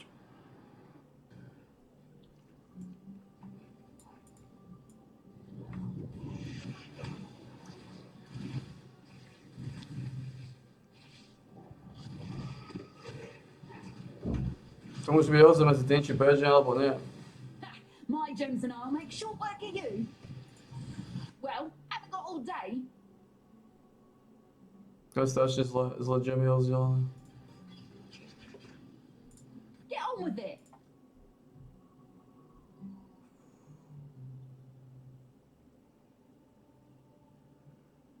Ale ten relatívne silný look. Just need a moment to catch my breath. Catch this scum! Franklin code, innit? Loser pays up bloody and straight through.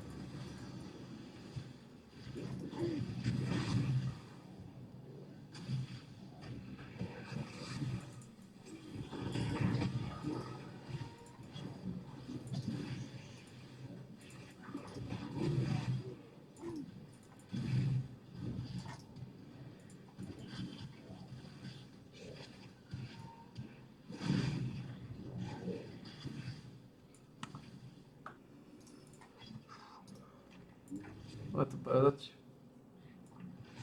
Greetings. For freedom.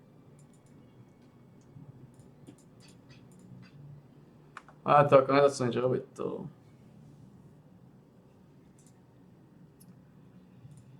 Už si teraz zvykať na Enfeeble. Už ho tam dám, už teraz je to 10% menej damageu. Už to je dobré, o 10%, že budú robiť menej. No nič, ako toto to vidno, ako je táto liga zosratá. Som nutený používať Enfeeble. Som nutený používať Enfeeble.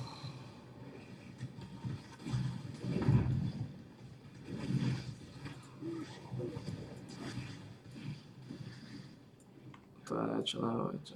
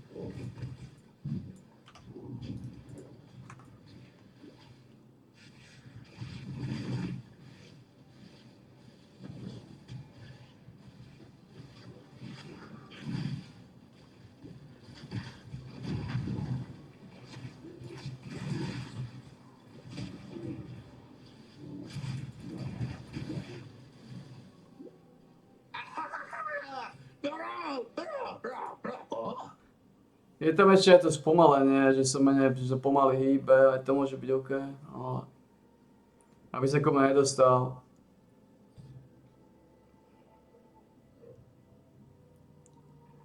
Ale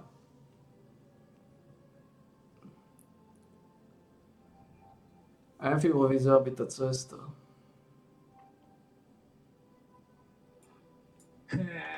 Milo Macala.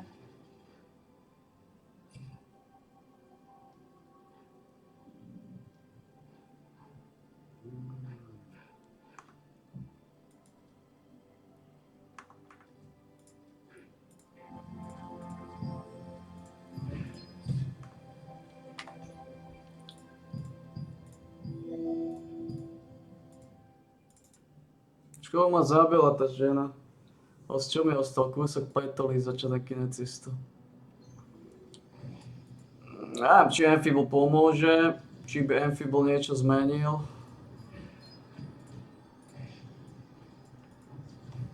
Či s Enfeeblom by sme mu dali. Popravde si nemyslím. Ako Enfeeble to nie je na to, bohužiaľ, že ich dáme. Enfeeble je to na to, aby keď zistím, že ho nemáme šancu dať, aj ma nezabil. Na to je Enfeeble, aj ma nezabil. Nie je na šancu ho dať. Ak šanca ho dať, samozrejme ide hore, ale... Faith here. Katie made sure of that. Pick your path and walk it alone. We'll both be on Salvation Exile. Come! So be it. Keita taught me how to walk alone.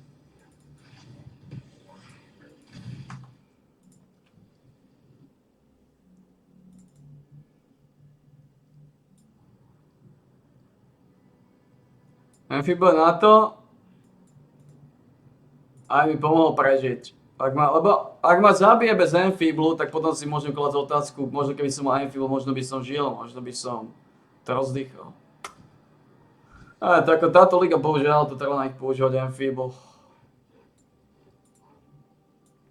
Dôležité je, keď zistím, že máme šancu dať, aby sme prežili. A zároveň zvyšuje šancu, možno vďaka Amfiblu dáme, lebo ten damage nebude mať taký veľký, aby ich tak rýchlo zabil a možno ho zabijeme rýchlejšie ako on zabije všetky moje zombie. Vďaka tomu, že bude mať o 18% menej damage alebo o 15 priemer. Not all murders are equal. 15% menej damage môže byť ten rozdiel teoreticky. Know your place.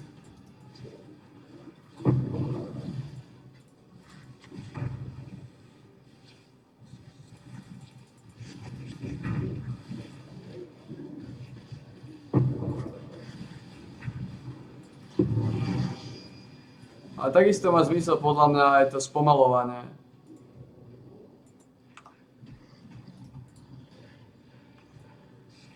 I don't deal in introductions. Just how it comes. Doesn't matter how this ends, only that it does.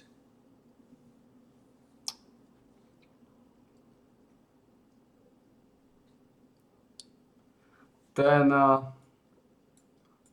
Oh, this won't take long. Of course. It's yours. I don't argue with results. Ako sa volá to spomalovanie? To by som mal levelovať. Znižuje to len movement speed, čo? To neznižuje celkovú action speed a tieto veci.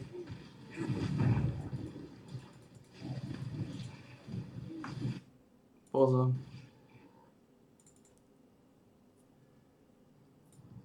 Aj to treba levelovať. Ja tu levelujem v podstate nič, tu mám milión voľných miest. To z nejakého neznámeho dôvodu tu kvasia.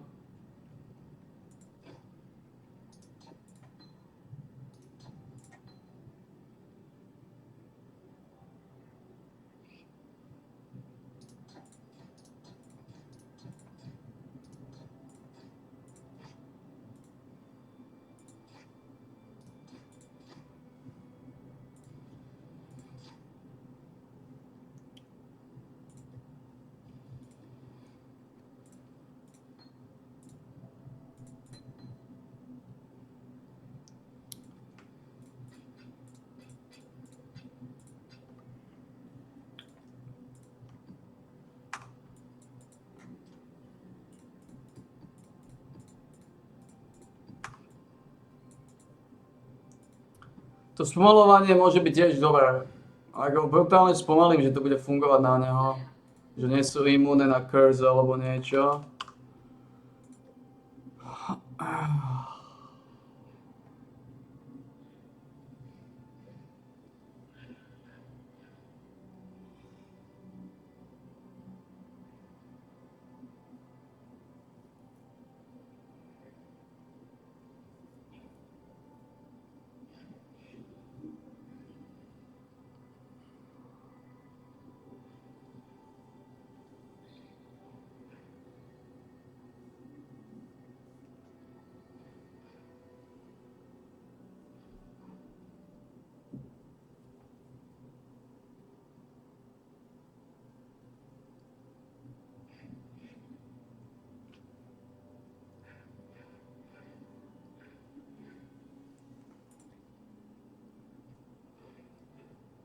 Temporal Chain, je to zóna, no.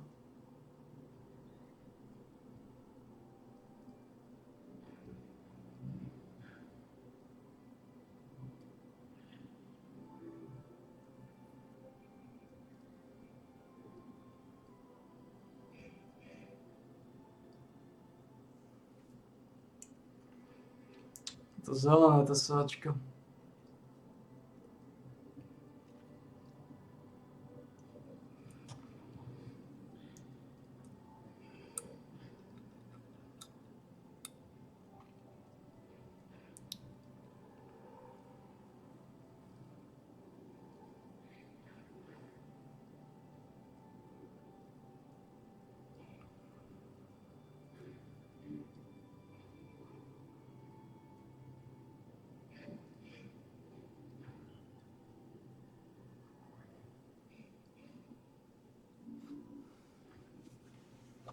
Alebo hodím na neho poacher marku.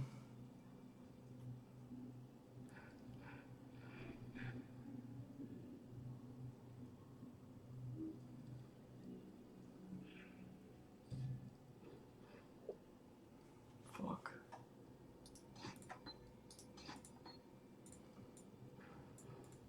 Hello. Stay in the light.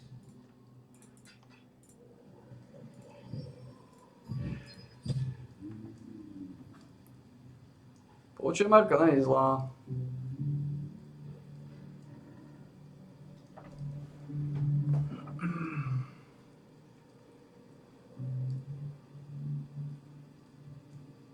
Takisto.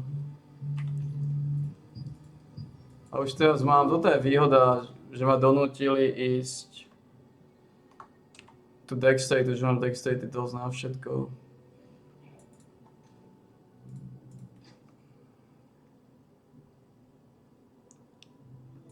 Môže dať viacej štítu do tohto?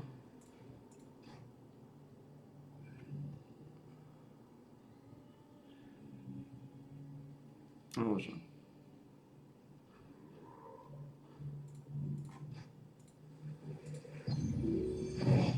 Takže dve zelené tu potrebujem.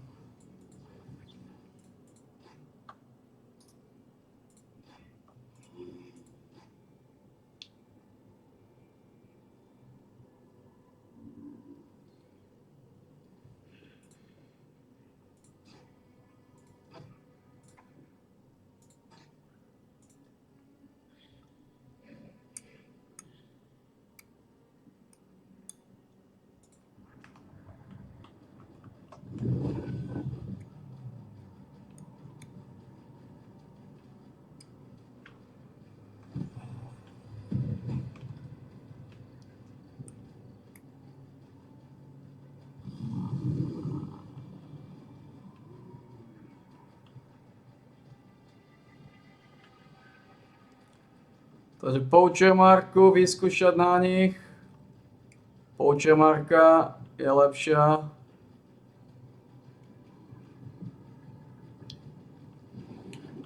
Poacher marka sa ide trénovať, I am feeble.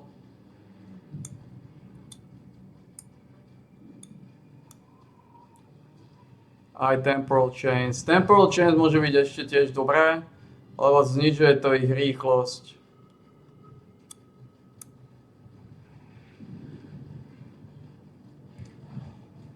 A preto tá Chilova má veľkú výhodu na týchto tiež. A nie na kinecistu, lebo ona si dá ten štít.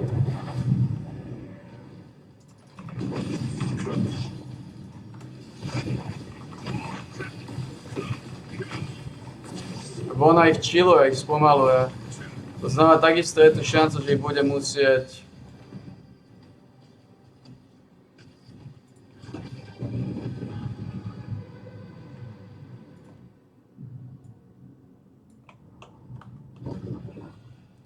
buď na nich temporal chainy, spomalovať ich, alebo poacher marka, ktorá im dá life, keď ho hitnú. Neviem, či to pomôže, lebo to je málo života.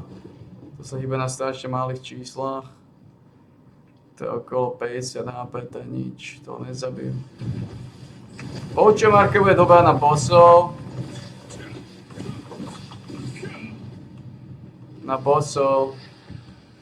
Na mapových bossov, ale na týchto pičusov to bude buď spomalovanie, buď temporal chainy, alebo enfeeble.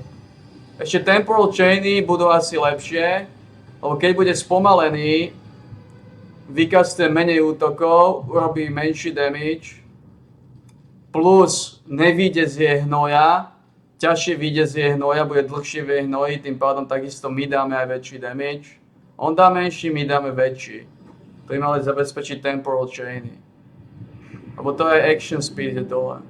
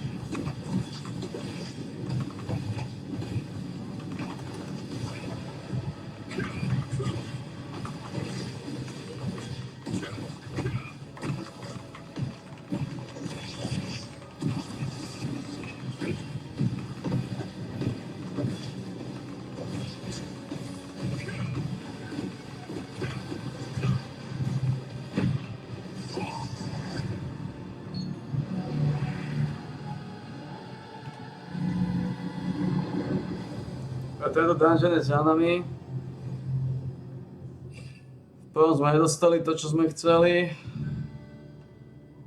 A v druhom?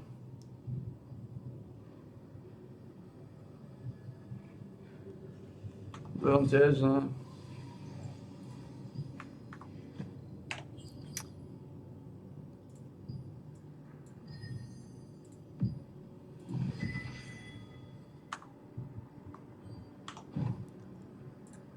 Takže v podstate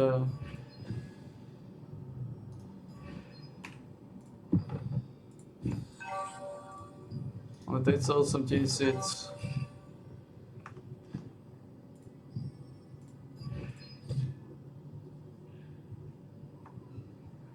Piči, ako som stihol tesne, teraz pozerám, že Leviathan už ide. It's raining. If you have something to leave with me, hand it over already.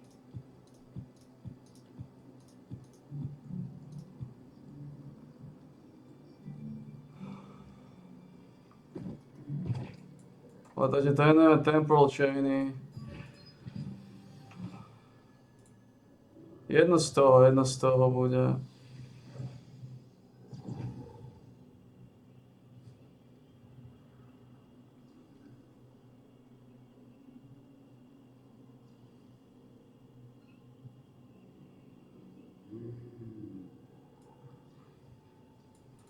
Hail, Godslayer.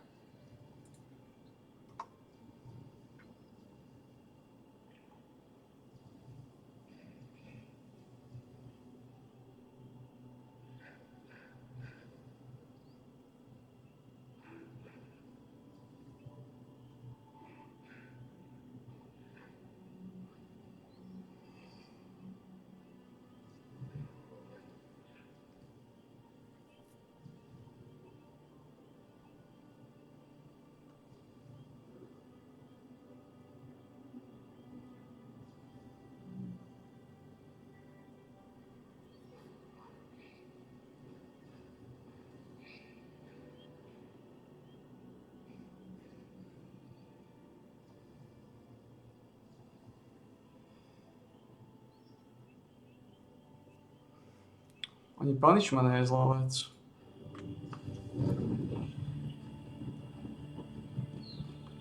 Keď ja to pozerám, tak punishment môže byť ešte lepšie.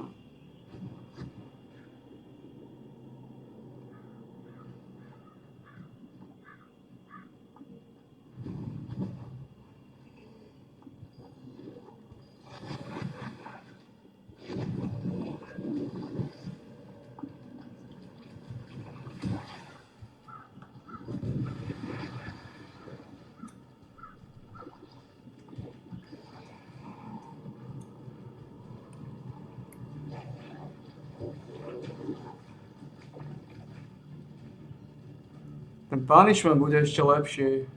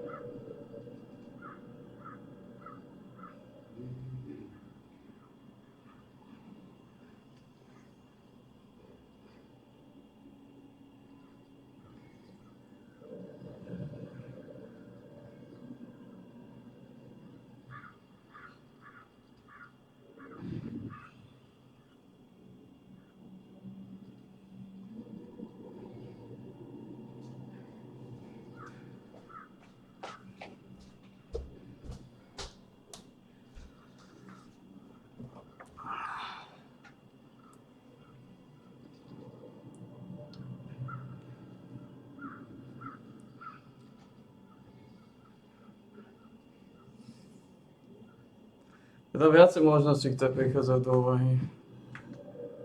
Problém, ktorý tu je... Ale vulnerabilita sa nebude používať chvíľu, vulnerabilita ide preč.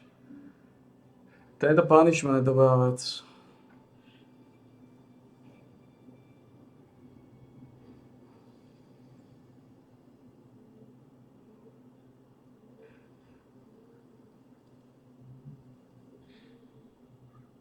Punishment je dobrá vec.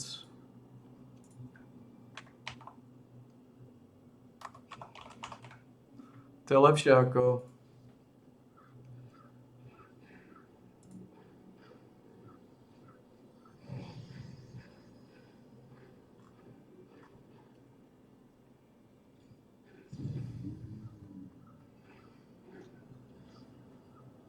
Punishment je oveľa lepšie.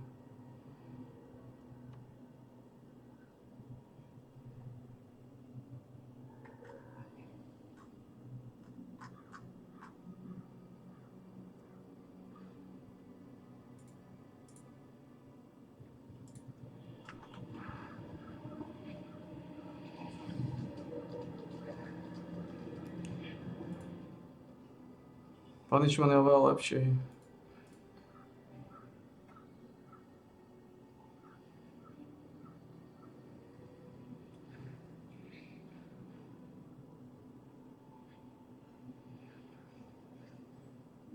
Punishment.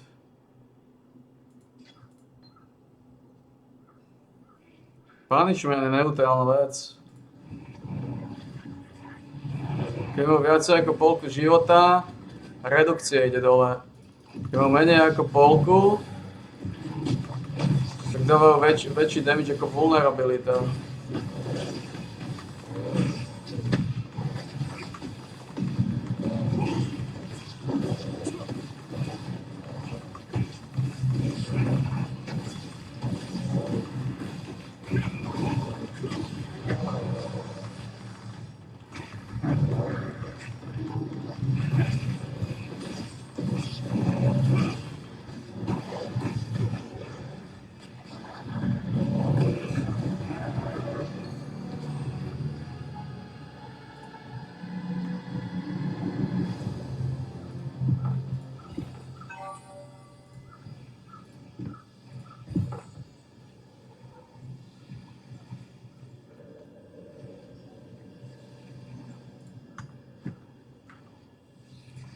To znamená, dve veci som nevedel, že existujú. Punishment.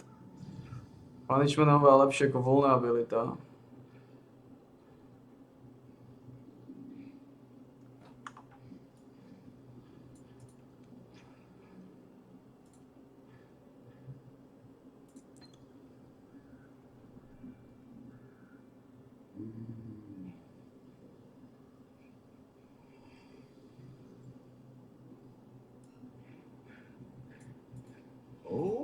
Hail. Punishment. To je tá vec. To im znižuje aj damage, keď majú viacej ako polku života. Aj movement speed.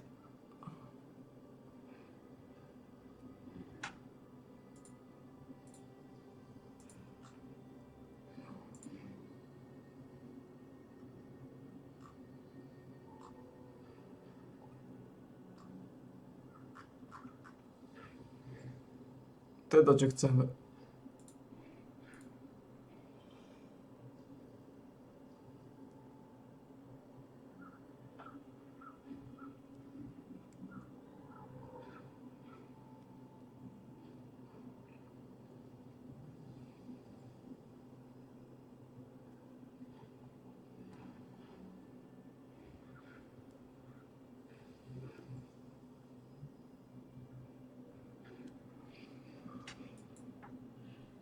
A to je kokot. To je imbecil.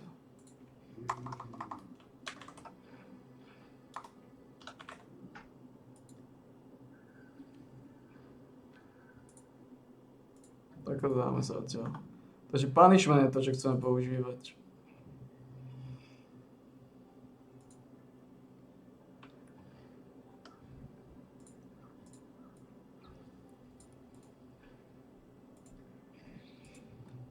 Punishment.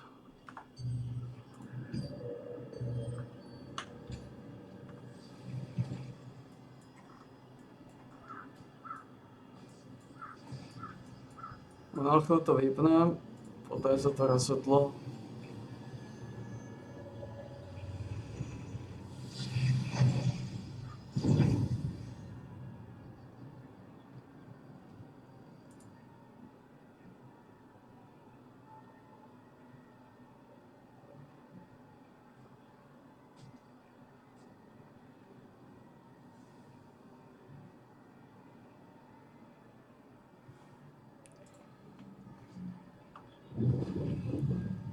No tam sú veci, o ktorých som nevedel stále.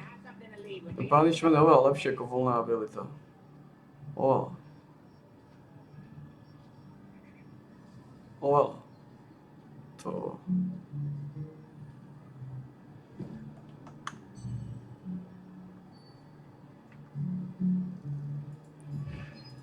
Musíš robiť ešte jednu hádku.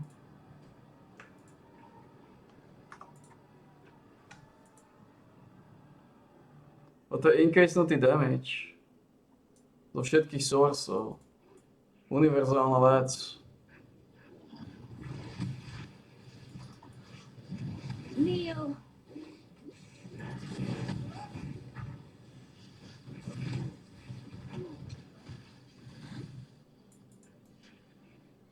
Oh, I do so love a good murder. Care to oblige me? Do try not to deliberate too long.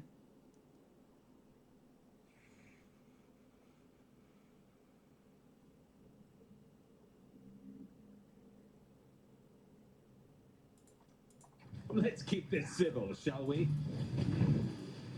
Hold still. You've heard it. That much I'll admit.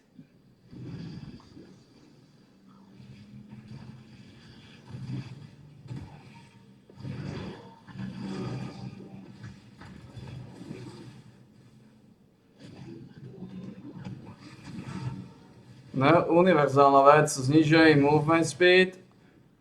Keď majú viac ako polku života, čo je kľúč. Keď majú menej ako polku života, už je to jedno. Lebo keď majú menej ako polku života, už ich dorazíme nejako, už ich dorazíme cez ten damage a ten damage je ešte oveľa väčší. Tu už ich dorazíme cez ten damage. Som nevedel, že existuje takáto solidná curse. Ako punishment.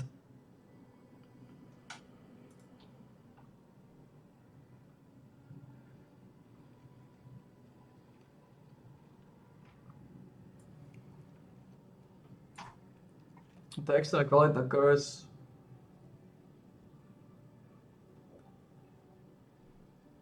A to funguje v podstate... Tá debilitácia funguje non-stop. Curse all enemies causing them to be debilitated when they hit enemies. And increase sync damage they take while low. To je geniálna vec. Tú debilitáciu majú non-stop. Oni majú non-stop minus 10% k damageu. O 10% menej plus sú non-stop spomalení, dá sa povedať. Že to je lepšie ako Enfeeble. To je lepšie ako Enfeeble. Ale poďme netrenujeme Enfeeble a tieto veci. A tak tam trénovať. Keď som to náhodou rozmyslel. Ne, ja som neodkúpil tú pouču marku. Lebo to aj tak možno budem používať. Pouču marku. A temporal chains. To nie je vylúčené. Lebo naozaj, keď budú oveľa pomalší action speed a movement speed, to ma takisto môže spasiť. Ale táto vyzerá byť zatiaľ ako jednoznačný kľúč.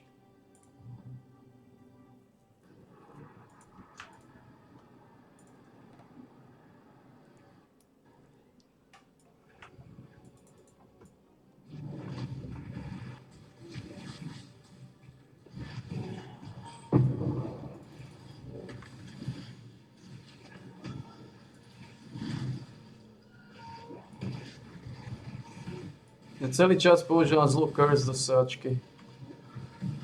Ja používam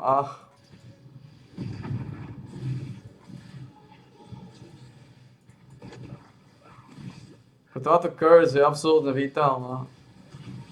Punishment. A to dáš im to a sú v koncoch.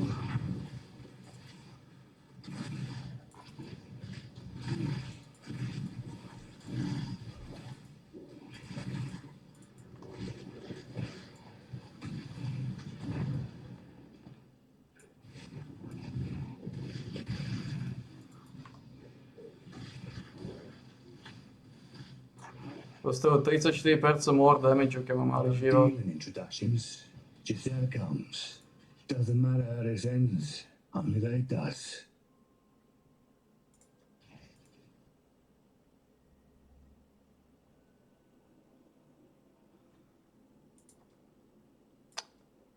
Man.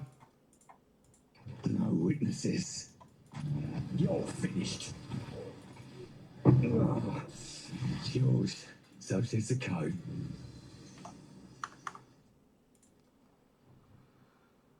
Man, potrebujem sa ešte jedného zbaviť. Vždy tu nájdem toho, ktorého sa zbaviť nechcem. Punishment. Punishment by zabiť ako jednoznačná voľba. To im dáva v podstate non-stop damage dole, non-stop movement speed dole. Non-stop 20% less movement speed a non-stop 10% less damage. To je kľúč. Aj sú pomalí.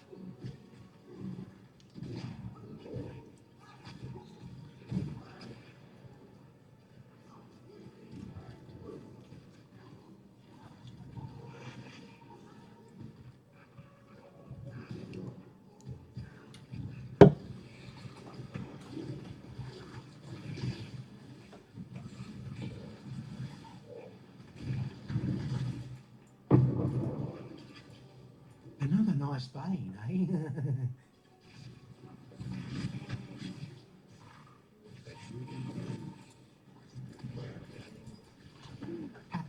With energy, Exile. Punishment. To je to, čo chceme. You only get one first impression. Try not to ruin it. Skovaný I still kinecista. abide by the Trathan Code. Choose your fate.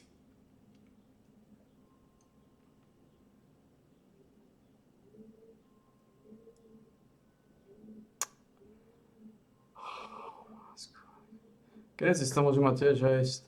Ako, keby táto mala haste,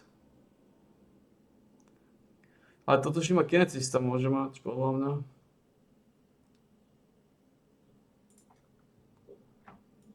By all means, throw your life away. Hardly a prize worth fighting over. Take it.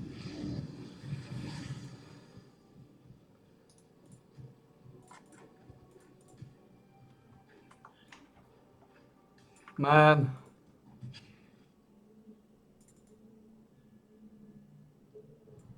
Nikam sa neviem posunúť. A potom to vyfiltrovať, to je dôležité sa to vyfiltrovať.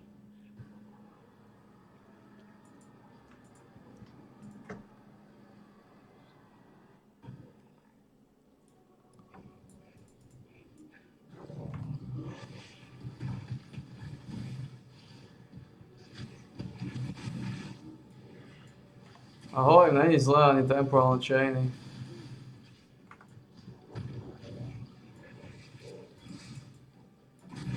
Punishment. Excelente silná vec.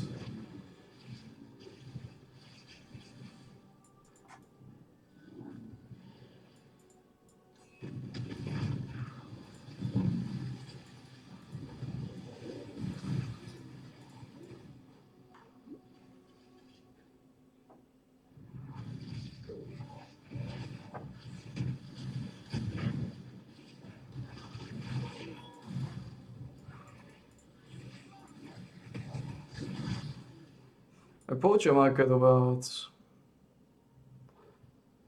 Ale...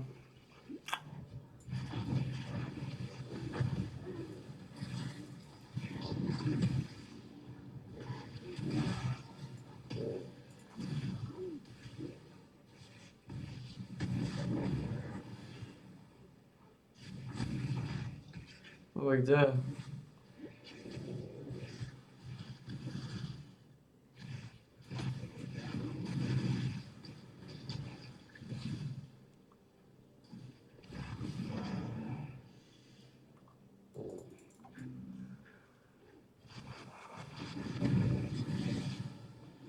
Kde?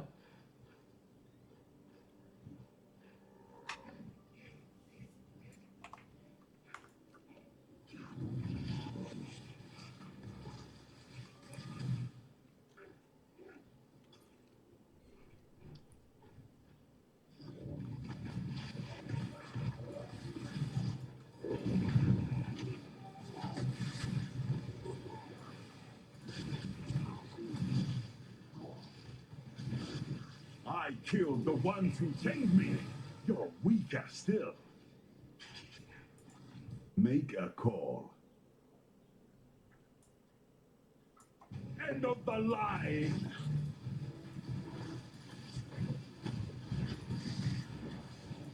Ah, you want me gone? I'm gone.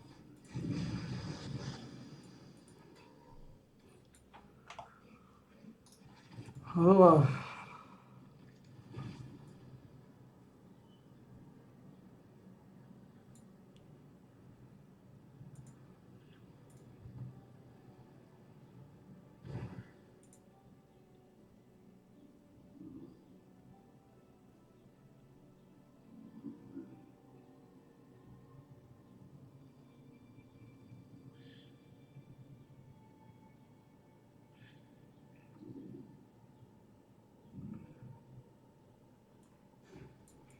Hail, Godslayer.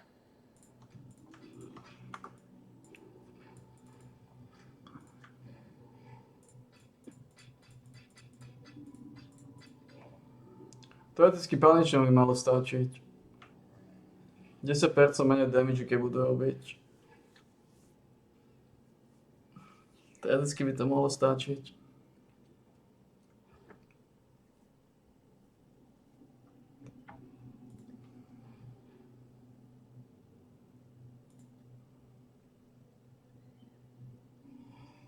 Cold River, Maze.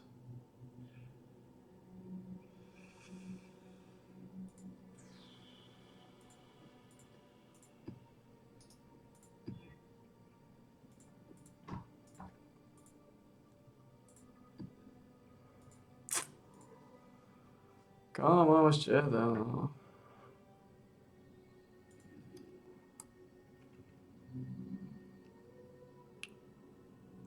Než dávaj, dáme si Wastepool.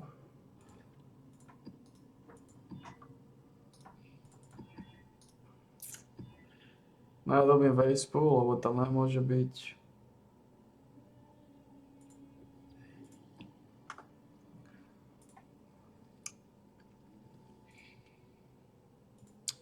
No, sa.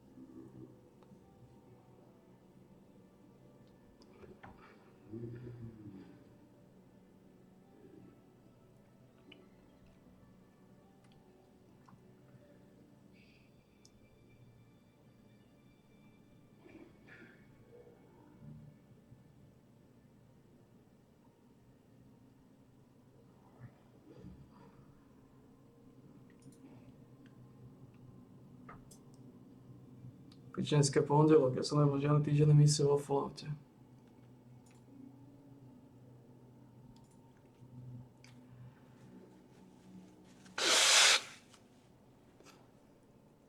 God damn it.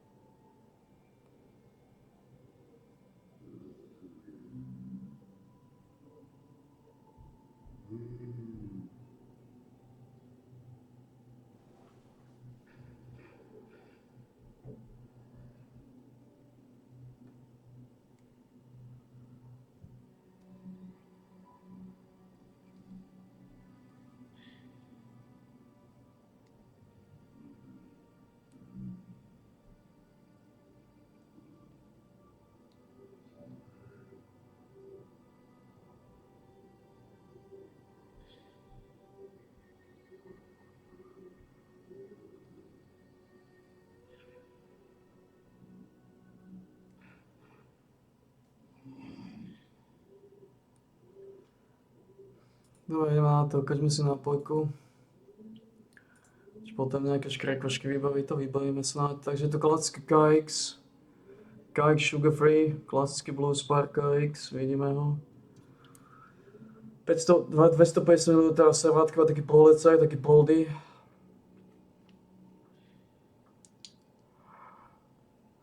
Ako to vyzerá?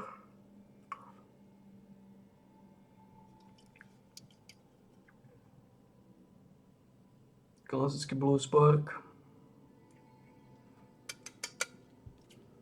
Dáme si do nosa samozrejme, lízneme a ideme ďalej.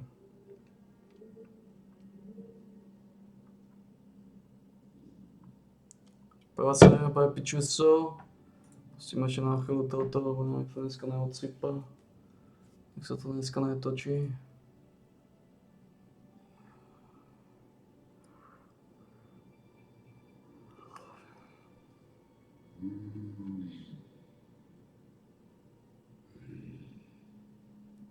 Koľko nám chýba?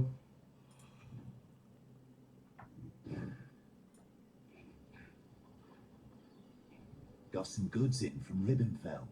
Hail!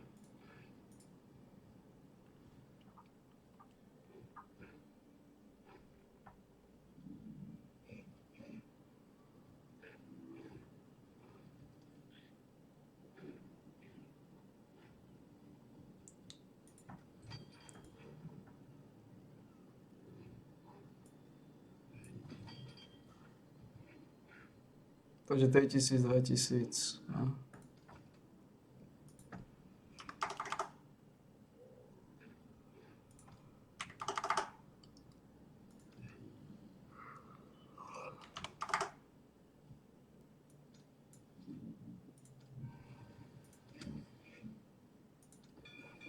I'll give him the word. Why, hello! Ako ten kokot to vymyslel dať stash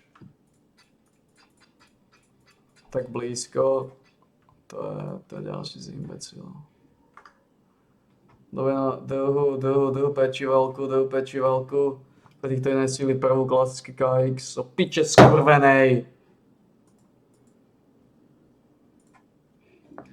Klasický KX Blue Spark, sugar free, KX Blue Spark, sugar free. 250 litrová serátka. Malý bonbon, malý boban. Toto vyzerá.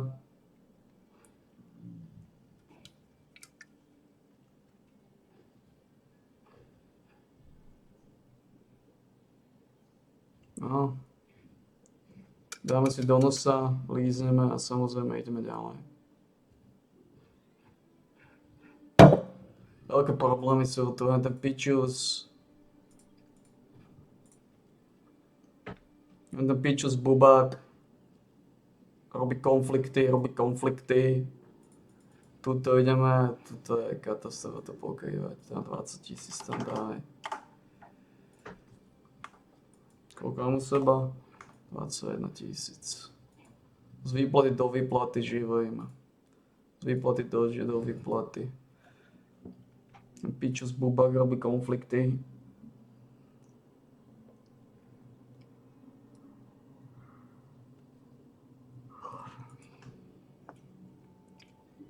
Takže tretia píkočka pre tých, ktorí nestihli prvé dve. Klasický KX Blue Spark, sugar free. 250 ml servátka, malý poldecák, malý polino. A taký poldecák.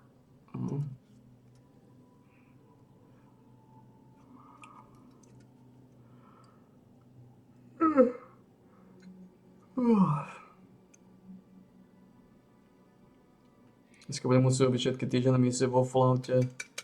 Dáme si do nosa, lízneme a ideme ďalej.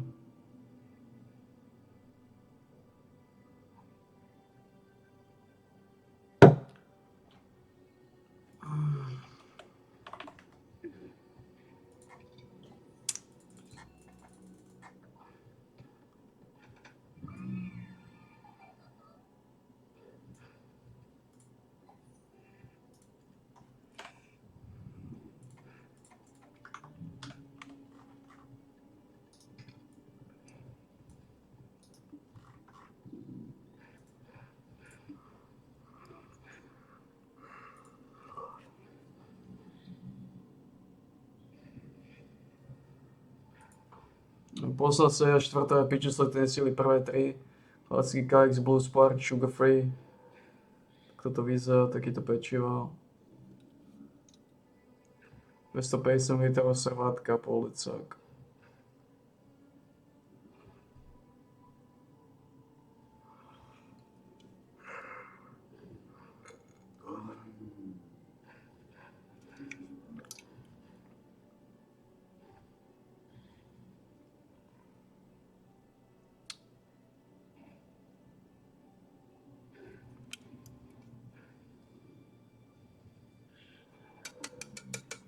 My si do nosa lízeme a samozrejme ideme ďalej.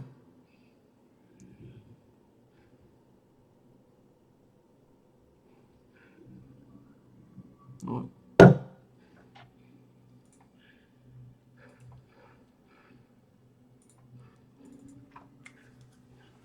Nič nestíham nikdy nestíham. Skúrený bol Exile, všetko zosiam, už by skončil. Ako na jednej strane, ak ma zabijú, tak ušetrí sa mi to na zasierania sa. Nič nestíham, nič.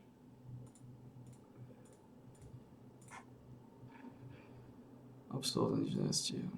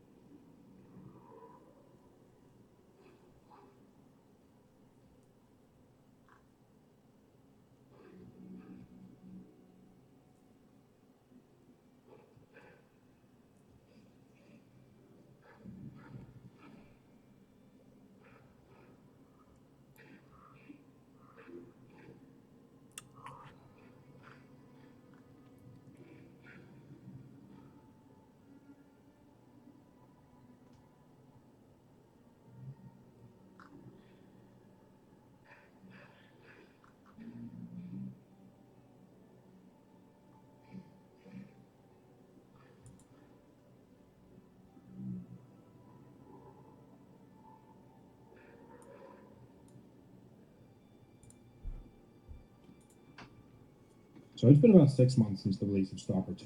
The game launched to a mixed reception to say the least, and it hasn't exactly been getting much better over time. While myself and many others had initially praised the game for its expansive open world, detailed animations, and immersive atmosphere, it wasn't long after that the cracks began to show. Before I get into it, I want to note that I am keeping this review spoiler-free for those of you who haven't played or completed the game yet. If you do end up enjoying this video, or agree with what I say here, please leave a like on the video, as it helps me out a lot and lets me keep making videos like this and others. With that out of the way, let's get right into it. So Stalker 2 is, while an impressive game on the surface, also mired in issues that far surpass the shortcomings of even the original games, which are well known for their bugginess and lack of polish. See, for the first many hours I played, I encountered little to no issues aside from the performance being a bit choppy. But this was mainly for two reasons. One, I stayed on the path of the scripted main quest, and two, because it seems like the developers intentionally put more focus on the early part of the game, which is something I'm going to speculate on in a little bit. But first, let's talk about Stalker 2's iteration of the zone. So, the Lesser Zone. The first area the player will visit is packed full of interesting NPCs, side quests, and detailed locations with lots of things to do. For me, at least, it seemed like a dream come true, at least at first. But then I got to the courthouse, which of course I had to visit since it was such an iconic area from the original. The first thing I noticed was how lackluster the level felt, and just how empty everything was. There really wasn't anything to do there aside from one or two very simple side quests. I thought that perhaps I just explored the area too quickly since the game didn't actually tell me to go there yet, I just went on my own. But still, for an open world game, it felt uncannily barren. But I shrugged it off. The rest of the game was pretty cool thus far, so I thought surely the Corda must be the exception and not the rule. I regret to inform you that I couldn't have been more wrong. Stalker 2 is an empty game. Take a look at this image here, which shows how many side quests exist in each region. Note how the Lesser Zone, which again is the first area the player visits, has 13 side quests, by far the most, with the garbage being the second major area the player visits, boasting 10 coming in close behind. Then you have the rest of the map. There are hardly any in the other central areas of the zone. There's 6 in the Zaton region, which really isn't a lot when you consider how big it is, and then 0 in the northern parts of the zone as well as the others. There's also a very finite amount of dynamic quests to be received from traders. In fact, most traders won't give you any dynamic quests at all for some reason. Stalker 2, unfortunately, is yet another entry into modern gaming that uses the concept of open world as an excuse for the game to be quite empty. It has massive play spaces with little actual content. What's really shames me, though, is that unlike other newer open world games like Halo Infinite, for example, Stalker 2's open world actually has many parts of it that are genuinely interesting. Abandoned shacks, industrial facilities, former military bases, unique geographical features created by the ravages of the zone. All of them are criminally underused. Take the Poppy Field, for example. This area was featured heavily in Stalker 2's marketing, and it even has a pretty decent side quest or two related to it, with some rather unique anomalies being present. Beyond just gameplay, from an aesthetic standpoint, this place is, much like the rest of Stalker 2, absolutely breathtaking to look at. But why is it that after those 2 tiny side quests are completed, there's literally no reason to go to this area ever again? In fact, it might as well be locked off or behind an invisible barrier because there is nothing. I say again, nothing whatsoever to do here. And it's also a pretty good portion of the Lesser Zone region. While I understand why it's an area that the player is meant to avoid, and I wouldn't want to see it turn into a shooting gallery, the devs could have done something with it to make it a bit more interesting in the long term. Maybe they could have made it so that rare artifacts that are exclusive to the Poppy Field spawn here, which would give the player a reason to risk going into it again. Maybe put in a few more quests where scientists or other stalkers are drawn to the area due to its charm. Put in a teleportation anomaly that allows a sort of free fast travel from some faraway point in the zone, but puts you in the middle of the anomalous poppies, a sort of risky trade-off, so to say. They literally could have done anything but make it a throwaway location like it is in the actual game. Now let's talk about some of the other locations. The Truck Cemetery has made its way into Stalker 2. Many fans of Anomaly or other COC-based mods will recognize this one. I myself was stoked to see it appear on the map, as Truck Cemetery is one of my favorite levels from the Fallout Chernobyl mods. The only problem is, once again, you go to it, this massive area with loads of amazing scenery, only to find that it's completely deserted. There is no reason to explore the Truck Cemetery. In fact, the entire area the truck cemetery is in, called Yantar, has 0 side quests. Now let's take a look at another location, but this one's brand new to Stalker 2, the Burnt Forest. When I first saw this area, I was intrigued. Why did the forest burn down? Who started the fire? We didn't start the fire. So what happened to this place? Unfortunately, as far as I can remember, we don't really get much of an answer to that. In fact, this location plays very little role in the game at all, and if it wasn't there, Stalker 2 wouldn't be much different. There are only 2 side quests, which, like most of the side quests in this game, are fairly basic and don't really involve much. Just kind of go here, shoot that, go there, talk to this person, and that's it. Last but not least, I wanted to talk about the northern reaches of the zone. There are progressively less quests to do the later you get into the game. So much so that the late game ends up feeling incredibly rushed. Both Pripyat and Jupiter have a combined total of 0 side quests. Yanov only has 1, and the Red Forest supposedly has 2, but despite the map marker telling me there was a side activity available, I couldn't get it to work no matter what I tried. It's such a shame because, like a lot of the rest of the zone, there is so much detail in these locations. So many buildings to search in, stashes to find, bodies to loot, and just different locations to explore. But there's absolutely no purpose to any of it at all. Stashes contain the same type of loot. For the most part, unique items in said stashes are, unlike the original Stalker games, few and far between. While the different traps and puzzles required to get to some of those stashes are definitely a really cool new feature, they all end up feeling relatively pointless in the end, which is a huge takeaway. The entire later part of the game, and throughout much of the mid-game, I felt like I was just rushing myself along to get to the next area. There was no incentive for me to take my time and explore like there was in the originals. To make matters worse, that's kind of what's in the good parts of Stalker 2's open world. Other areas are just full of nothingness. Here, look at the map again. I've circled in green roughly where all the action in this game happens. The rest of the map is pretty much unused, save for running through certain parts of it here or there. And that's something you're going to be doing a lot of. Running. There is so much running in this game, except when you run out of energy. Then it's time to down some water or an energy drink to replenish that stamina. Oh, and energy drinks also make you hungry, which depletes your stamina for some reason. So better carry a dozen or so cans of canned food, otherwise you're going to be very, very tired. The developers, for some reason, in their pursuit of making this massive open world, did not account for the fact that they were making a massive open world. The player's stamina is inadequate, to say the least. I actually did a test where I went on the Rookie Village in Stalker 2, and then I went to the same exact spot in the original game. I unequipped any stamina buffing or debuffing artifacts, I made the carry weight of both characters exactly the same, and I kept their hunger at the same levels, and found that the player actually has slightly more stamina in the original Stalker, when the game world wasn't as big, wasn't completely open world, and didn't require loads of backtracking from place A to place B. Needless to say, Stalker 2 is a giant walking simulator. So before, I highlighted places on the map with a lot going on. Now I'm going to show the parts where there's hardly anything at all again. The vast majority of Stalker 2's regions have little to nothing going on in them, and this is further exacerbated by the extreme lack of side quests outside of the Lesser Zone and Garbage regions. Now let's talk about the A-Life, or the complete and total lack thereof. In my original Stalker 2 review, I had said that while it wasn't as good as the OG games, it was still there. I was wrong. What I thought was A-Life turned out to be scripted encounters that were appearing at incredibly awkward times because the game was bugging out. And one thing I want to touch on briefly here. When this game came out, it was broken. The more you played, the worse it got. Some quests were straight up impossible to complete because of how broken the game was. NPCs wouldn't spawn, critical dialogue options that would further the quest wouldn't appear, doors that were supposed to open would just remain locked. You get the idea.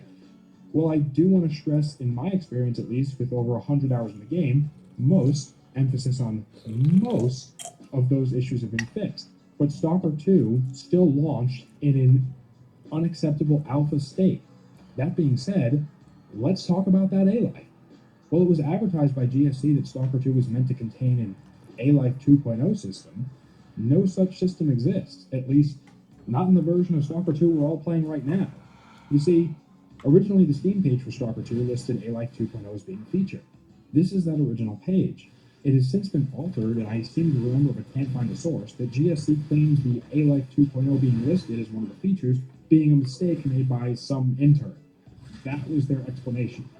Pretty big mistake to make, and I also should note that today, right now, as of the making of this video, you can still go to the official Stalker 2 website and see on the FAQ page that GSC still mentioned A-Life 2.0, which describes, and I quote, factions and mutants fighting for living space, migrating, capturing new places, or retreating to safer areas, end quote. This is not present in the game at all. Any kind of ambient AI is exceedingly rare and usually only spawns in either a designated spot where they just stand guard, or sometimes they spawn about 50 feet away from the player, and that's being generous. Not only does this come off as dishonest and scummy on the part of GSC, but it also doesn't translate too well into gameplay. To add to this, the AI in the game is just horrendous. They hardly take cover, mutants just blindly charge in at you and have almost no unique behaviors whatsoever, and every 15 to 30 seconds or so, it's almost guaranteed the human NPCs will throw a grenade. The AI in this game are so easily telegraphed, so stupid, and so lazily designed at worst, or not functioning properly at best, that it makes the game very boring and turns it into less of a matter of strategy and actual tactics, and more into a matter of how many times you can spam grenades and health packs. Stalker 2's AI are laughably dumb to the point of where more often than not they can be found just shooting at walls, ignoring the player until they get right up in front of them, or otherwise doing stupid immersion-breaking things that make no sense. Now let's talk about the massive amount of missing features. While I've already touched on A-Life quite a bit, there are other smaller things that just aren't present in Stalker 2 that were there in the originals. The first one being weapons. Stalker 2 hardly has any pistols, only 4 to be exact. Compare this to the original Stalker games having 10, over double the amount, and that's not counting any of the unique versions of those weapons. While Stalker 2 does feature quite a few new rifles, it's also missing a decent amount of old ones, as well as lacking specialty weapons like the Bulldog 6 grenade launcher. Then you have the lack of very basic equipment. I don't see too many people talking about this one. Items like radio protective, which does what it sounds like, and antibiotics, which allowed the player to survive a mission if they were too far away from cover, are completely absent from Stalker 2. Even more basic gear like binoculars and, of course, night vision are also missing, meaning that you can't get a better look at enemies from a distance to strategically plan out your actions like you could in the previous games. On the topic of seeing things, the nights in Stalker 2 are way too bright and thus pose no real danger compared to the daytime. To add to this, for some reason the day-night cycle in Stalker 2 is fast. I mean, real fast. In Stalker 2, a full day takes a little over 1 hour of real time. In the original Stalker Call of Pripyat, the day-night cycle is significantly longer. And then you have, in addition to the missing A-Life, night vision, weapons, and basic AI competency, there's also the removal of lootable mutant parts. I had heard that GSC plans to add these in a future update, but, I mean, come on, this game was in development for at least 6 years, most of which was before the events of 2022, I should mention. There is no excuse for this amount of cut content and missing or broken features. So on top of all of that, basic movement mechanics are missing too. In the original Stalker series, you could peek and lean around corners and low crouch to take better cover. In Stalker 2, low crouching is completely non-existent, and while peeking and leaning is still a thing, it's only able to be done so when a weapon is drawn, or should I say when a firearm is drawn. You can't do it with a knife, you can't do it with a bolt, and perhaps most crucially, you can't do it with grenades, which was a pretty big feature in the originals for obvious reasons. Now in Stalker 2, if you want to throw a grenade around a corner, you have to step out from around the corner and completely expose yourself. Great. Before I move on to the next section, I want to talk about A-Life and enemy combat one last time. As I mentioned, so-called A-Life is exceedingly rare. This is especially the case with mutants. To make matters worse, the only mutant you regularly encounter is the Bloodsucker. These things were rare in the original Stalker game, but for some reason in Stalker 2, they seem to be one of the most common enemies around. you'd think that it was the only mutant in the zone sometimes. They come from everywhere, and let me tell you, they are not fun to fight in Stalker 2 at all. In the original, Bloodsuckers were a sort of special, almost mini boss-like enemy that were a minor challenge. In Stalker 2, these guys will just knock you on your ass again and again while you spam medkits and pray you hit something. I see what they were trying to do, and if the Bloodsuckers were a little bit less common and didn't knock you on the ground almost every time they hit you, it could be fun. But unfortunately, well, they do. Almost every single time they hit you, your character will enter the same monotonous animation time and time again, and then have to spend some time getting up. Bloodsuckers in Stalker 2 suck. In fact, most of the combat in this game sucks. AI become hyper-predictable real fast. Mutants other than Bloodsuckers hardly seem to exist, including the normal, more natural mutants like dogs, boars, and fishes, and thus all of that directly contributes to making the already barren-filling zone feel even more barren. I can't believe they had 6+ years to develop this, and this is all they came to. But I'm kidding me. the last thing I wanted to talk about is the story. Now, I said at the beginning of this video that I was going to keep this relatively spoiler-free, and that's still going to apply here. Speaking of which, if you're still with me, hit that like button and comment "We want a life" down below. But now, the story. It's mediocre for the most part. While there certainly are aspects that I think are pretty cool, most of it feels incredibly anticlimactic. Characters from the previous games make a return, which is nice. But a lot of those characters either act nothing like their previous selves, or are just killed off with little fanfare or impact on the overall story. Honestly, half of Stalker 2's story feels like a disjointed mess of filler. There's this new faction called Spark that are basically these nomadic science types, and they do almost nothing. Then there's the Ward, which is basically duty, but more extreme. Then you have the IPSF. They're really just stand-ins for the military because, given current events, GSC didn't want the actual military in the game because reasons, I guess. It's weird, though, and it's inconsistent because throughout the game, many NPCs will still refer to the IPSF as either the army or the military directly. So, yeah, ultimately they serve no purpose other than to be generic soldiers running through the zone. I honestly had a hard time telling the difference between them and the Ward, though, since both wear similar modernish military outfits and both were constantly shooting at me throughout my first playthrough. Duty, Freedom, and Monolith, of course, all make a return, with the former two being almost completely inconsequential to the storyline, especially Duty. Freedom has... Okay, just skip ahead 30 seconds if you don't want to hear a very minor spoiler. But Freedom has taken over Duty's former base in Vostok and turned it into a hipster bar and marketplace. Duty now inhabits the old cement factory in Jupiter. You know, that small little complex from Call of Pripyat? Yeah, just a tiny little base with maybe 24 or so Duty soldiers standing around, because reasons, I guess. You can't really interact with them, and General Voronin from the original game is there, but says nothing of consequence. In fact, I couldn't find a single quest that was related to Duty at all in any significant way, and there wasn't much to do with Freedom either. The mercenary faction still exists, but they're more of just a band of travelers, so they're essentially just loners with slightly different outfits. In fact, most of the times, I don't even recognize them as mercenaries. Then you, of course, have the ecologists, and they're much of the same thing, and that's pretty much it. None of the nuance that the old factions exist within Stalker 2. Most of the story seems like it was rewritten halfway through and then never proofread, because there are loads of moments with many different characters that really don't seem to make a whole lot of sense. Characters' motivations are often unclear at best and cookie-cutter generic at worst. There's a big organization that has a big base. I'm being vague here to avoid spoilers, but they're important for all 5 minutes. There's a man that looks suspiciously like Ukrainian President Zelensky, at least in my opinion. Actually, there's kind of 2 of them. And then there's another guy that looks like Putin. I don't know if that was supposed to be some kind of social commentary or not, but whatever. So, yeah, later in the game, another important character from the OG games comes back, and he later in the game, another important character from the OG games comes back, and he's, well, spoiler territory here, but his story arc isn't very good. It kind of flips everything on its head, but not in a good way. I'm just gonna say the story was kind of terrible.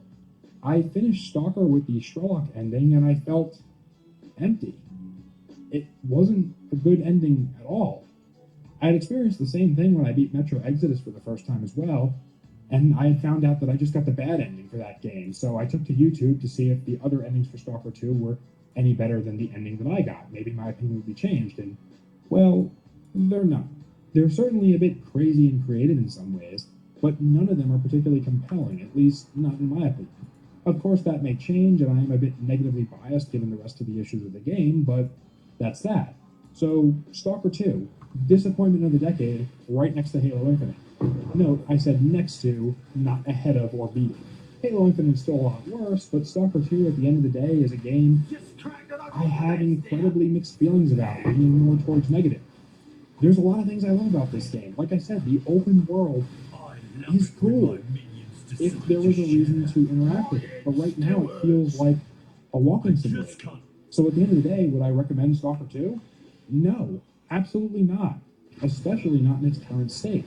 The reality of it is, GSC has sold us a very early access beta at a premium price, and there's still no real word on the DLC that was meant to come out, so I guess all of us silly fools who bought the special edition of the game that came with said DLC are out of luck now. And that multiplayer mode that was meant to be added post-launch, yeah, to my knowledge, we haven't heard anything about that either. It's looking like the Curb Your Hype for Stalker 2 video I did a couple of years ago, which, by the way, I got a lot of hate for, unfortunately aged pretty well. And I really didn't want it to.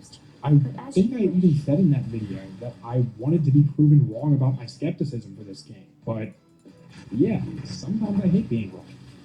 At the end of the day, Stalker 2 is what I'd call a solid 4 out of 10 game. It's better than any of the live service slop out there, that's for sure, but that's also not saying much. It even does have a lot of cool features that I really liked, like the slick animations, the ability to play guitar as small as that is. It's just a nice little touch. And then, of course, the awesome locations. I had made a video ages ago criticizing Halo Infinite's open world campaign, and one of my biggest critiques was that its locations were repetitive and the map was boring and there was really nothing unique about it. Well, Stalker 2 doesn't have this problem. It does actually have a lot of unique locations that could be truly amazing if they had working A-Life and more scripted and dynamic quests.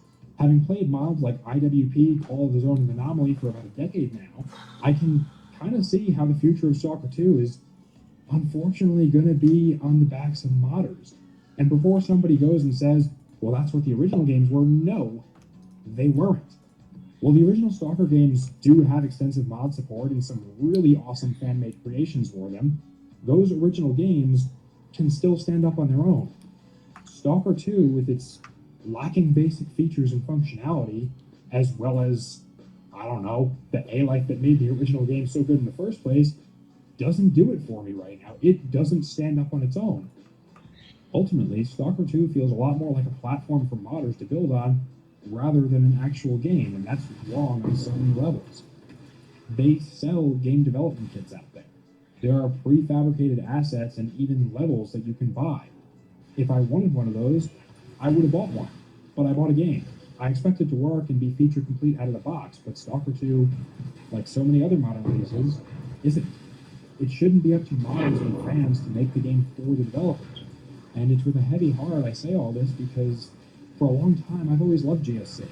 I loved what they put out with the original games, and I even loved Clear Sky, which a lot of people hate. Hell, I've even played their oldest FPS, codename Outbreak, just because I was such a big fan of it. I didn't play it when it came out, of course. I just played it afterwards because I wanted to see what came before Stalker and kind of inspired it. But Stalker 2 is ultimately a huge letdown and a huge stain on GSC's reputation. It was literally the last game I had any hope for, as I've seen the modern games industry become a circus of incomplete broken launches with day one DLC, which is unfortunately exactly what Stalker 2 is. I think what bothers me by far the most is what I mentioned at the beginning of the video.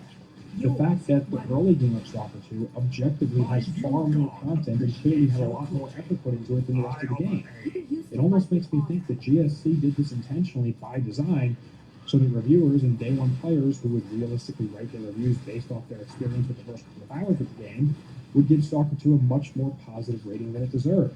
I know I fell for this in my original review, which I've since primed to the video for, because the reality of it is that that video isn't actually true now that I've played more of the game, and Stalker 2 both feels and plays like a totally different game once you leave the outer zone, and this has to be one of gaming's biggest tragedies, and dare I say borderline scams of this generation.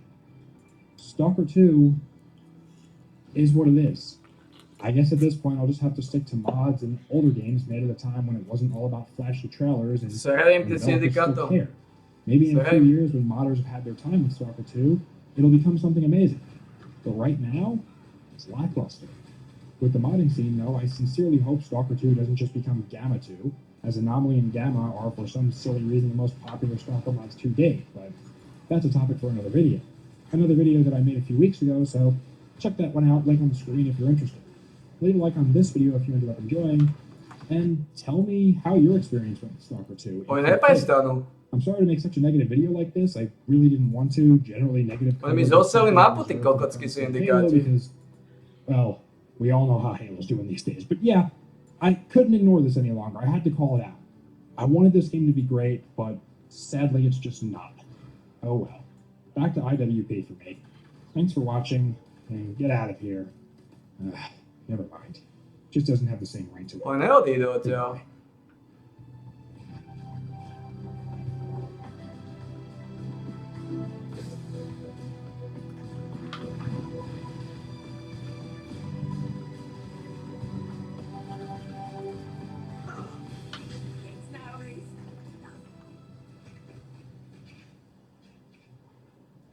Zval som sa ich.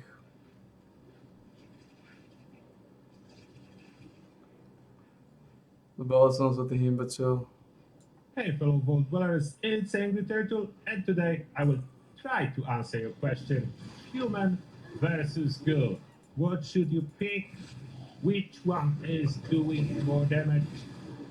I will not be able to dive deep into every possible scenario, as there are so many differences between human characters and Ghoul characters. But I will cover the most important, like damage, for example, farming the Guardian as well. Some of you are asking for the Guardian Farmer build optimized for everything that you can do. So I will show you that here as well.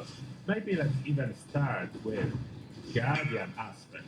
A lot of people is farming it for the 4 stars. That's the only thing you can farm solo for the 4 stars. That's why it's so popular. Now, to put my helmet back on, I just took it off to show that I'm the Ghoul. So what I'm using, that slightly modified variant of Guardian Farmer that I did for humans. Mostly, idea is the same. The stuff is the same for the most part, with exception of some Ghoul specific, like you can utilize Science Monster in here to get some extra damage.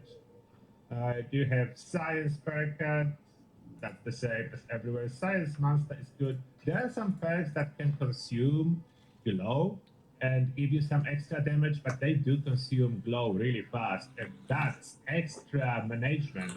If I would like to use it, they do work, but the extra management that it does take to use Mad Scientist for me, I decided it's not worth it. On the Guardian, when all the damage ramps up, that's about 200 damage extra per hit, which is a little bit more, but not impactful. We are talking about 6,000 range and then getting 200 extra, so it's not a lot, really. It's not a lot.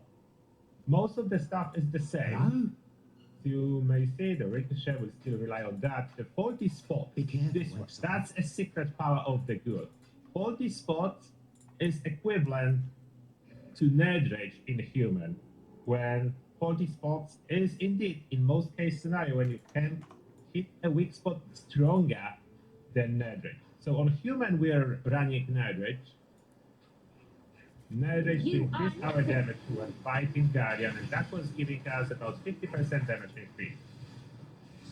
But in case of Ghoul, we have 40 spots with a 15% damage increase, but multiplicative, which is more than 50%. Because, but there's the amount and perks calculating differently. So yes, this one is stronger. Then of course, advantage of being a ghoul, we have a secondary glowing bar in here. Secondary glowing bar, and we don't need to play low hand at all. We can play full hand. Does it make a lot of difference? It's just a different playstyle. You will die definitely way less. You don't need step backs, really. And now let's start from the good, and then I will replay the clip when I was farming as a human so we can see the damage difference. Well, what I did notice, okay, first person, that's working better for me to place myself in the right spot. What I did notice here, to make sure that the damage the shield will be registering as it's supposed to be, I'm targeting it inwards first when it's emerging and switching to the torso. When I switch it off, when he starts firing at me, I pop 3 bottles of toxic goo to compensate for the damage taken. 3 bottles of toxic goo. Now we are targeting the shield. To piče skurvenej. Now we are switching the weapon, a little bit more toxic goo, so the Science Monster will work. Science Monster does require you to have some glow. And as that, it's dead. Don't really look at the time left in combat. This Guardian doesn't always emerge with the same speed.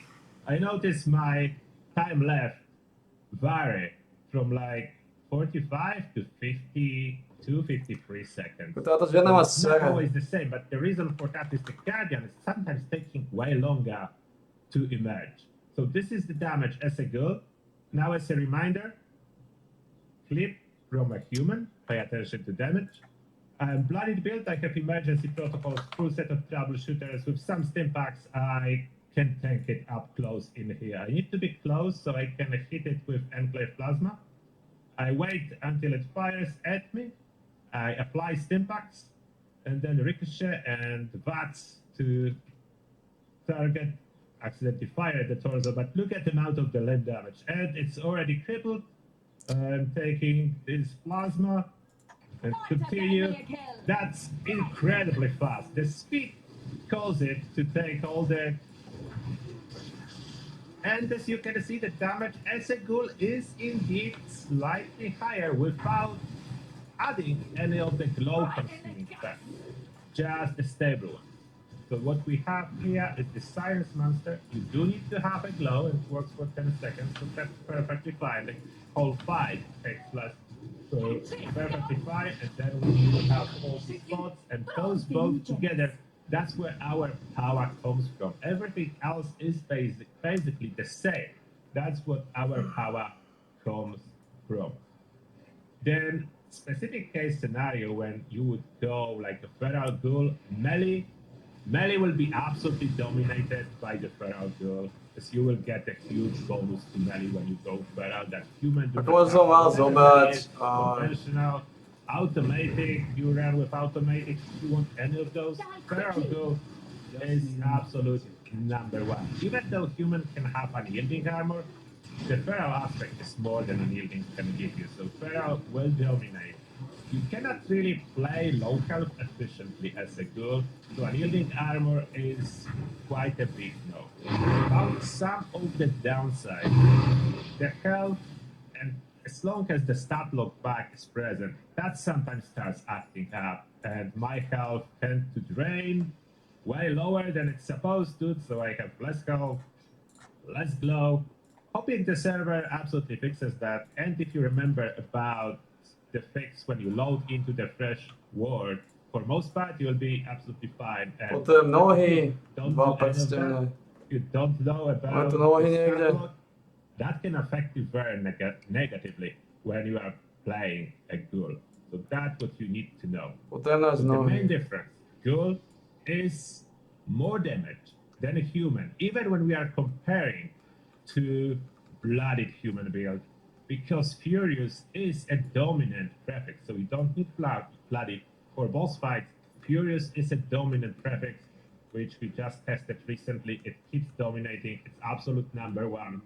Therefore, that states that the low health aspect It's no longer as important as it was in the past. Plus mutation adrenal reaction is now a kill streak bonus damage, not the health related bonus damage, so you don't really need to be low health to benefit from adrenal reaction. Therefore now with the latest patch for damage, absolutely Ghoul is number one. And we are not even talking about outliers, like when you can utilize the Ghoul specific pen that currently still work very well, let's say, with the Shredder. I will revisit Shredder, the overall number one damage build. So radioactive strength. This is amazing for power attacks with regular weapons, and bashing doesn't work with automatic melee, but bashing, you know, minigun Shredder is bashing. So that's exception. I hope minigun Shredder will have its glorious time for a little bit longer. Therefore, Ghoul in here, different playstyle. You go full health, you manage your radiation, it's your second bar. Then you need to deal with the feral meter. How do you deal with the feral meter is up to you. There's a legendary perk that can be used, but there's even easier way. I know you say addictions, but there is a simple way to avoid addictions. Look at that. Radix, 6% feral. Radix diluted, 5% feral. And you say, but Radix suppresses mutations. Yeah, that's the thing. After you pop a bunch of Radix, you then pop Radix diluted, and mutations are all working again. You only suffer a little bit of rad resist. Yes, as a Ghoul, you do suffer as a rad resist. It's not good. But that's just 100 for 10 minutes, and then it disappears. And now I'm wonderful, 100%. And those Radixes diluted are dropping everywhere. So it's abundant. So it's not really hard to manage. It's, in my opinion, way easier than managing food bar and water bar. That is faster, and it drops slowly. To drop from 100% to 0 when you become feral, that takes about 3 hours. So you do have time. You can still benefit from all the food. About other question, if you go from human to Ghoul, while you are a megavore like me now, carnivore, herbivore, you retain the megavore status. Well, Ghoul cannot have any diseases, so you can eat whatever you want. You will not get any diseases, and Ghoul do not really need star genes. So there is a lot of disabled perks, the good ones, the good perks that do not work, but you do not need to use star genes because you don't use radaways, so you will never remove your mutations, and Ghouls cannot obtain mutations from environment. At least they shouldn't. If you do, that's bad. So you shouldn't be able to obtain mutations from environment. Staying alive. And that, in summary, is quick description, difference between Ghoul and human with small edge towards Ghouls. Yes, Ghouls are stronger, do more damage, and are much more tanky. The management of the feral bar is super easy, easier than the food bar. And the downside for being a Ghoul, you cannot use unyielding armor, therefore you will not get crazy high special. Your special will not go as high as humans, but it's still high. There is one card that compensates a little bit. It's equivalent to one piece of unyielding that Ghouls can have as long as there is other Ghoul on the team. So those are the differences. Now, what's your choice? Which one do you prefer? Do you like to play as a Ghoul or as a human? Let me know. And now, as always, thank you all for watching, and see you all in the next one. It's Angry Turtle, and today I'm talking about this annoying bug that affects your Potom je 14 000 orgordov. in my clip when I was showcasing a shotgun build. Aj keď už vylezem orgord, máme orgord. Jumping like my health up and down, it's misaligned. Even if I use the stim pack, it's not going. Zárobkovo sme v hnoji, zárobkovo. My health is super low or super Máme zárobky. Playing blooded build is especially visible, but it affects everyone. If you are blooded build, or if you are build, or even if you are Ghoul, you will notice misalignment of your glow bar. And yes, it is connected with stat lock bug. It's actually a double bug for the health. It's connected with stat lock, but two things are affecting it. Sme jednoducho v hnoji, no, sme nahnojení. And after reading your comments, there are thousands of people really confused about my video when I did about the stat log. So I apologize for that. I did a bad job. Sme v hnoji, sme vyhnojení. There shouldn't be so much confusion. Sme v absolútnej paseke. I will explain it. Hopefully, why Absolútnej paseke. the best solution, the temporary fix for this issue. You can see here I just used Stimpack and my health is still super low. Jednoducho sme v hnoji. Prežívame z výplaty do výplaty doslova.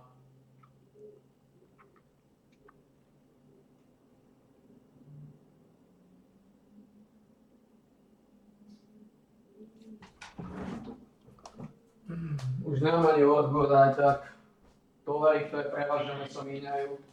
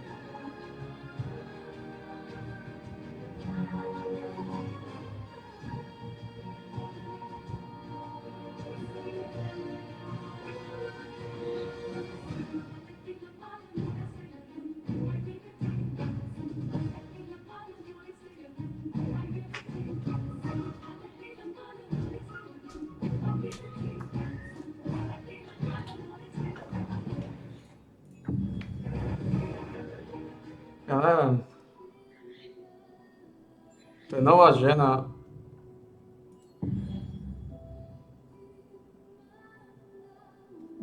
Predal zmysel. You appear to be way down.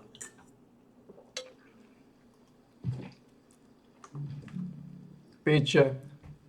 Toto je ale non-stop do piče. Zas to nemôžeme robiť. Teraz neviem, či toto je nová žena, alebo stále. To je nová žena.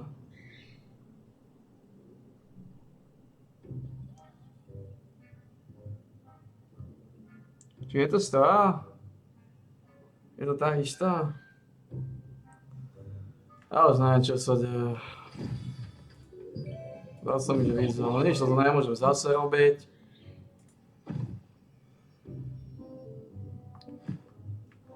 Lebo ide noc zase, akorát keď to chceme robiť. It's raining. Aren't you going home? O 6 je Fallout. Takže o 6 akorát keď to skončí noc, zase to nemôžem robiť, lebo zase točí Fallout.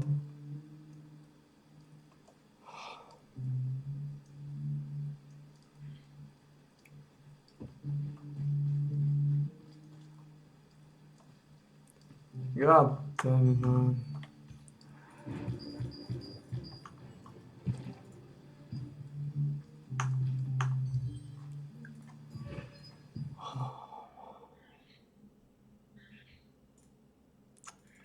On už má nahnitý práve Exile.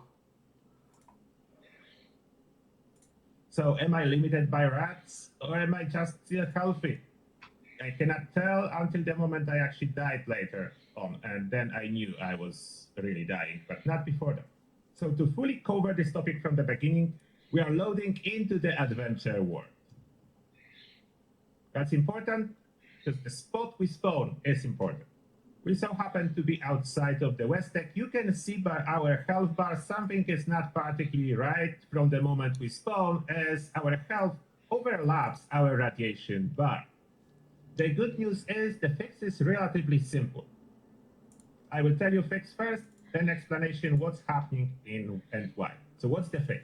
The most important, don't move anywhere until you join the team. If you play on the team, you make sure that you are wearing the gear that you will be normally wearing. For example, I'm at this moment not in power armor. Let's say I want to use my power armor that does contain a hefty endurance bonus. This one, all second star is endurance, so I need to enter it in here before I go anywhere. Before you move out of the location you spawn, enter the power armor if you plan to run in the power armor. If you do plan to use food bars, use them in here. My torso are not equipped. Okay, torso is supposed to be equipped. I'm me. Now, Move on. one more thing needed to fix the health bars. You can still not right, but this is as simple as consuming one food that affects endurance or your total health. For example, pemmican affects my endurance, so I pop it, and look at that. Magically as that, health align itself. And now if I go into the word, it will work as well. If I do plan to play as a bloody build, it's important at that point to drop health to fix a stat low. So to drop health to whatever I play with. I play under 20%, now I'm good to go. So that's as simple as it is for the fix. Now what comes is explanation of the bug. And yes, I'm using the word bug. I want this video to be accessible for everyone, not only followed veterans. I apologize for my mistake, as I was using slang that we use between us veterans in followed playing for last 7 years. Using the word feature to describe a bug, that's a different story. So let's stay with simple gamer language. So what's the bug? Bug is related to active cell that's supposed to follow you. You may not be aware of that, but followed map is cut into smaller pieces for the purpose of engine processing all the data needed for you to explore the world, play, and your character to work. This active cell is supposed to follow your character. Wherever you move, it should switch, and it's mostly switching with exception of perks. The part responsible for perks is not switching. I'm switching my power armor quickly for the nocturnal one so I can easily demonstrate how the cell switching is bad. So now when I'm wearing this power armor, that's nocturnal. So when I will crouch and become invisible, my stats like agility and perception will go up. Awareness is affected by perception. If I crouch, look at that, goes up as it's supposed to be because my perception goes up. But if I go outside of the border, the invisible border of the cell, so in case of area outside of Westec, the border is about in here. That's the border when the cell is switching. So look at that. I crouch in this spot, it is working. Toto sa dá robiť, táto I'm crossing the malformation. border. I cross the border. To nie je nič. Look, 23% VAS accuracy if I'm crouched, or if I not. Again, I crouch, not updating. I left the active cell. If I re-enter it, I just step across the border again, and it's working. So that is the essence of the bug. The active cell is not following. Normally, the active cell is where you spawn into the world. The only one situation when the active cell switches is when you switch your loadout. So if I use the loadout machine, and no, it's not exploit. I know my timing was terrible last time. At the same time, I didn't knew about it, but a bunch of people were posting exploits of perk stacking. I do not encourage that. I never did. Cheating is not good for you, especially because it will take all satisfaction from game. Now, I'm outside of active cell. You can tell it's not updating. If I change my loadout to anything really, look back, I change my loadout to anything. Now, it's working in this cell, and now when I move closer to Westec after moving my tent over there, so look at that. I'm at the spawn point for me when I loaded into the world, but because I used the loadout machine, it's no longer updating outside of Westec. Doesn't change it. So I moved the active cell by using the loadout machine. Don't know how important this information is for you, but that's what's happening. I'm trying to describe what the bug is doing. If I run back towards the place I put down the tent and use the loadout machine, you can see my tent over there. If I am closer to it, that's where I use the loadout machine. Look at that now. Updating correctly. So it's different active stuff. This is the bug of the stat log. Only one cell in the game basically is active, and updates all your pairs correctly. You need to remember where you spawned into the world, or if you don't remember where you did and you want to fix your bug, you can use the loadout machine to switch loadout to anything and back. You don't really need empty loadout. I read your comments and it's not necessary. Any loadout switch updates that. And at this point, as you can see, my health is aligned correctly in here. If I want to refresh the health part, like if for whatever reason your health amount of your health buffs change, or you switch your gear, whatever like that, the buff expires and you see misalignment of the health bar, you need to return to the space where your perks are working, to the active cell, or move your active cell with a loadout machine. Use any food that affects endurance or max health. I like pemmicanus, I have plenty of those. That food alignment back in order, and now if I enter combat with anything, when I'll be taking damage, it remains aligned. So if I start to Westec, where my stats are not working means they no longer update, but they stay as they were. So my stat page will no longer update no matter what I do, but perks will stay. So now if they will attack me, one thing you can notice, those stats will no longer update. The perks that scale with special will no longer update. But I'm taking damage, and as you can see, the health bar is moving as expected. There is no random jumps. If I use a stim bug, it goes up to exact point that it aligns with red, so it's correct. It's how it's supposed to be. It's working. So that's the most simple fix. Even though the stats will no longer update, adrenaline does. Like those regular cards that are not special connected, that are not connected with special will update.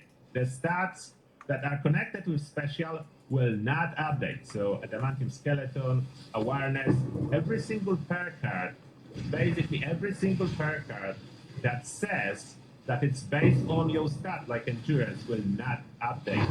And that affects live giver, which is double back.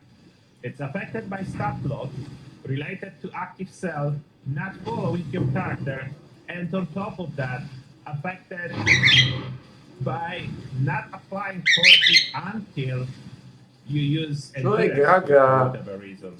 I don't know why. You need to use consumable for endurance and move it this way. Doesn't want to update if you don't do that. So it's double back. That's why card is a little bit more tricky. This particular card, life giver, double back. Other cards, single back with stat lock. And it affects all of them, including Zaya. If it says that something is based on and then special, it is affected by stat lock back. The best and only workaround for this moment is whenever you want to do anything with those stats, you return to your active cell or you switch loadout to back and forth to anything to move your active cell. There is no other solution. If you want to do it, if you want to fix it, but that's a relatively simple solution. Move into active cell, set everything up. If you forgot, if you go into the world that you notice stuff is not working as intended, return, fix it, set it up. It will stay frozen, but it will be working, and you will still have a good experience until Bethesda will fully implement a fix. Unfortunately, there is no fix that will force Active Cell to follow you as it's supposed to. That Bethesda needs to do. We cannot. But that's the best fix we have for this problem. Let me know if I did better job than last time. If I didn't, I'm sorry. I'm trying my best. And now, as always, thank you all for watching, and see you all in the next one. Hey, fellow Vault Dwellers, it's Angry Turtle, and today I have for you a full guide for Black-Eyed Susan Sufin, the latest recipe available from the Big Bloom event. If you missed the Big Bloom event, Kokoti chorý, nemám peniaze, 8 000, jebovia. The plan for the tea is tradable as well, so you can still get it from other players. Kokoti. Why is it so good? If you are a herbivore, this tea provides 30% bonus to experience, 25% bonus to your damage. Za ňou That's vysrať na tú assuming koru the sračku. perk Strength in Numbers is equipped. So I'm on my crafting build. Where's On sa vysrať na tú koru sračku, som vedel, že to bude You'll find the kokotina. recipe under your crafting bench for food under the drinks category. First on top. It does require dirty water, Giga Blossom, Glory Barrel, Sea Sprout. And you may be wondering, how do you get those ingredients? As it's complicated at first, so I will Neviem, či try by to make it Fibo easy pomohol for you to tomu. see. 8 000 mi zožrali tie chore kurvy. It's expensive to craft, but with a simple farming strategy, 8 it's actually 000. quite cheap. It's actually quite cheap to craft. So how do you get those? To ti jeden nepomôže, ten to This sa is a neobjaví. little bit more complicated. First, you need basic ingredients, which are those flowers from the event, and that comes on those. V jednej zóne môže byť len jeden mercenary, on sa tam tak to je v piči. And crystal cap, or is it rat? To je sračka. I think it's rat lily. So those spots plants drop from Big Bloom event as well, and you will need them. I don't know why my ally is underground, but that's a different story. Then enter the Tinker's Workbench. That's a Tinker's Workbench. I just have the fancy skin. You will find a category called Hybrid Flowers. That's assuming you did learn the plan from the event as well to craft those. The plan is called Susan's Secret, if I'm not mistaken. And that's the list. There is quite a bit of them that you will need to craft.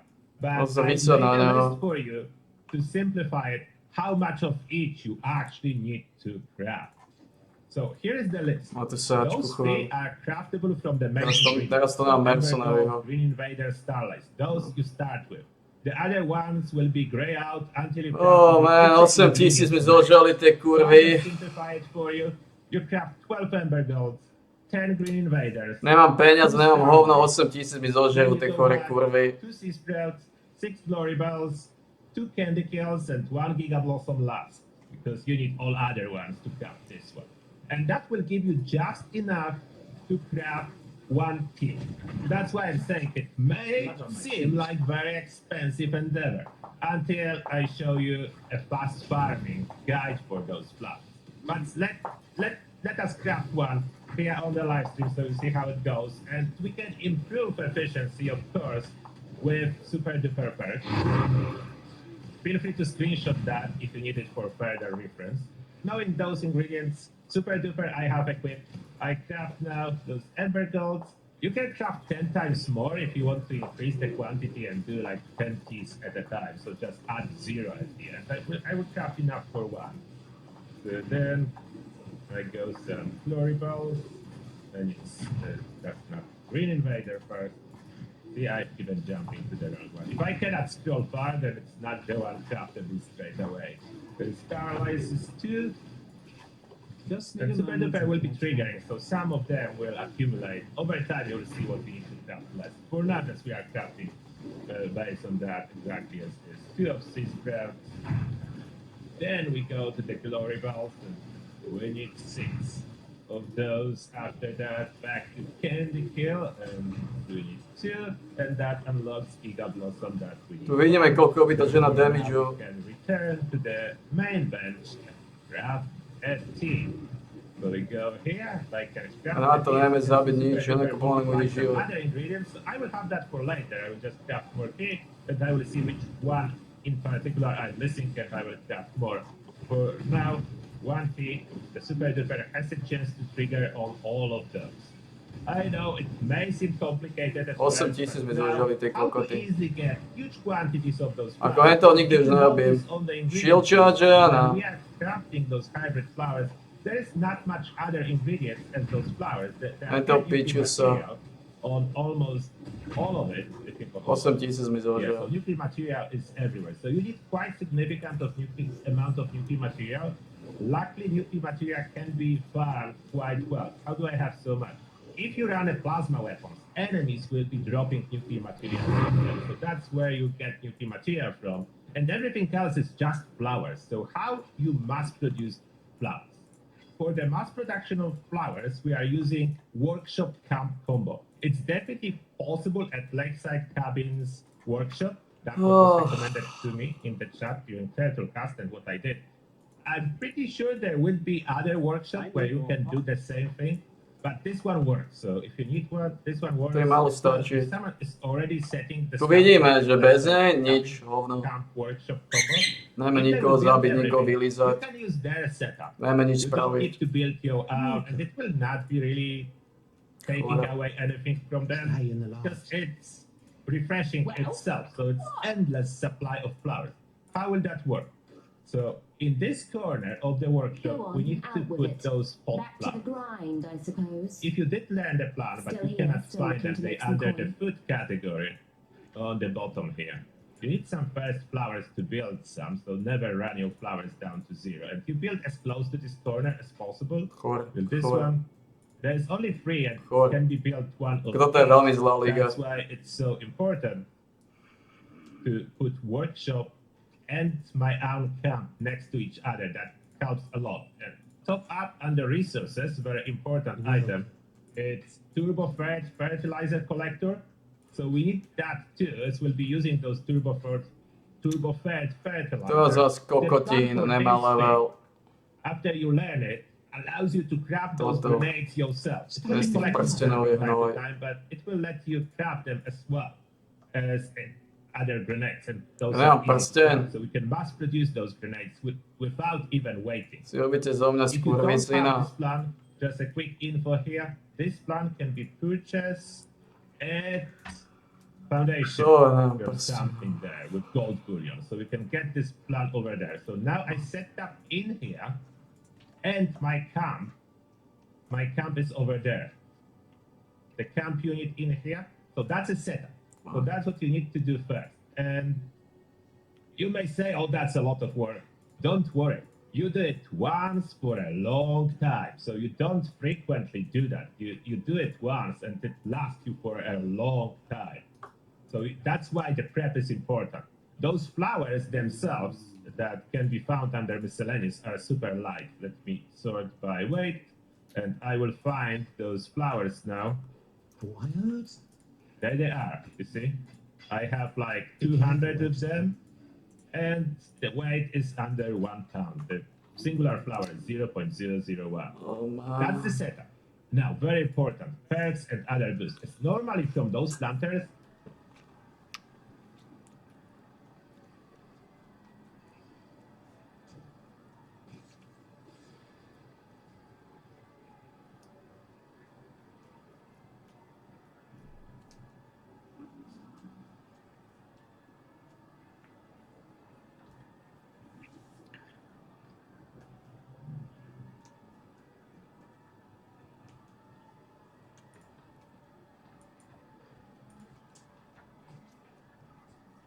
Skôr shield charger.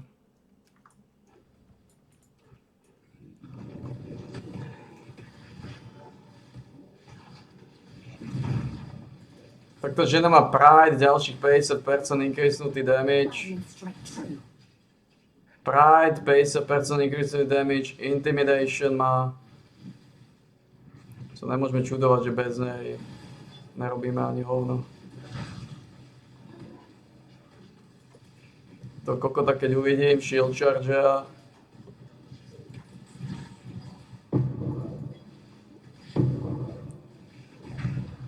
Nepomohlo to.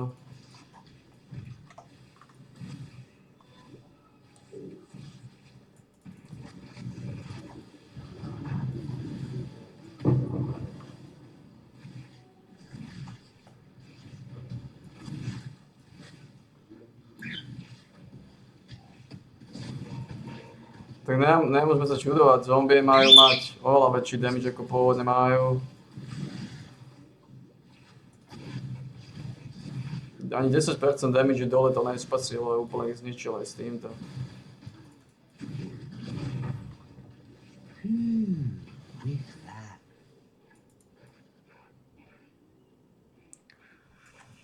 Kokoti, Kalgo je drahý ako sračka.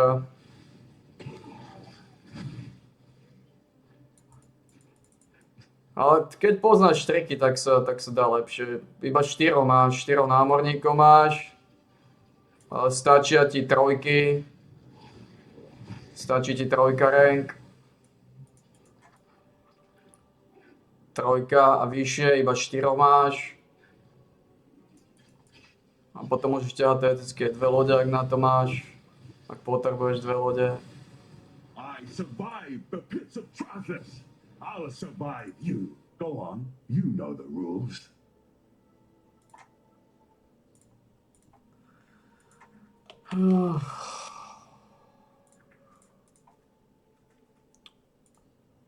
Takže exilnutý. Leap Slammer.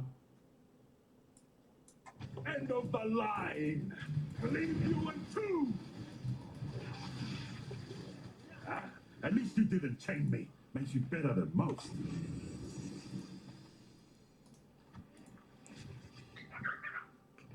To znamená 16 mapy.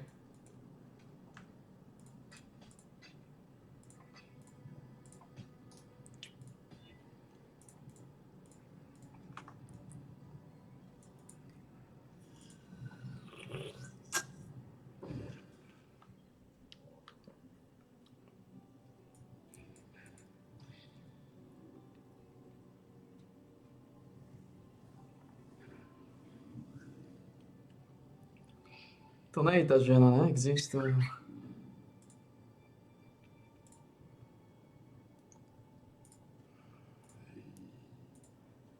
Neexistuje, že je to tá žena. Ukážte mi z 20. Ukážte mi z 19.6.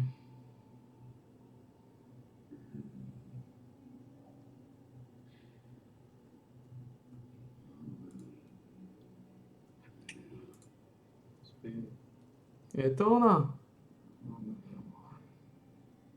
Môže to byť ona.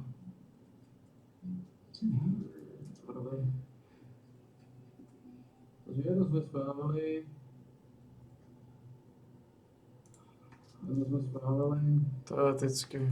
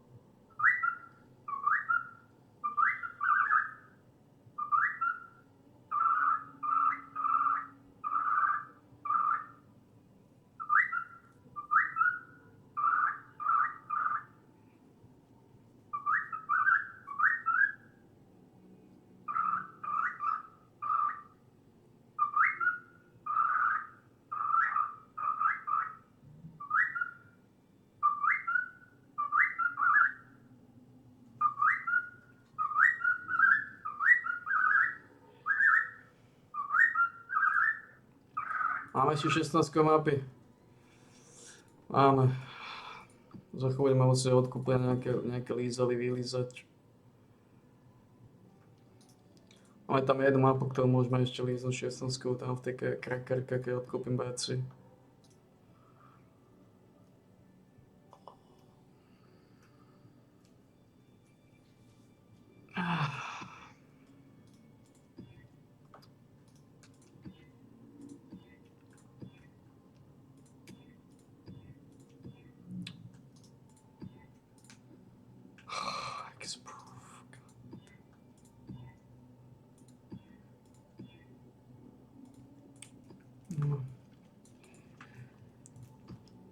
Ešte jednu tuším. Zložil mi to Žano Pejčec.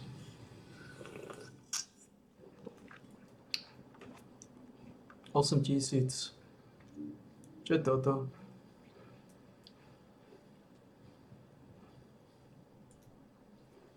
Čo je to za zásačku?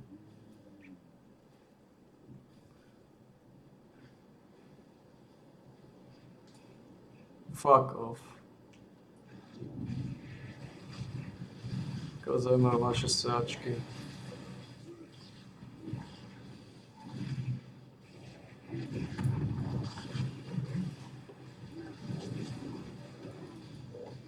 You are nothing.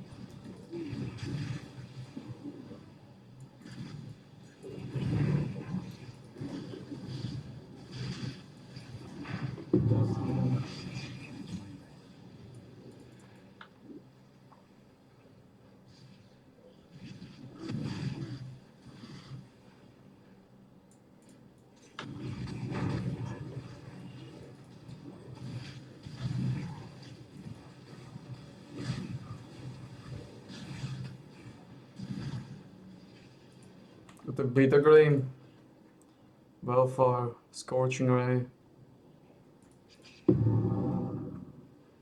Fuck off. Toto ale môže mať cenu na rozšrotované teoreticky. Koľko má peniazy? 8 000. Sorry, ste mal 8 000.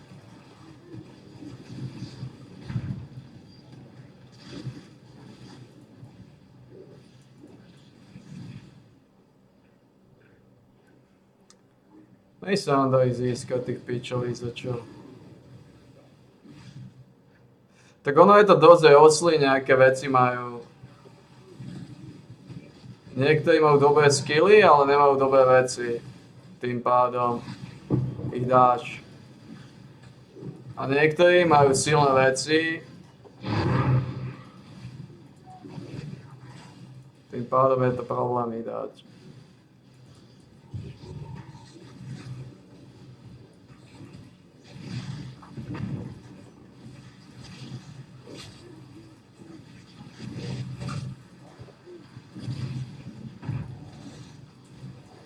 Body and strike true.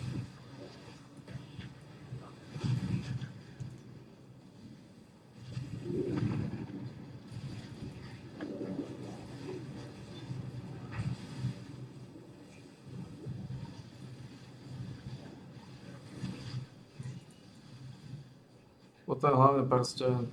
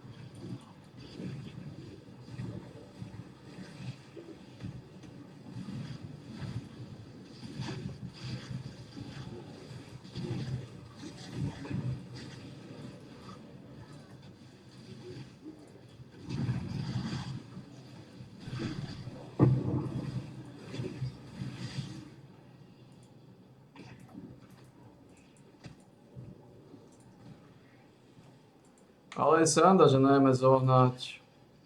Je to zaujímavé, že nevieme zohnať.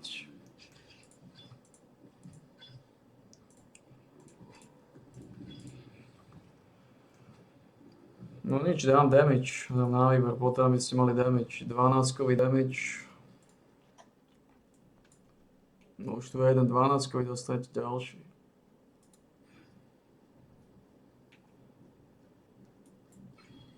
Ako ideálne bolo, by som kúpil Fortress Covenantu.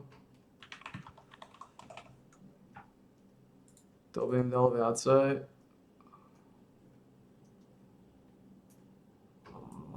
A neviem, či môžem.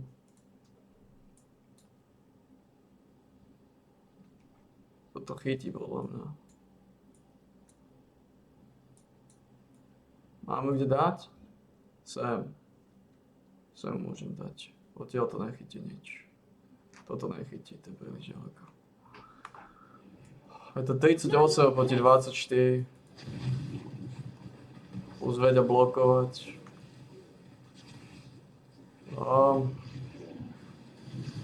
Za jednu divine 38.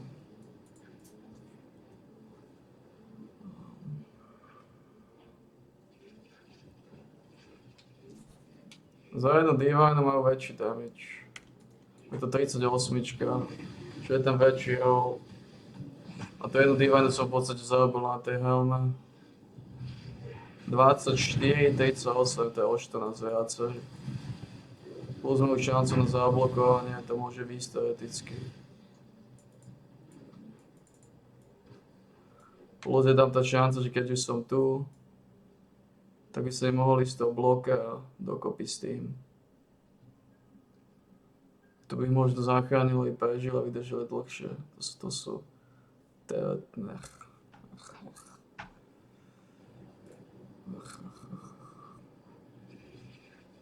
Počkaj, to je slabý roll. To môže ísť za 45, tak to nechcem. Minimálne 40 to musí mať. Ne, tak to nechcem. Any.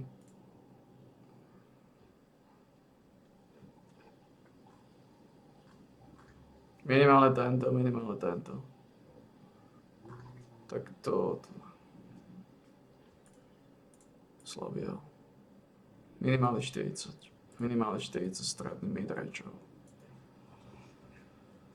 Zomiajú, no, zabijajú títo pičusovia. No, ty si dobrá teoreticky. I know what I'd choose. Nemáš síce haste. Rukavicu nemáš na zabíjanie. Ale... Máš attack speed, máš projektily.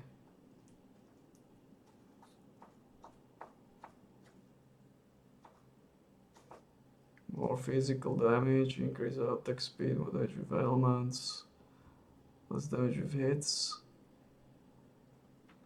Attack speed, free projectile, more physical damage. Chcem uzovať. Faster projectile.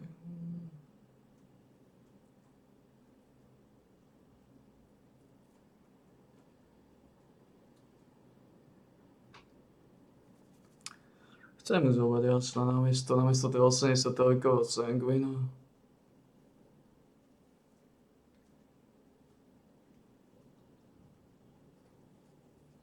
Ako má Gates, nemá haste, čo je na škodu veci. Ale...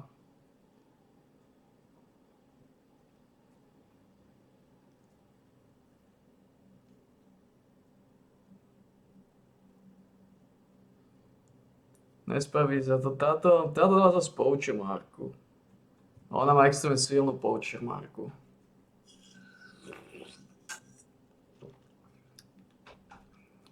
Ak ju dá. Mohol by som minimálne otestovať, že ako sa bude javiť. Ako to pôjde, už som mu dlho nemal. Zoberme ju. Reserve. Namiesto 80 toľková sanguine mám sa.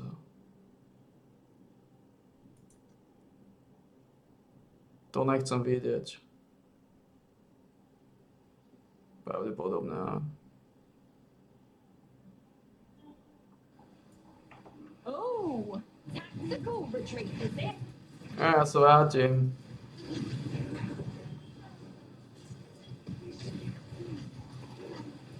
Die quickly.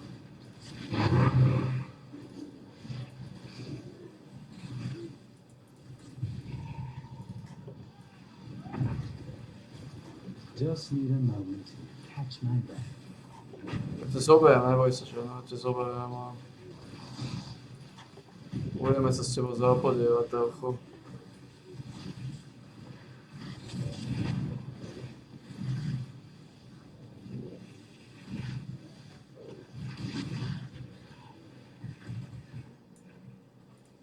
Clock's ticking.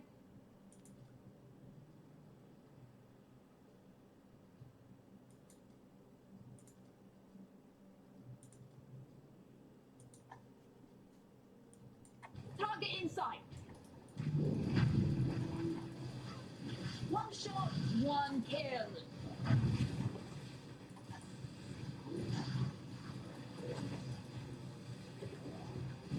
Oh, you got the drop on me. Won't happen again. Otestujeme ťa, čo v tebe je.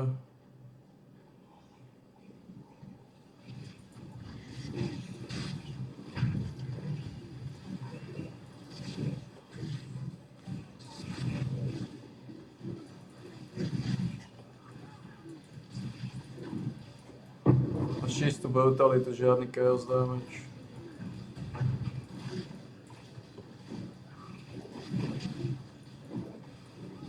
Die quickly.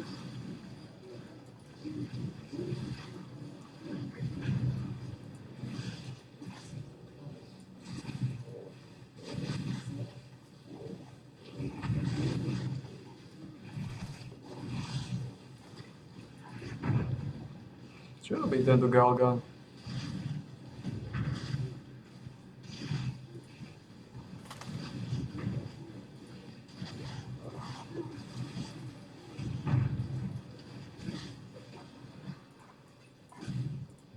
Lebo ty by si mal mať extrémne silnú poučia marku a dáme si trochu zmeny. Trochu fiškálnej zmeny. Som dlho nevidel v akcii Archa, ktorý to vie roztáčať na istej úrovni.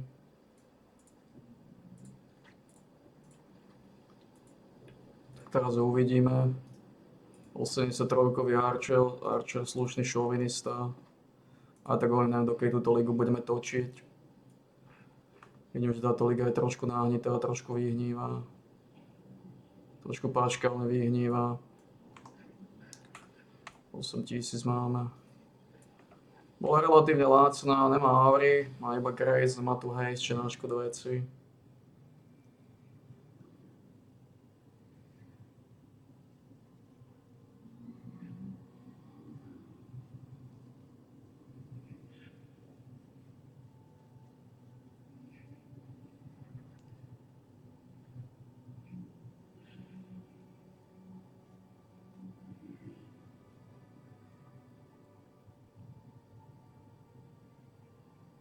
No pusať sa, pusať sa.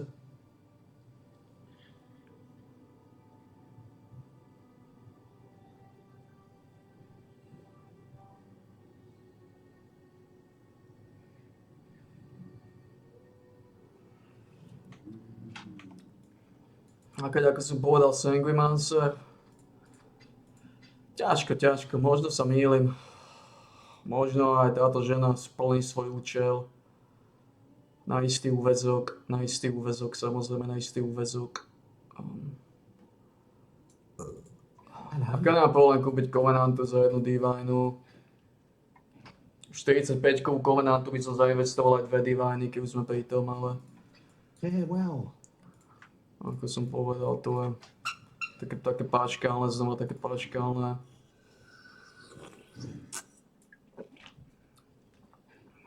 Ťažko bude, aký damage bude robiť žiadny. Really use more items for this. Oh, it's you. 14 300. Looking up. Fine. It's fine, it's a good bargain. Oh, good. More. What do you need? Ale takže tu mám 5, používam 5. Teoreticky by stačili 4. Musím nastaviť asi 4.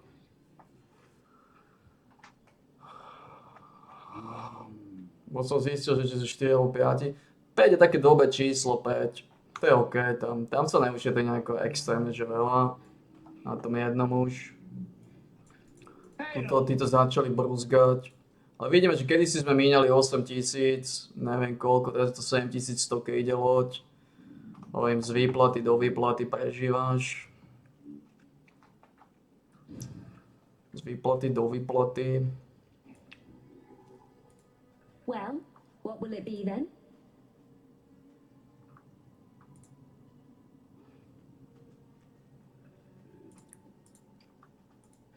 What's our next move?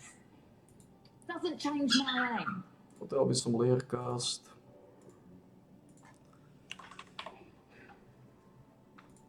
Povedal nejaké dobrú Learcast. Takú solidnú. Dobre dať za 11 so solidnú Learcast. 100. 100. Daj mi 100.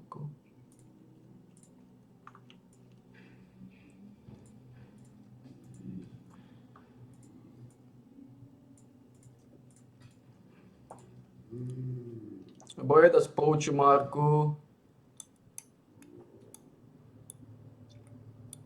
Ale nemôže povedznovať, čo je veľký problém, on tam má tú brutalitu, čo je škodí.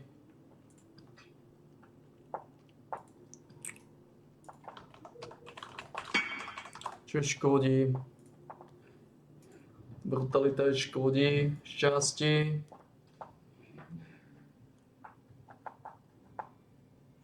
A aj sa to ráta na poison, lebo poison je poison. To dáš poison a vylizuješ. 8 Dáš poison a vylizuješ.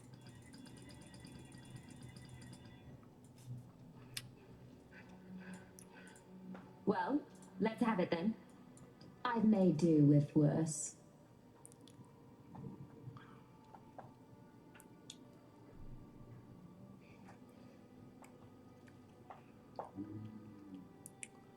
Laky hity už nepoužívate, používate damage, takže teba zoberiem. Počkaj. No ona je fyzická, ona tiež potrebuje toto.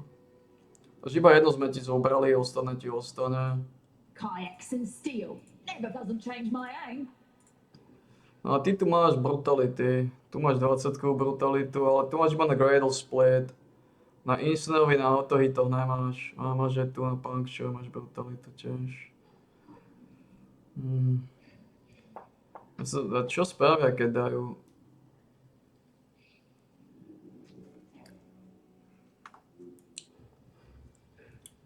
Čo spravia, keď dajú poison?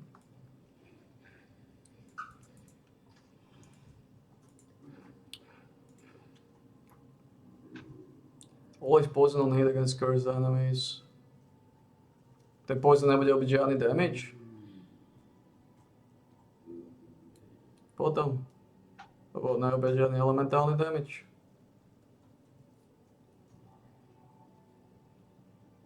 A? Tak by som to mal vnímať. A to je celkom tučný, odkiaľ som ho zobral. Ja to im padol, čo? To je celkom dobrý. A tak jej dám toto, a tak jej toto musím dať, a tak to potrebujem v každom prípade. Ona robí žiadny chaos damage, čo? Toto neviem, na čo toto mám. Treba zahodiť, skorumpovať a zahodiť.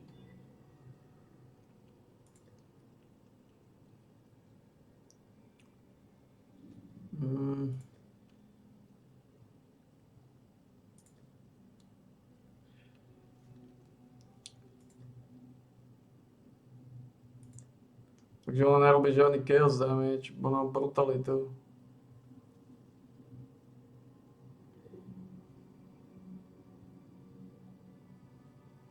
Ona že má blind, tu má blind.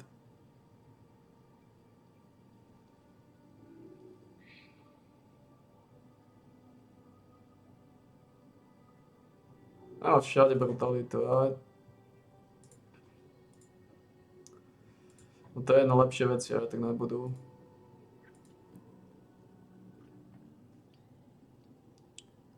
To sa už nepoužíva, toto môže ísť do Vendora. 65-kové sústo.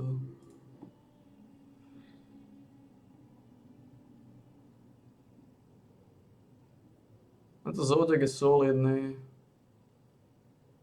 Má nárza, má šťavu. Konečne som otestoval túto petolízačku, sniper. Any changes to the mission? Doesn't change my aim.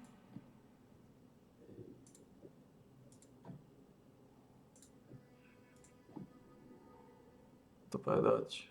Takže 2 prstene a ešte tie rukavice. Well, what?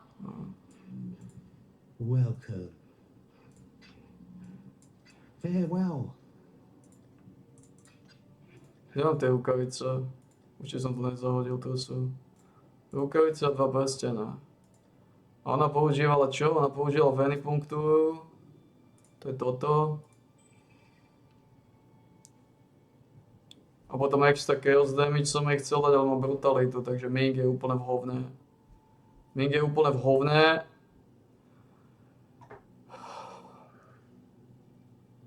A druhá venipunktúra asi. Asi 2 venipunktúry je dať. Nemá šancu na bleeding masívnu a nemá damage bleeding o zvýšený o miliardu. Asi to bude najrozumnejšie. Tu má 20% šancu na bleeding, tu 20%, dáme ešte jednu venipunktúru na 70% šancu na bleeding. A bude mať damage bleeding o masívny, ja. Alebo sa budem spoliehať, že dá nejaký damage.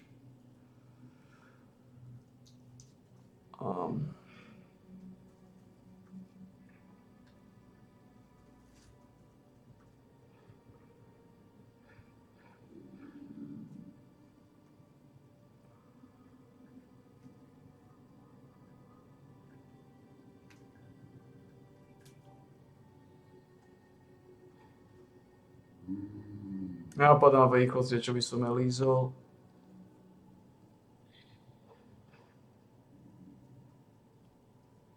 Venu punktový asi dať. Pak ma napadá, čo by som ja lízol.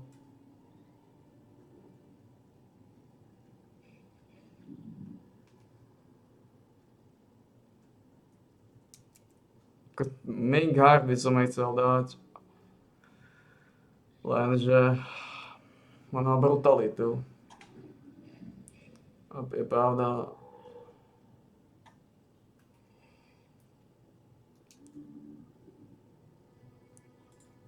kujeme ten prsten, dáme jeden.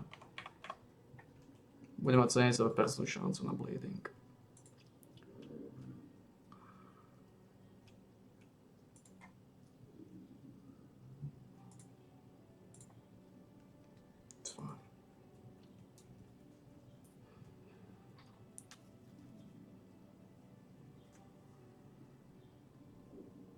Tu má tiež damage over time.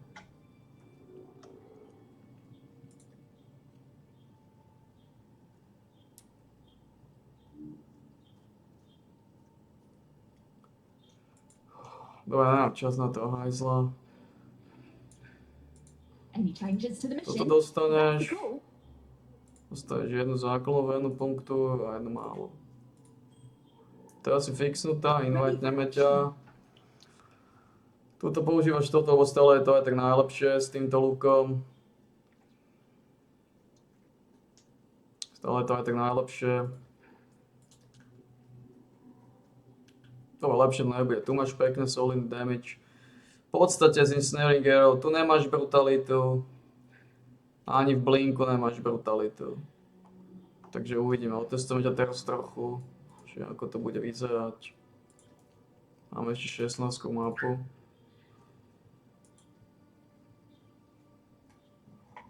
Myslím, že ešte môžeme jednu lízalu, ne? Ešte máme. Ne? Posesnutý unik môj. Uvidíme, máme. Dáva evasion, nedáva síce haste, ale tá haste nerobí nejako extrémne veľa, aj tak to nerobí nejako extrémne. Vyskúšame, že ako sa to bude, ako to bude so sniperom. Ženou, ktorá to vie roztačať. A má 70% šancu na bleeding. You only get one first impression. Try not to ruin it. Kinecista je problém. Not all murders are equal. My time is precious. Don't waste it. Barrage, haste. Flame wall. A nemáš pride.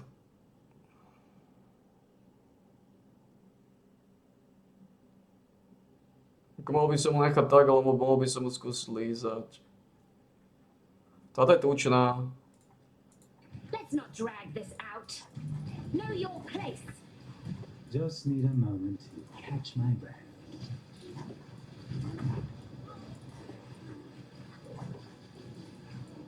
Swift end.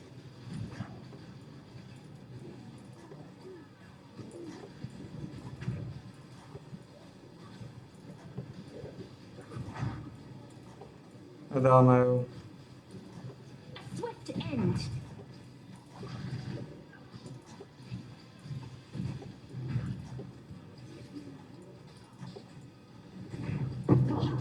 If it means that much to you, fine.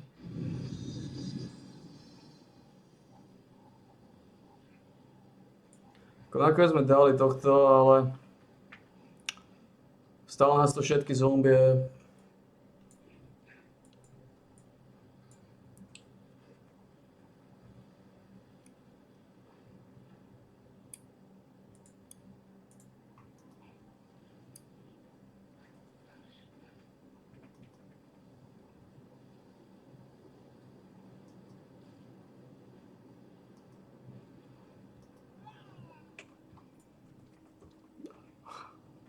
Zombie zložil všetky.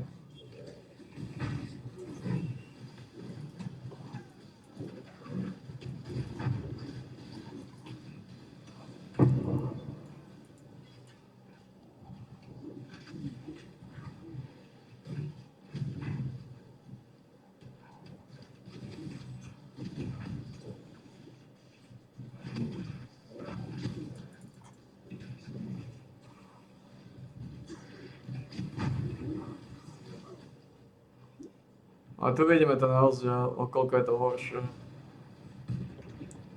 Oproti tej žene.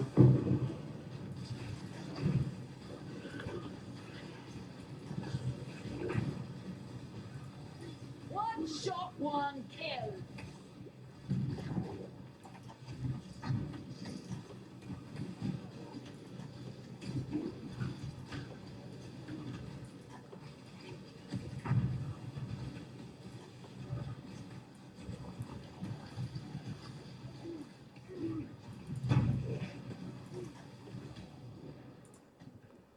Keď popravde zatiaľ sa to nejaví nejako, že by to išlo extra, že zlé.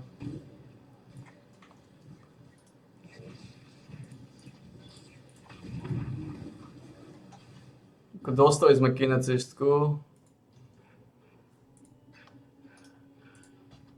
Či šokujúce na jednej strane. Wires?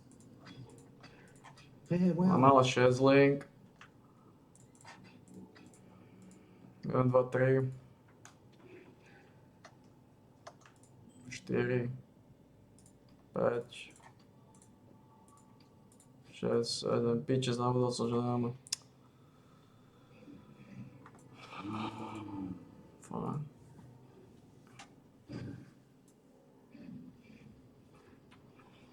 You should check out what came in from Ibenfeld. What do you need? Ten Fallout boli tam pelíznúť. Čo sme dostali? Aké 5 lízačky, ktoré sa zídu.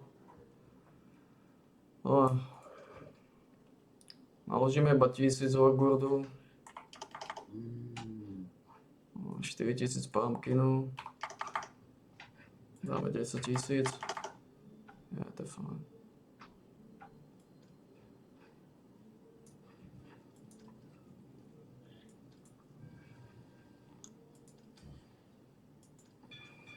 They're on their way. Gorgod sa snažíme dorážať.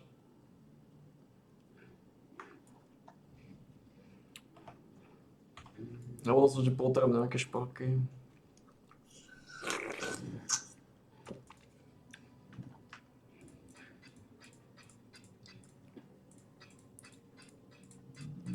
Regály sa mi zídu, na tých sa snažíme teraz pracovať.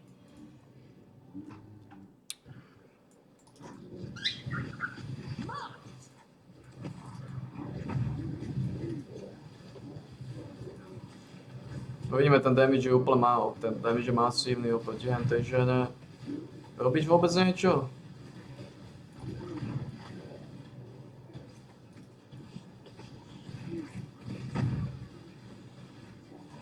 Just need a moment to catch my breath. Robíš vôbec niečo? Však najmä nič zabiť. Čo sa mi teba zdá?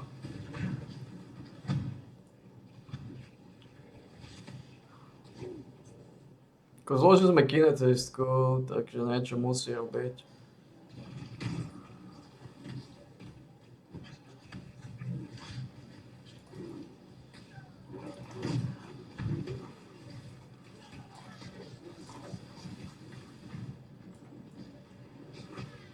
Ja som teda blind.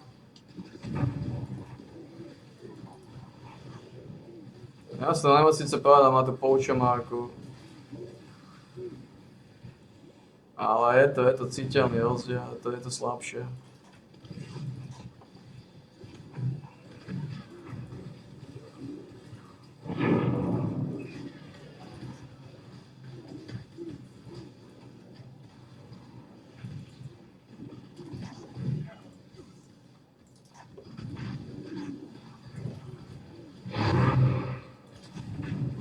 Zase nemusíme klamať.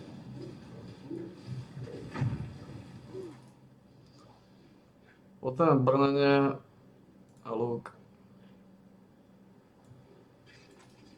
No. Máme celý set.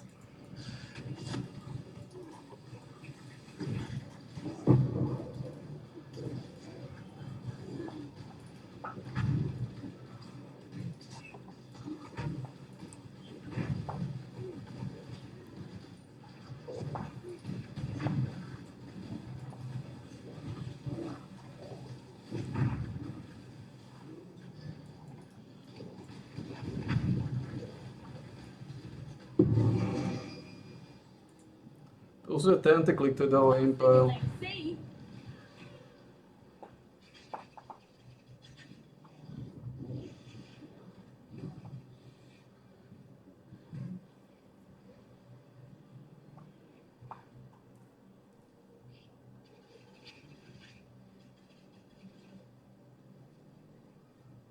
Ako tieto sú reálne lepšie.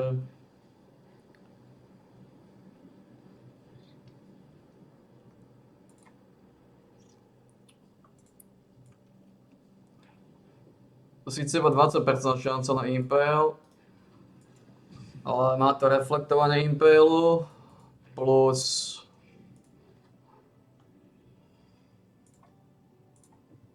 má to základný fyzický damage návrh, plus henty pitchesovia aj tak to nedávajú.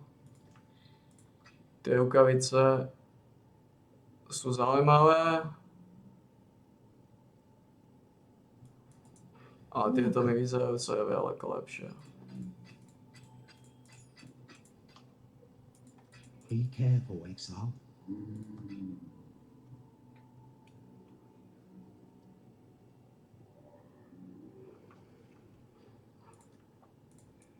Tieto rukavice sú, aké sú, a keď si na ne tak pozrieme, tak increase damage, attack damage against, bla bla bla. Toto dajú základný flatter, dajú šancu na Impale, 20-ku. That's the goal. Už používať tieto pagody. Skorumpované Impalerové veci, no.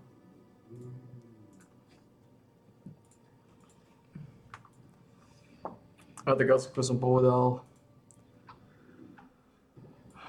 je to s tebou taká trochu bieda, no.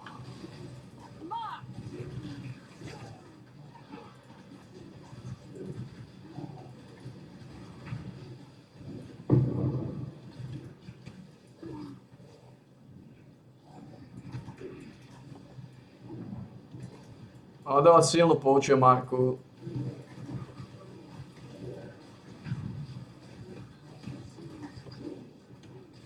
Aj keď mala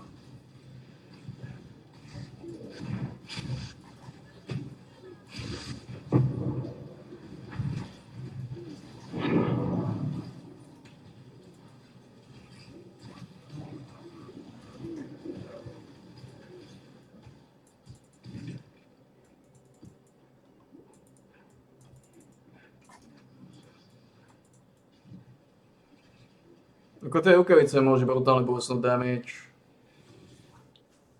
20% šanca na Impale.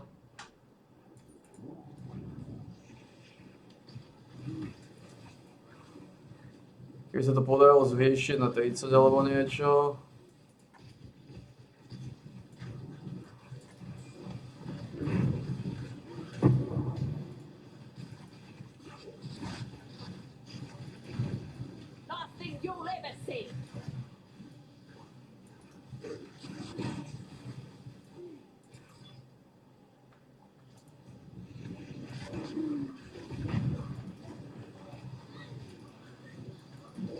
Just need a moment to catch my breath.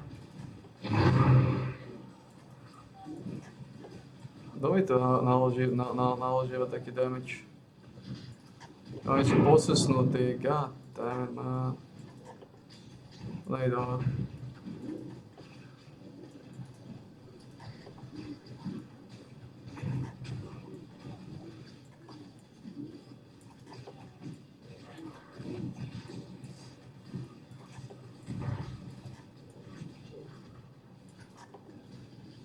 Zomierajú.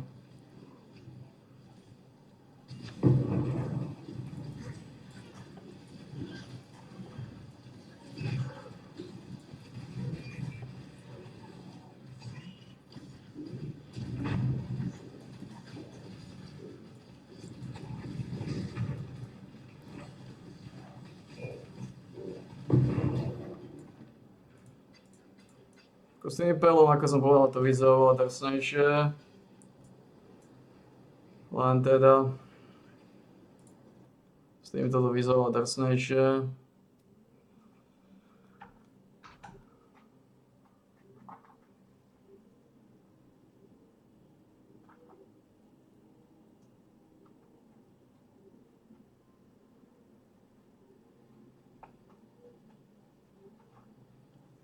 Ona je slabá ako hovno. Ona je reálna. Nemá na to. Ani tá poučumarka úplne podľa nespací. Aj keď tá poučumarka je silná ako dielbuch. Dáva tých ederov a...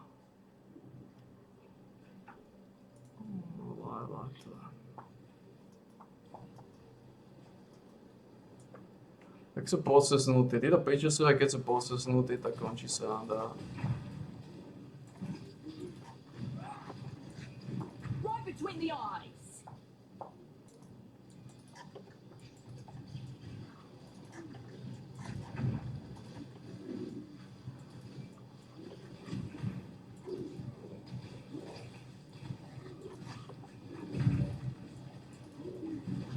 Aj dole.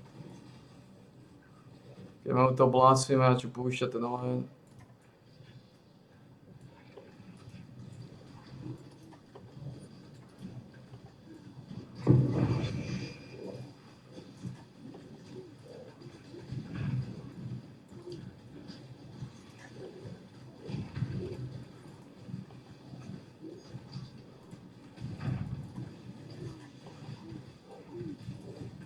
Dám nosso Marco. Nedá, čo?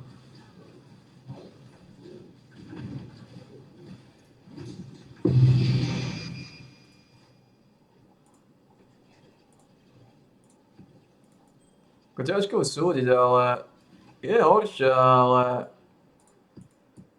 na to, že má zlé skilly, to nie je oveľa horšia. Keby existovala ešte nejaká vec na Impale,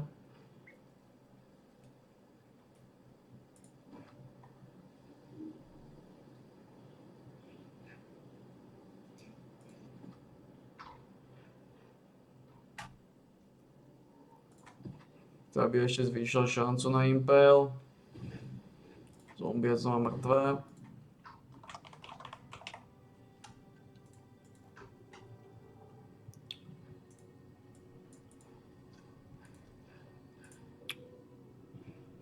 Tak...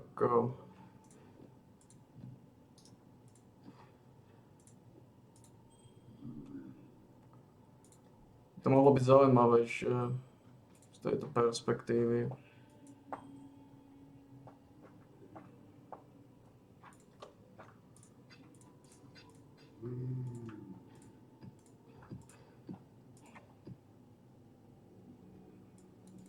Welcome. Stay in the lodge. Keby existovalo ešte niečo, čo je zvýši Impale, tak je mohla byť zaujímavá. Neviem, či existujú ešte nejaké veci.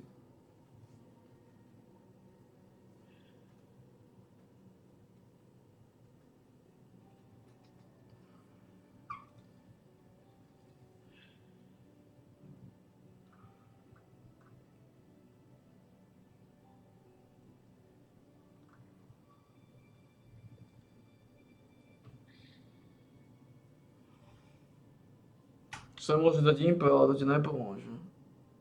Bo to je...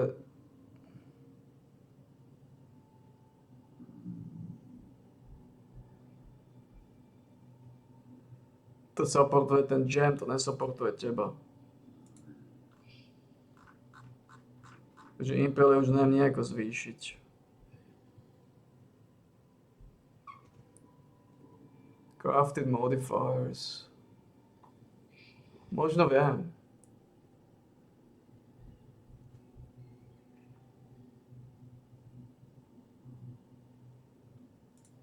Namiesto toho blindu sa pravdepodobne dá dať Impale, ak tam objavené. Ale dá, ale nie na tento look. Takže ono v podstate takto, ak sa je toto. Ak môžeš dať na look toto, tak máš 40% šancu na Impale s týmito rukavicami. Hej.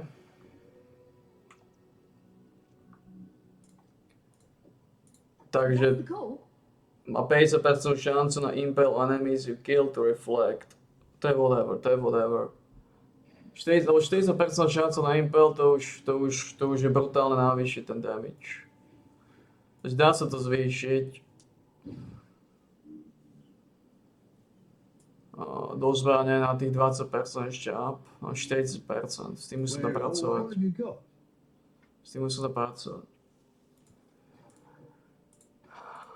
Not bad. This one will make great dust. S tým musí sa pracovať. It's you. We'll get to work. So 40% impel. There you are. Ona bomby dáva. Len bohužiaľ potrebuje iný look. Potrebuje tento.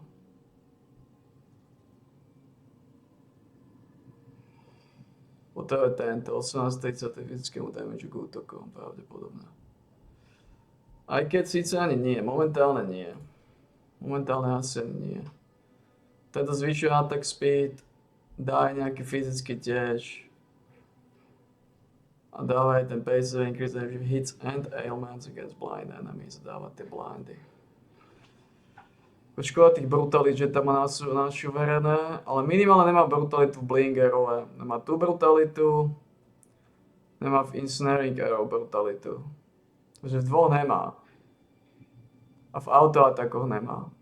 Obyčajný autoatak dáva. Ten Mink sa stále oplatí ísť. Locked in. Ten Mink sa stále oplatí ísť. V obyčajných útokoch. A ona dosť autoatakuje. Takže stále sa oplatí ísť Mink. Ona dosť autoatakuje. Takže stále sa oplatí ísť tento setup, aj keď má brutalitu, lebo autoataky, ona dosť autoatakuje, čo som videl. A tam nemá brutalitu. Skill má brutalitu.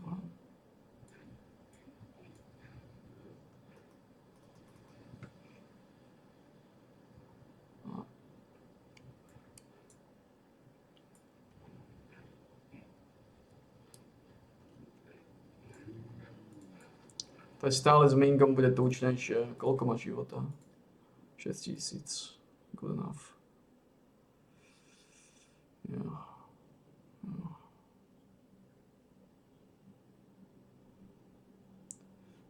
Keby sme budol zohnať toto tučnejšie,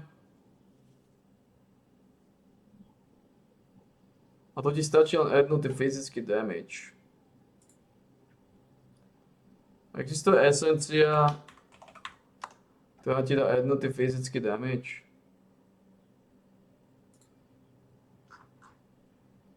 Flat. Existuje.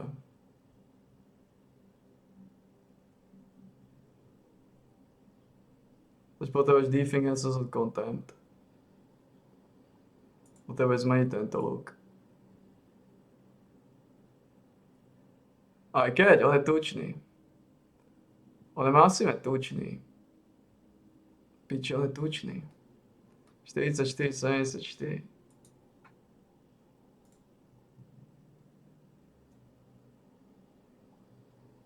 Tento aj nemôže zmeniť. Tento look je extrémne silný. Sa neoplatí, má extrémnu crit šancu. To len postaviť nový. To len skúsiť nový, či nebude lepší.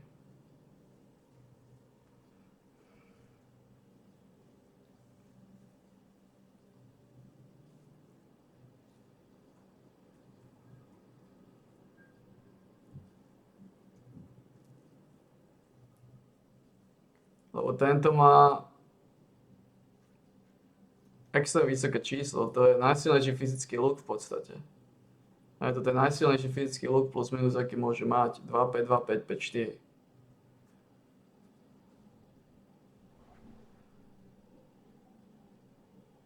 To To jedine odkúpi nový. O tento, tam tá esencia maximálne dá tých, povedzme, 35 až 70. Aj. 35 až 70.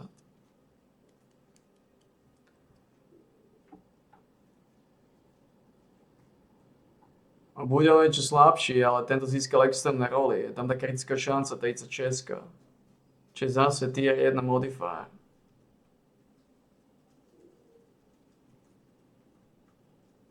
Iba ten oheň tam má, ktorý je totálne ksáčke. Ostatné veci má túčne jak delo. Toto je jeden z najsilnejších lukov. Kritická šanca 9,15. Takže ona musí byť bobule, táto žena.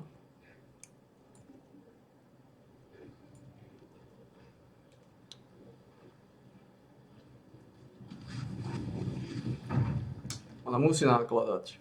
To ako o tom sa nebudeme debatovať.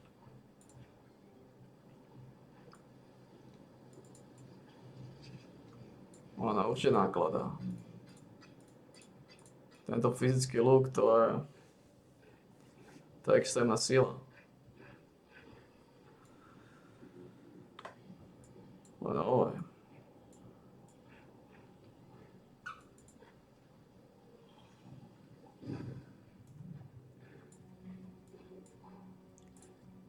stále sa oplatí ten Mingar. No.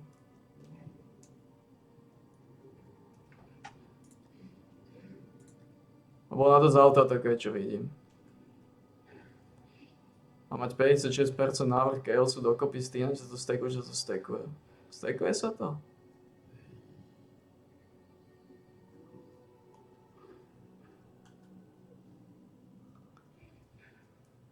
No. Ak to stekuje, tak to má 70%.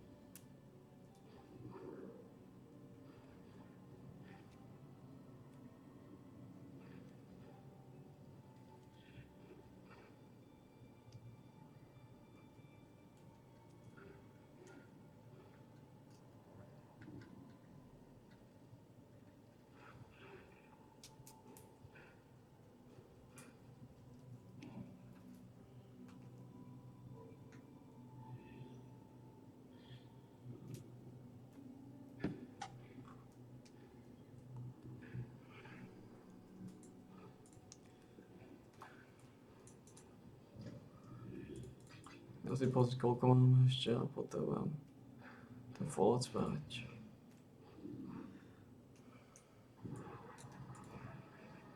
To znamená, aj mala byť bombia, keď hitne tento look, to je topka, to je špička, fyzický look. 2, 5, 2, 5, 5, 4 fyzika.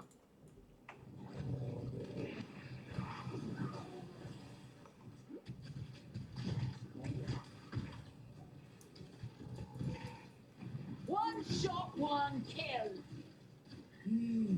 Your flesh begs to be studied. My Azadi brethren ensured I never lacked for raw material. Care to do the same?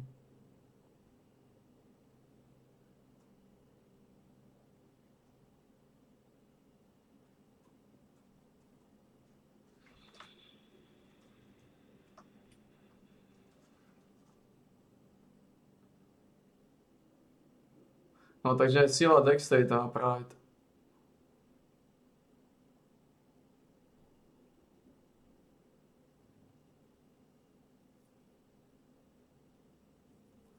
Tento tiež dobrý. Tohto by som mal skúsiť odchytiť. Takéhoto.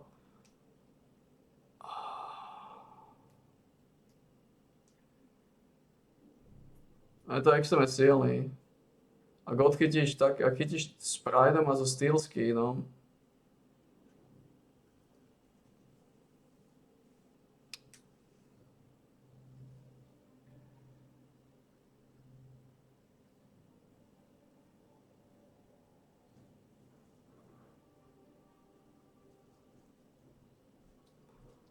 takže silu Dextatu chcem skúšať, no že je extrémne silný.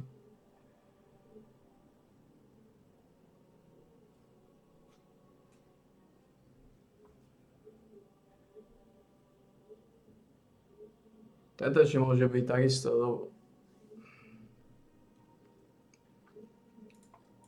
This will be easier if you hold still.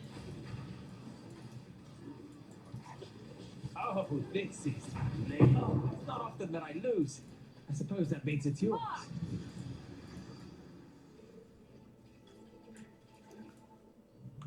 No. Ty tomu tiež Pridey.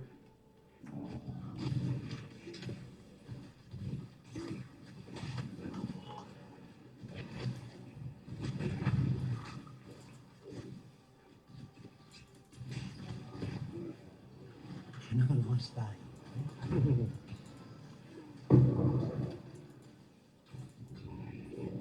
Ako ju dáva dole tá brutalita. Keby tu brutalitu nemala,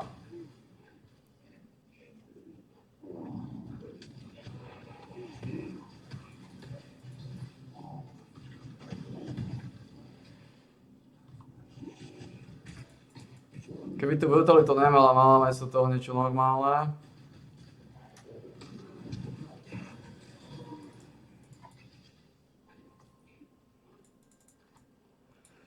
Ale neexistuje toto nikdy aj, tak to na to sa ingemácia sa nechytá.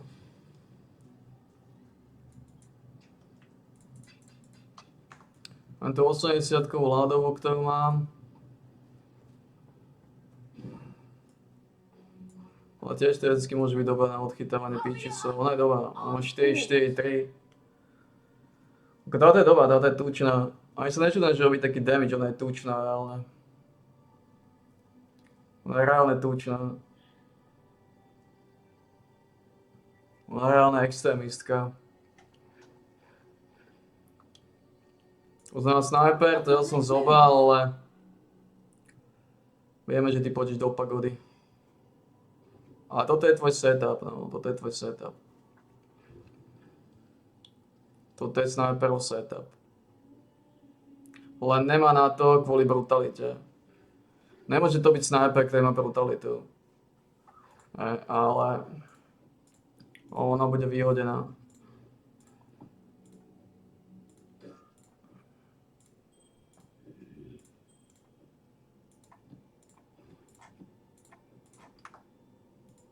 Not just here to stare, I hope. No accounting for taste. Never could stay away from the death trades for long.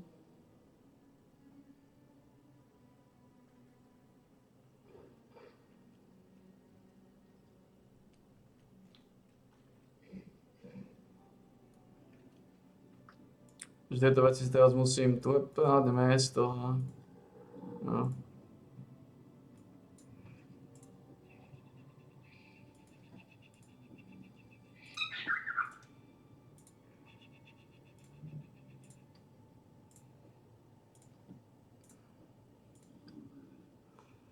Topánky som mal kde?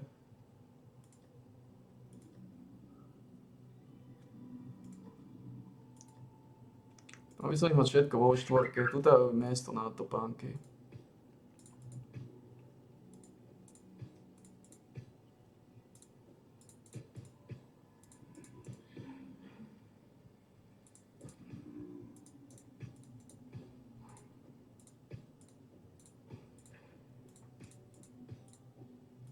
Tak. No toto je v podstate setup na ňu.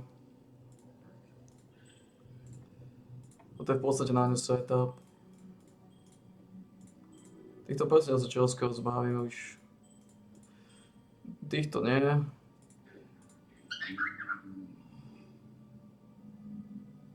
Aký u týchto je to dosť jedno, tieto nemôžu mať nejaké zlé roly. Potom ešte 60 prstenov. Koľko máme?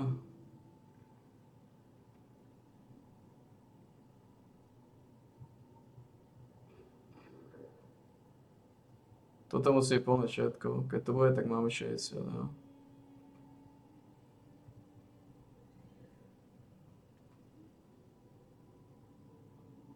Jo. 30, 40, 50, 60. Tak toto keď sa zaplní celé potiaľ, to môžeme to celé poslať do riti.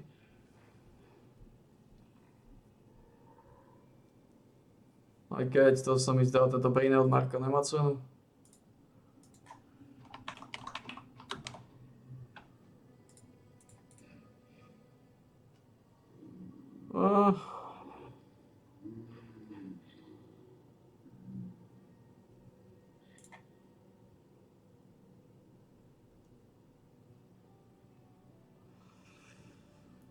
Má, môžeme skúsiť povedať za 20.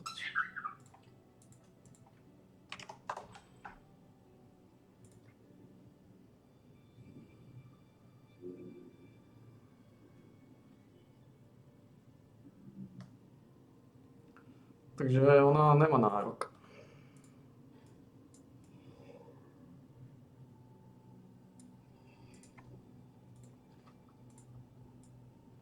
Na tej mal nárok, by nemohla mať brutalitu. Musíme mať brutalitu a haste. Tak ja som mu zobal, lebo otestujeme, ale ja som nemal ani zobať násobné, tak mal by som mu vyhodiť.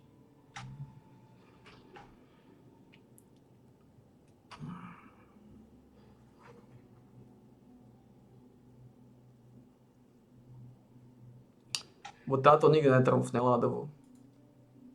Ľadová je príliš silná, príliš dobrý setup. Príliš dobrý setup, túto má penetráciu.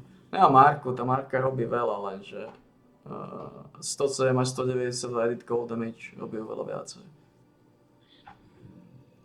S týmto dokopy. Ľadová má najsilnejší setup. No je to fluktualizačné. Ale potom vybaviť len tie veci, omylom som išiel zle. Ja rýchlo teda vybaviť fallout aj z do pagody. Ja sa pozriem, koľko tam je času. Ako aj Max zomre. Ak ma dostanú nejakým zázrakom. Po pravde. Táto liga je jedna z najhorších líg, takže nakoniec som sa mýlil presne opačne. Bol som v tom, že toto bude jedna z najlepších líg a nakoniec to je jedna z najhorších líg. Absolútna schizofrenická liga. Absolútne chorý šovinizmus, absolútne chorý. Oj, keby nemala brutalitu s Mingom,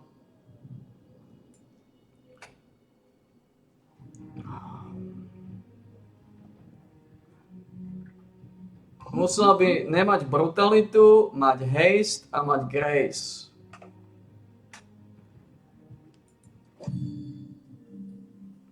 Nemať brutalitu, mať haste a mať grace. A aj potom by asi nepodávala takú silu. Aj potom je otázne. Takto, no, ten impel je neviem dať, to je najväčšia nevýhoda, že ja neviem dať ešte 20% impel od tej zbrane. To znamená postaviť novú zbraň, ktorá bude mať o niečo menší základný damage, hej. Bude mať o niečo menší základný damage, s tým sa nedá nič robiť, hej. Ale bude mať impel, bude mať 40% impel, hej. Áno, so 40% šancou na impel a s hastom môže byť extrémne tučná. Ako som povedal, tam sú tie podmienky. Nemôže mať brutalitu Nemôže mať brutalitu. Musí mať impale. Nemôže mať brutalitu, to je základ. A musí mať tučný fyzický damage v luku s impale zóny. S hastom. Nemôže mať brutalitu, musí mať haste. Ako Grace teoreticky nemusí mať, na to nemusíme nejako extra pozerať. Ako to, či nám dá Grace na tom, to není extrémne, na tom, to nezáleží z damageov, ne? Takže keby mala nejaký shazlink, tučný shazlink, nejaká infamous verzia s tučným shazlinkom na nejaký svoj skill, tak potom, ak by som zohnal toho snipera naozaj kvalitného, tak potom má zmysel skúsiť postaviť Impaler look. Ale ako som povedal, potrebuješ Impaler look. Takže hovorím, nemôže mať brutalitu, to je úplný kľúč, to je číslo 1. Nemôže mať brutalitu. To je číslo 1. Ak nebude mať brutalitu, tak potom sa môže baviť ďalej. Nemôže mať brutalitu v ničom. Čo neviem, či taká verzia je. Neviem, či je verzia, ktorá je bez brutality. To je ten problém. Ak nie, ale myslím, že je. Myslím, že tu jednu, ktorú som mal. No výhoda týchto archerov je, že oni sa dajú zohnať. No, tento fyzicky ani tá ľadová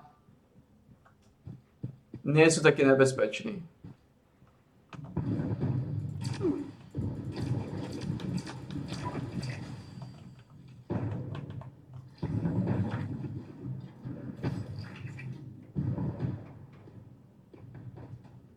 Nie sú také nebezpeční. Dajú sa zohnať. To je ich veľká výhoda. Že vieš zobrať aj infamous verziu ľadovej. Vieš zobrať ako... Keby som zohnal infamous verziu ľadovej, ona má tiež svoje výhody.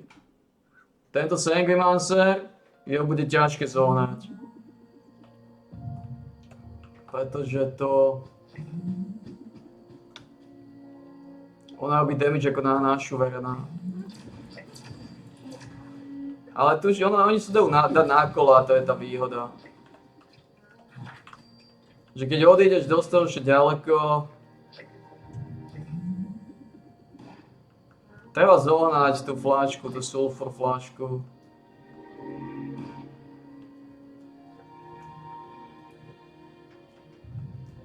Lebo ani s tým znižovaním damageu to ti nepomôže.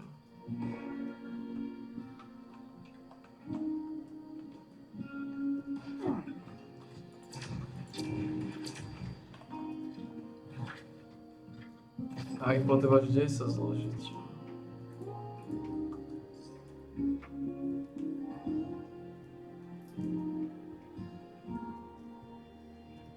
No uvidíme, čo zloženieme, ale mýlil som sa, no.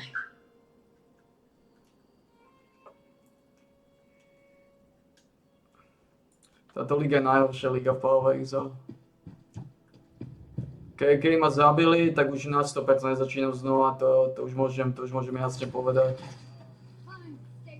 Táto liga, to je úplný hnis. Ako je pravda, že keby nexonoval to Mercenaries, tak by som trpel na mapách. Lebo vidíme, že tie mapy, no netrpel by som. Lebo mne by stačilo dávať 10-kové, 11-kové, 12-kové mapy a tie by sme dávali relatívne OK. Takže hovorím, ten problém tejto ligy je ten, že oni ma nútia dávať 16-kové mapy, 15-kové, lebo ja tam získam kvalitných mercenaries, to je celé.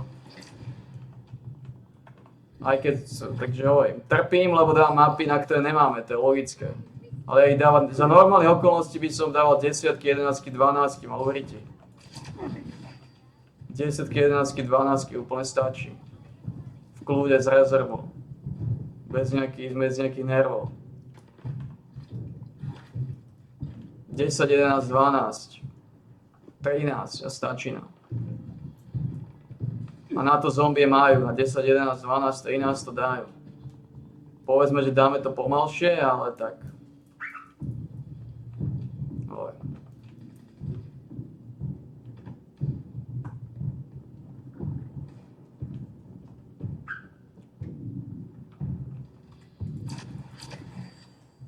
ale išlo by to.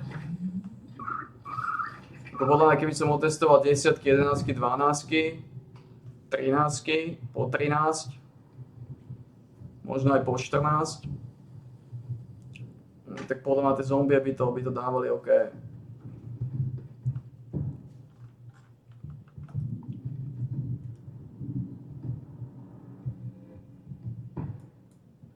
No, je to ťažko.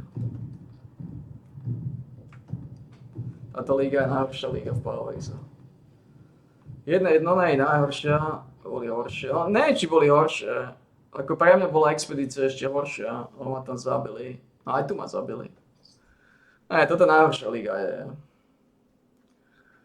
Pretože je príliš nebezpečná a to je o ničom. Ako som povedal, Power Exile není o to, aby si bol posraný a aby si sa bál, že čo ťa zabije na jednu ránu. To si pustím Power Exile 2, keď som byť posraný, čo ma zabije na jednu ránu, pustím si 2. Ja nemám žiadny život, nemám ani hovno. Kde som nevydržím ani piču. Si pustím 2, ak chcem byť posraný. Aj to je najhoršia liga. Ak by ma zabili, ako nechcem, ma zabili samozrejme, nechcem to. Ale ak ma zabijú, hlavia milá láskavosť. Táto liga je hnis. Táto liga je hnis.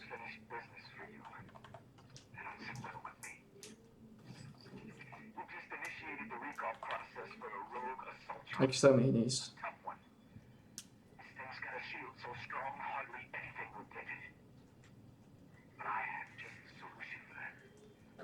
Koľko máme týždenných misií?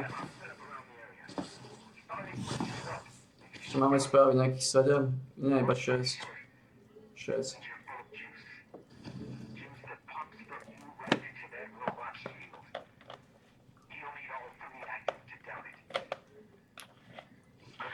Takže ja som si myslel, že to je najlepšia liga.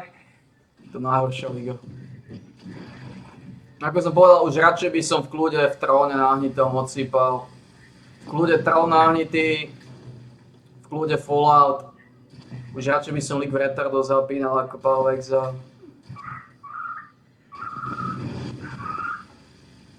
Sračka liga, sračka.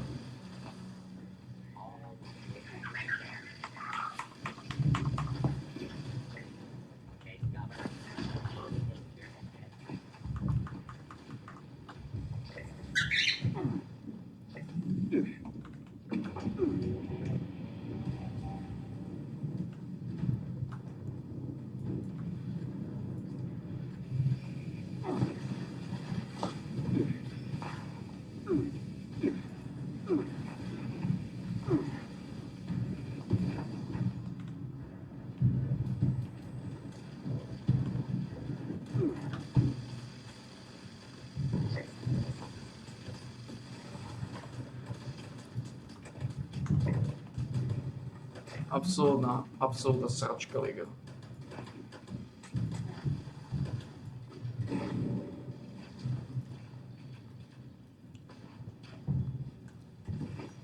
Ako je zaujímavá, ale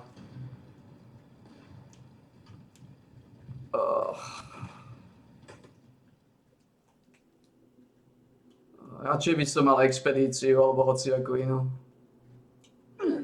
A radšej by som mal hociakú inú ligu ako toto rovno.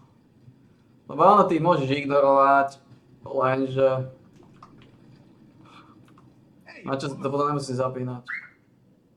Zapínaš Power Exile novú ligu kvôli novej lige.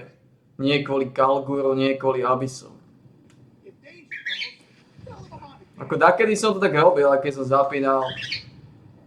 A nerobil som to aj tak, robil som iba Abyssy a skúšal som zombie, aké silné dokážem spraviť, ale ten problém je, že boli strašne koľko tie zmeny. Takže áno, tak v podstate liga za to nemôže. Liga není problém. Až taký. Ako tí mercenaries nie sú až taký problém. Problém je tie zmeny, ktoré spravili, že nemôžem levelovať, poslali celý oný syndikát, úplne zosrali, robili zo syndikátu vred. No a teraz je syndikát vred a čo s tým chceš urobiť? Čo chceš spraviť s tým, že zo syndikátu spravili chorý vredák?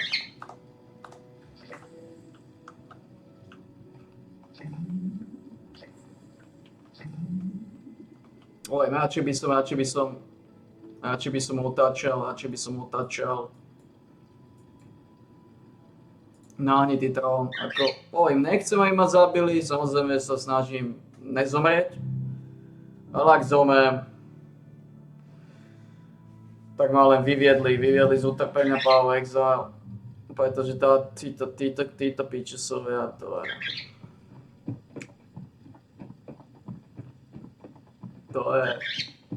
je trošku mŕtva káva. After you caught your fill of fish, be sure to fill out the water calls to you. Will you answer its summons? Aye, that I do. I'm in dire need of it. The art of fishing is one that is long lost, but greatly needed now more than ever. I need you to go fishing for me. You can keep whatever you catch. Your actions carry quite a bit of weight out here. I'm hoping that when others see you out there fighting the waves, they'll join in and help preserve this ancient art.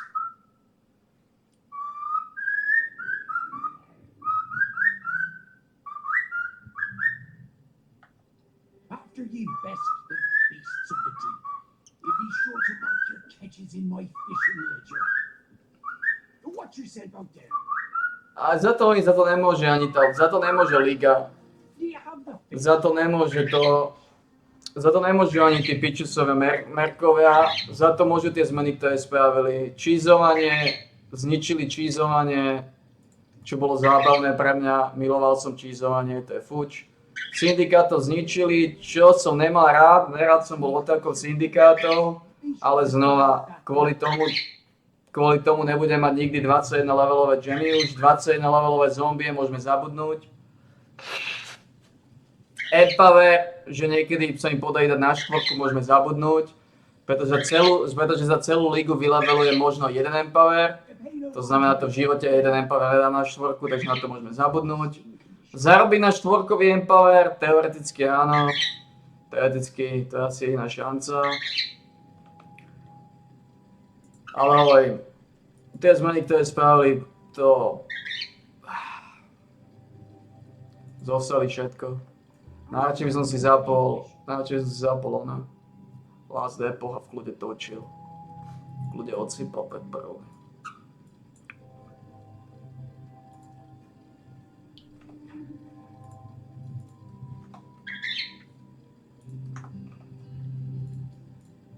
Oh, don't look the fish in the eye. You lose them that way.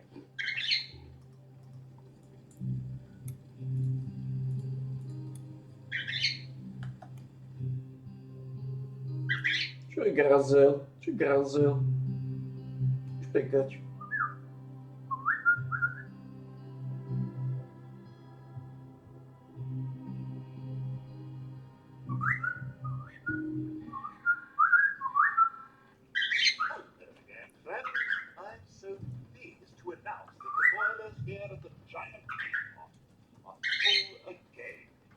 Strašne chore zmeny spravili.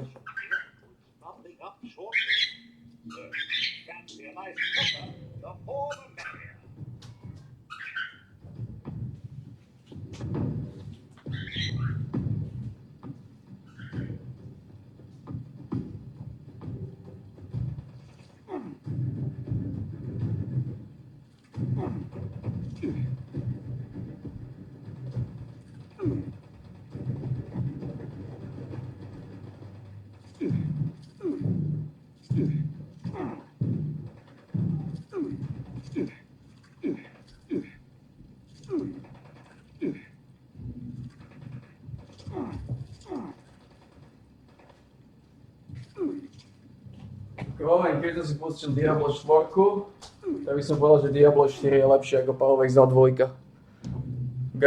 Garantujem, že Diablo 4 je lepšie ako Power of Exile 2. Ako byť horšie ako Power of Exile 2, to ani nie je možné podľa mňa.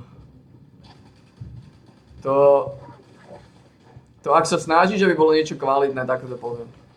Samozrejme, že ak si omyslíš, že by to bola sračka, tak samozrejme. Ale za normálnych okolností, pokiaľ sa snažíš robiť niečo, čo není sračka, tak neexistuje, že spravíš ho niečo horšie ako je Power of Exile. Power Exile 2. A Power Exile 1 je tiež v totálnom hnise už. To tiež dosierajú. Ja neviem, čo sa stalo s tými ľuďmi, prečo sú takí kokoti. Ja neviem, prečo máme také kokotie zmeny. Čo je... Ako to čízovanie map, že nemôžeme robiť červené mapy, biele. Fajn, ale zabili aj syndikátov. Kalgur je totálna sračka, Kalgur je utrpenie. Zabili syndikátov, Kalgur je utrpenie. Nová liga, Mercenaries, úplná sračka. Čakáš, keď ťa kto istý kokotov zabije na jednu ranu. Alebo vlastne keď ťa zabije, to je jedno. Nejakým silným kombom, alebo že robí jeden druhý rýchly hit. Čo je ťažké iba z jedného dôvodu, že už je pause button, že už to vieš pauznúť. A tým, že to vieš pauznúť, tak teda oj. Kvôli tomu dali pause button, aby si mal šancu ich prežiť. To je ten dôvod. A keby nebol pause button, tak to nestíhaš tak rýchlo urobiť.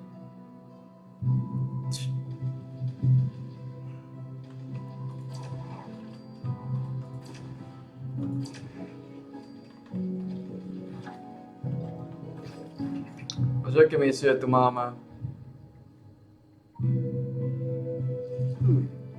Screws, roboti, adhesive. To skúsim vymeniť za niečo mázanejšie. Posledný clickers. Dostali sme hack. Level 3 terminál. To je problém, kde je tá sáčka? To sme dostali kokotinu, ktorú som aj nechcel.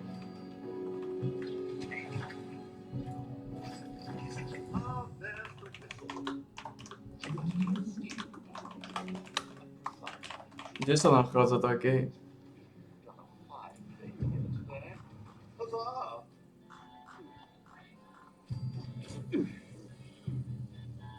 Grafton Dam.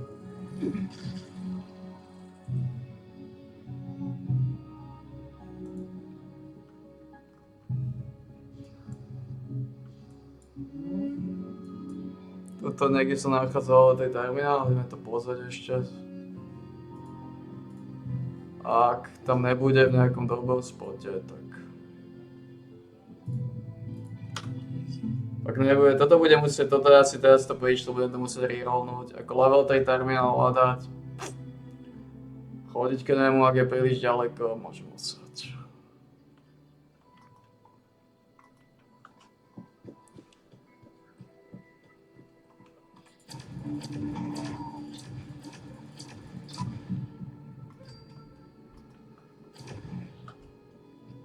Dúfam, že je to tento tu na začiatku. Toto. Je dobre, takže je to v kľude. Ale tak to spravím. To je problém.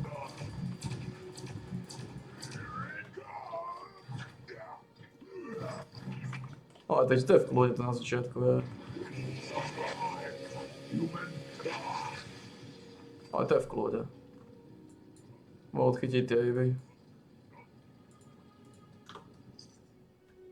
Ale to je v kľude. Spraví, nie je taký problém. Je to aj na začiatku, to pôjde rýchlo.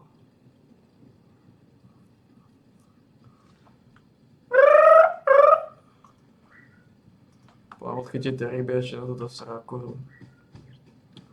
A chytáme nejaké žovy, ale ideme do upradovať odtiaľto.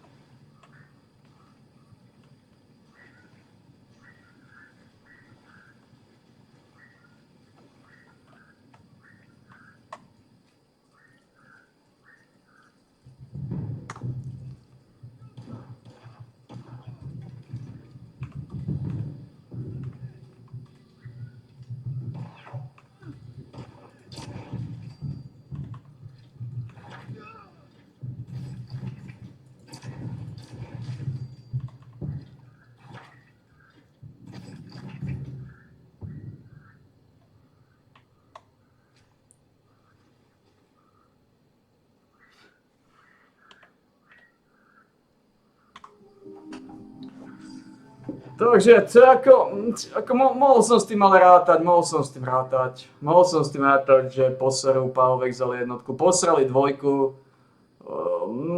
nie som šokovaný, ako to, keď raz firma niečo spraví na totálnu sračku, tak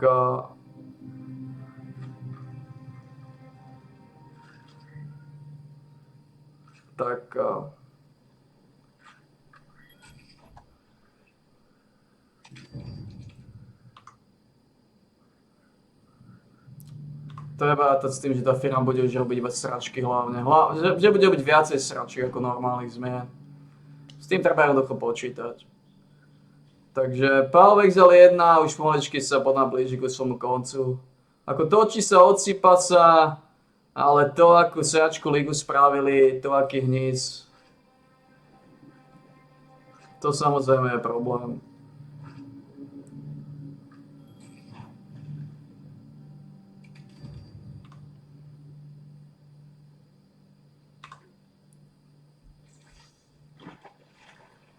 To je samozrejme problém.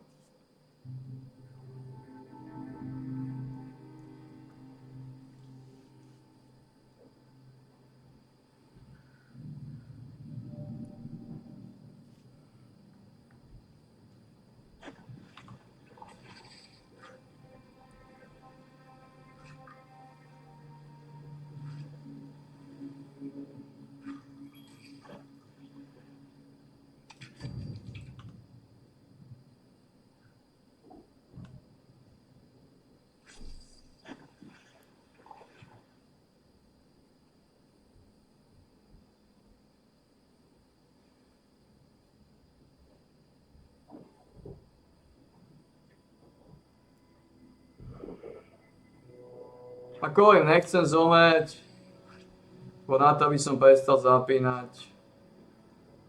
Power of Exile 1 nemusím ani zomeť. To sa hoci kedy môžeme rozhodnúť srať na to.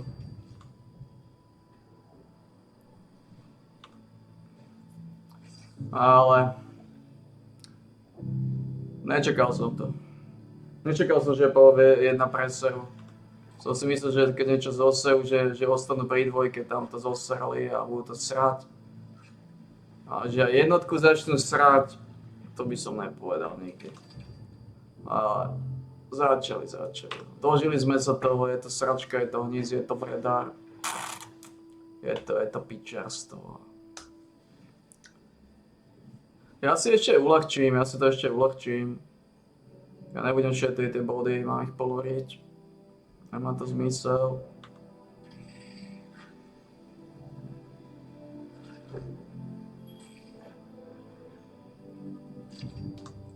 Ja vylevelujem toho experta hackera, toho infiltrátora mastera. Prísam váčku, to nemá zmysel šetriť tie body, na čo to šetrím. V živote to potrebovať nebudem. Vylevujeme a pôjdeme efektívne, rýchlo, budeme šetriť čas na kokotinách.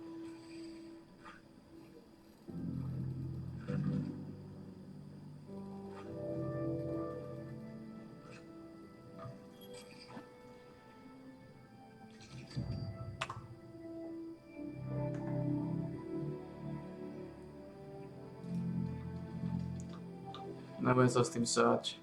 A miliard bodov, zbytočne tam budem šetriť až krlošiť, to neviem na čo to tam zbieram. Vylovíme infiltrátor na chvíľu, dáme preč tú jednu, dáme infiltrátor na tú chvíľu a to. Vyťukáme to.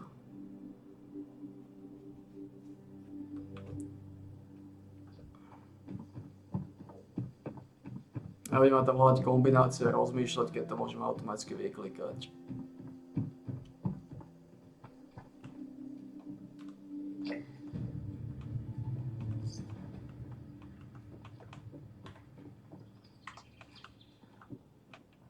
Dali mi niečo, čo nemám. Drown signal lanterna. Vyzráženie.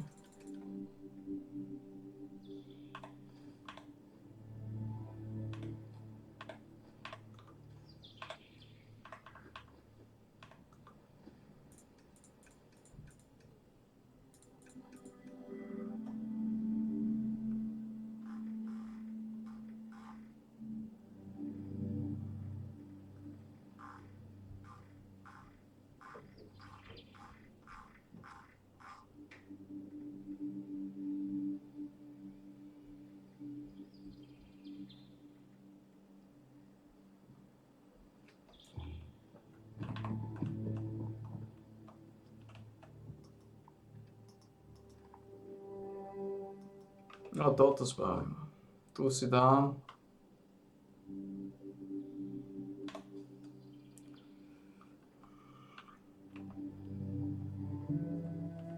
No to je miliard bodov 2023 na 64. Aký to má zmysel, že áno? Tuto Master Infiltrata.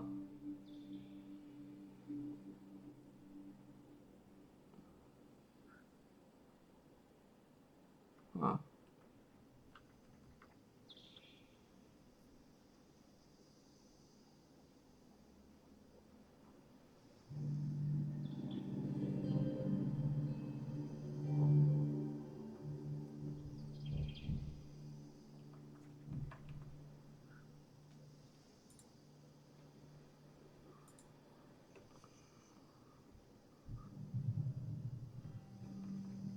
No, dodáš patch.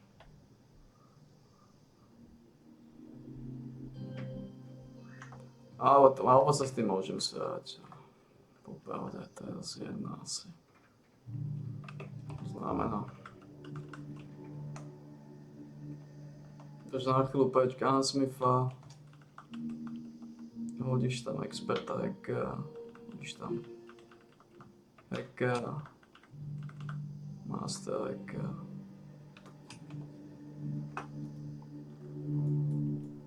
Aj sa srem.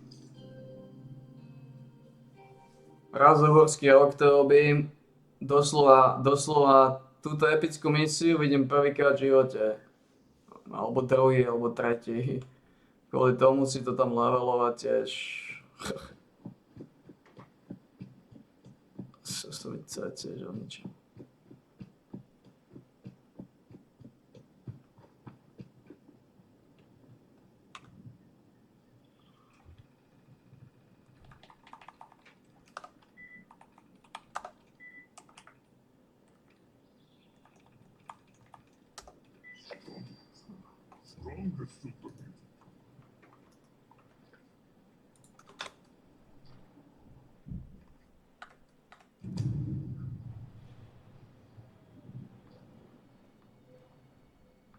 No. Dáme odsypať. To, že preseli Power Exile, je to smutné.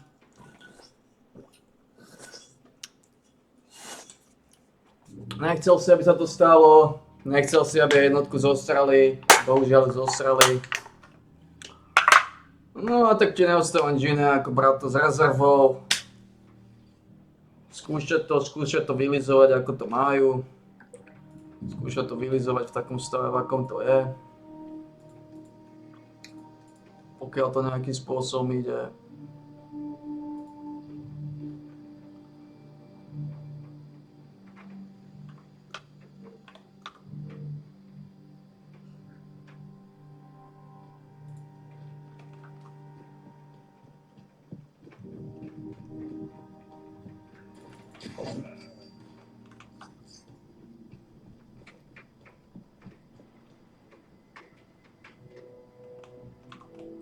Čo nám dalo ten achievement?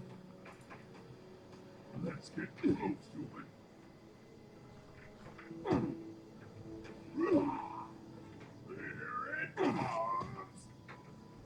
it.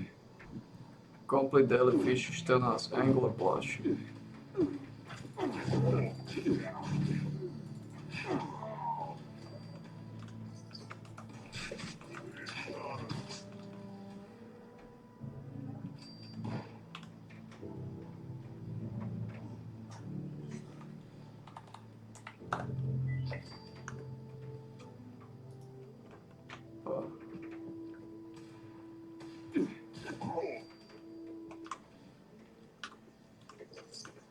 Máme nejaké pičusovia toto. Sú tam dva pičusovia, ideme to vylízať a my.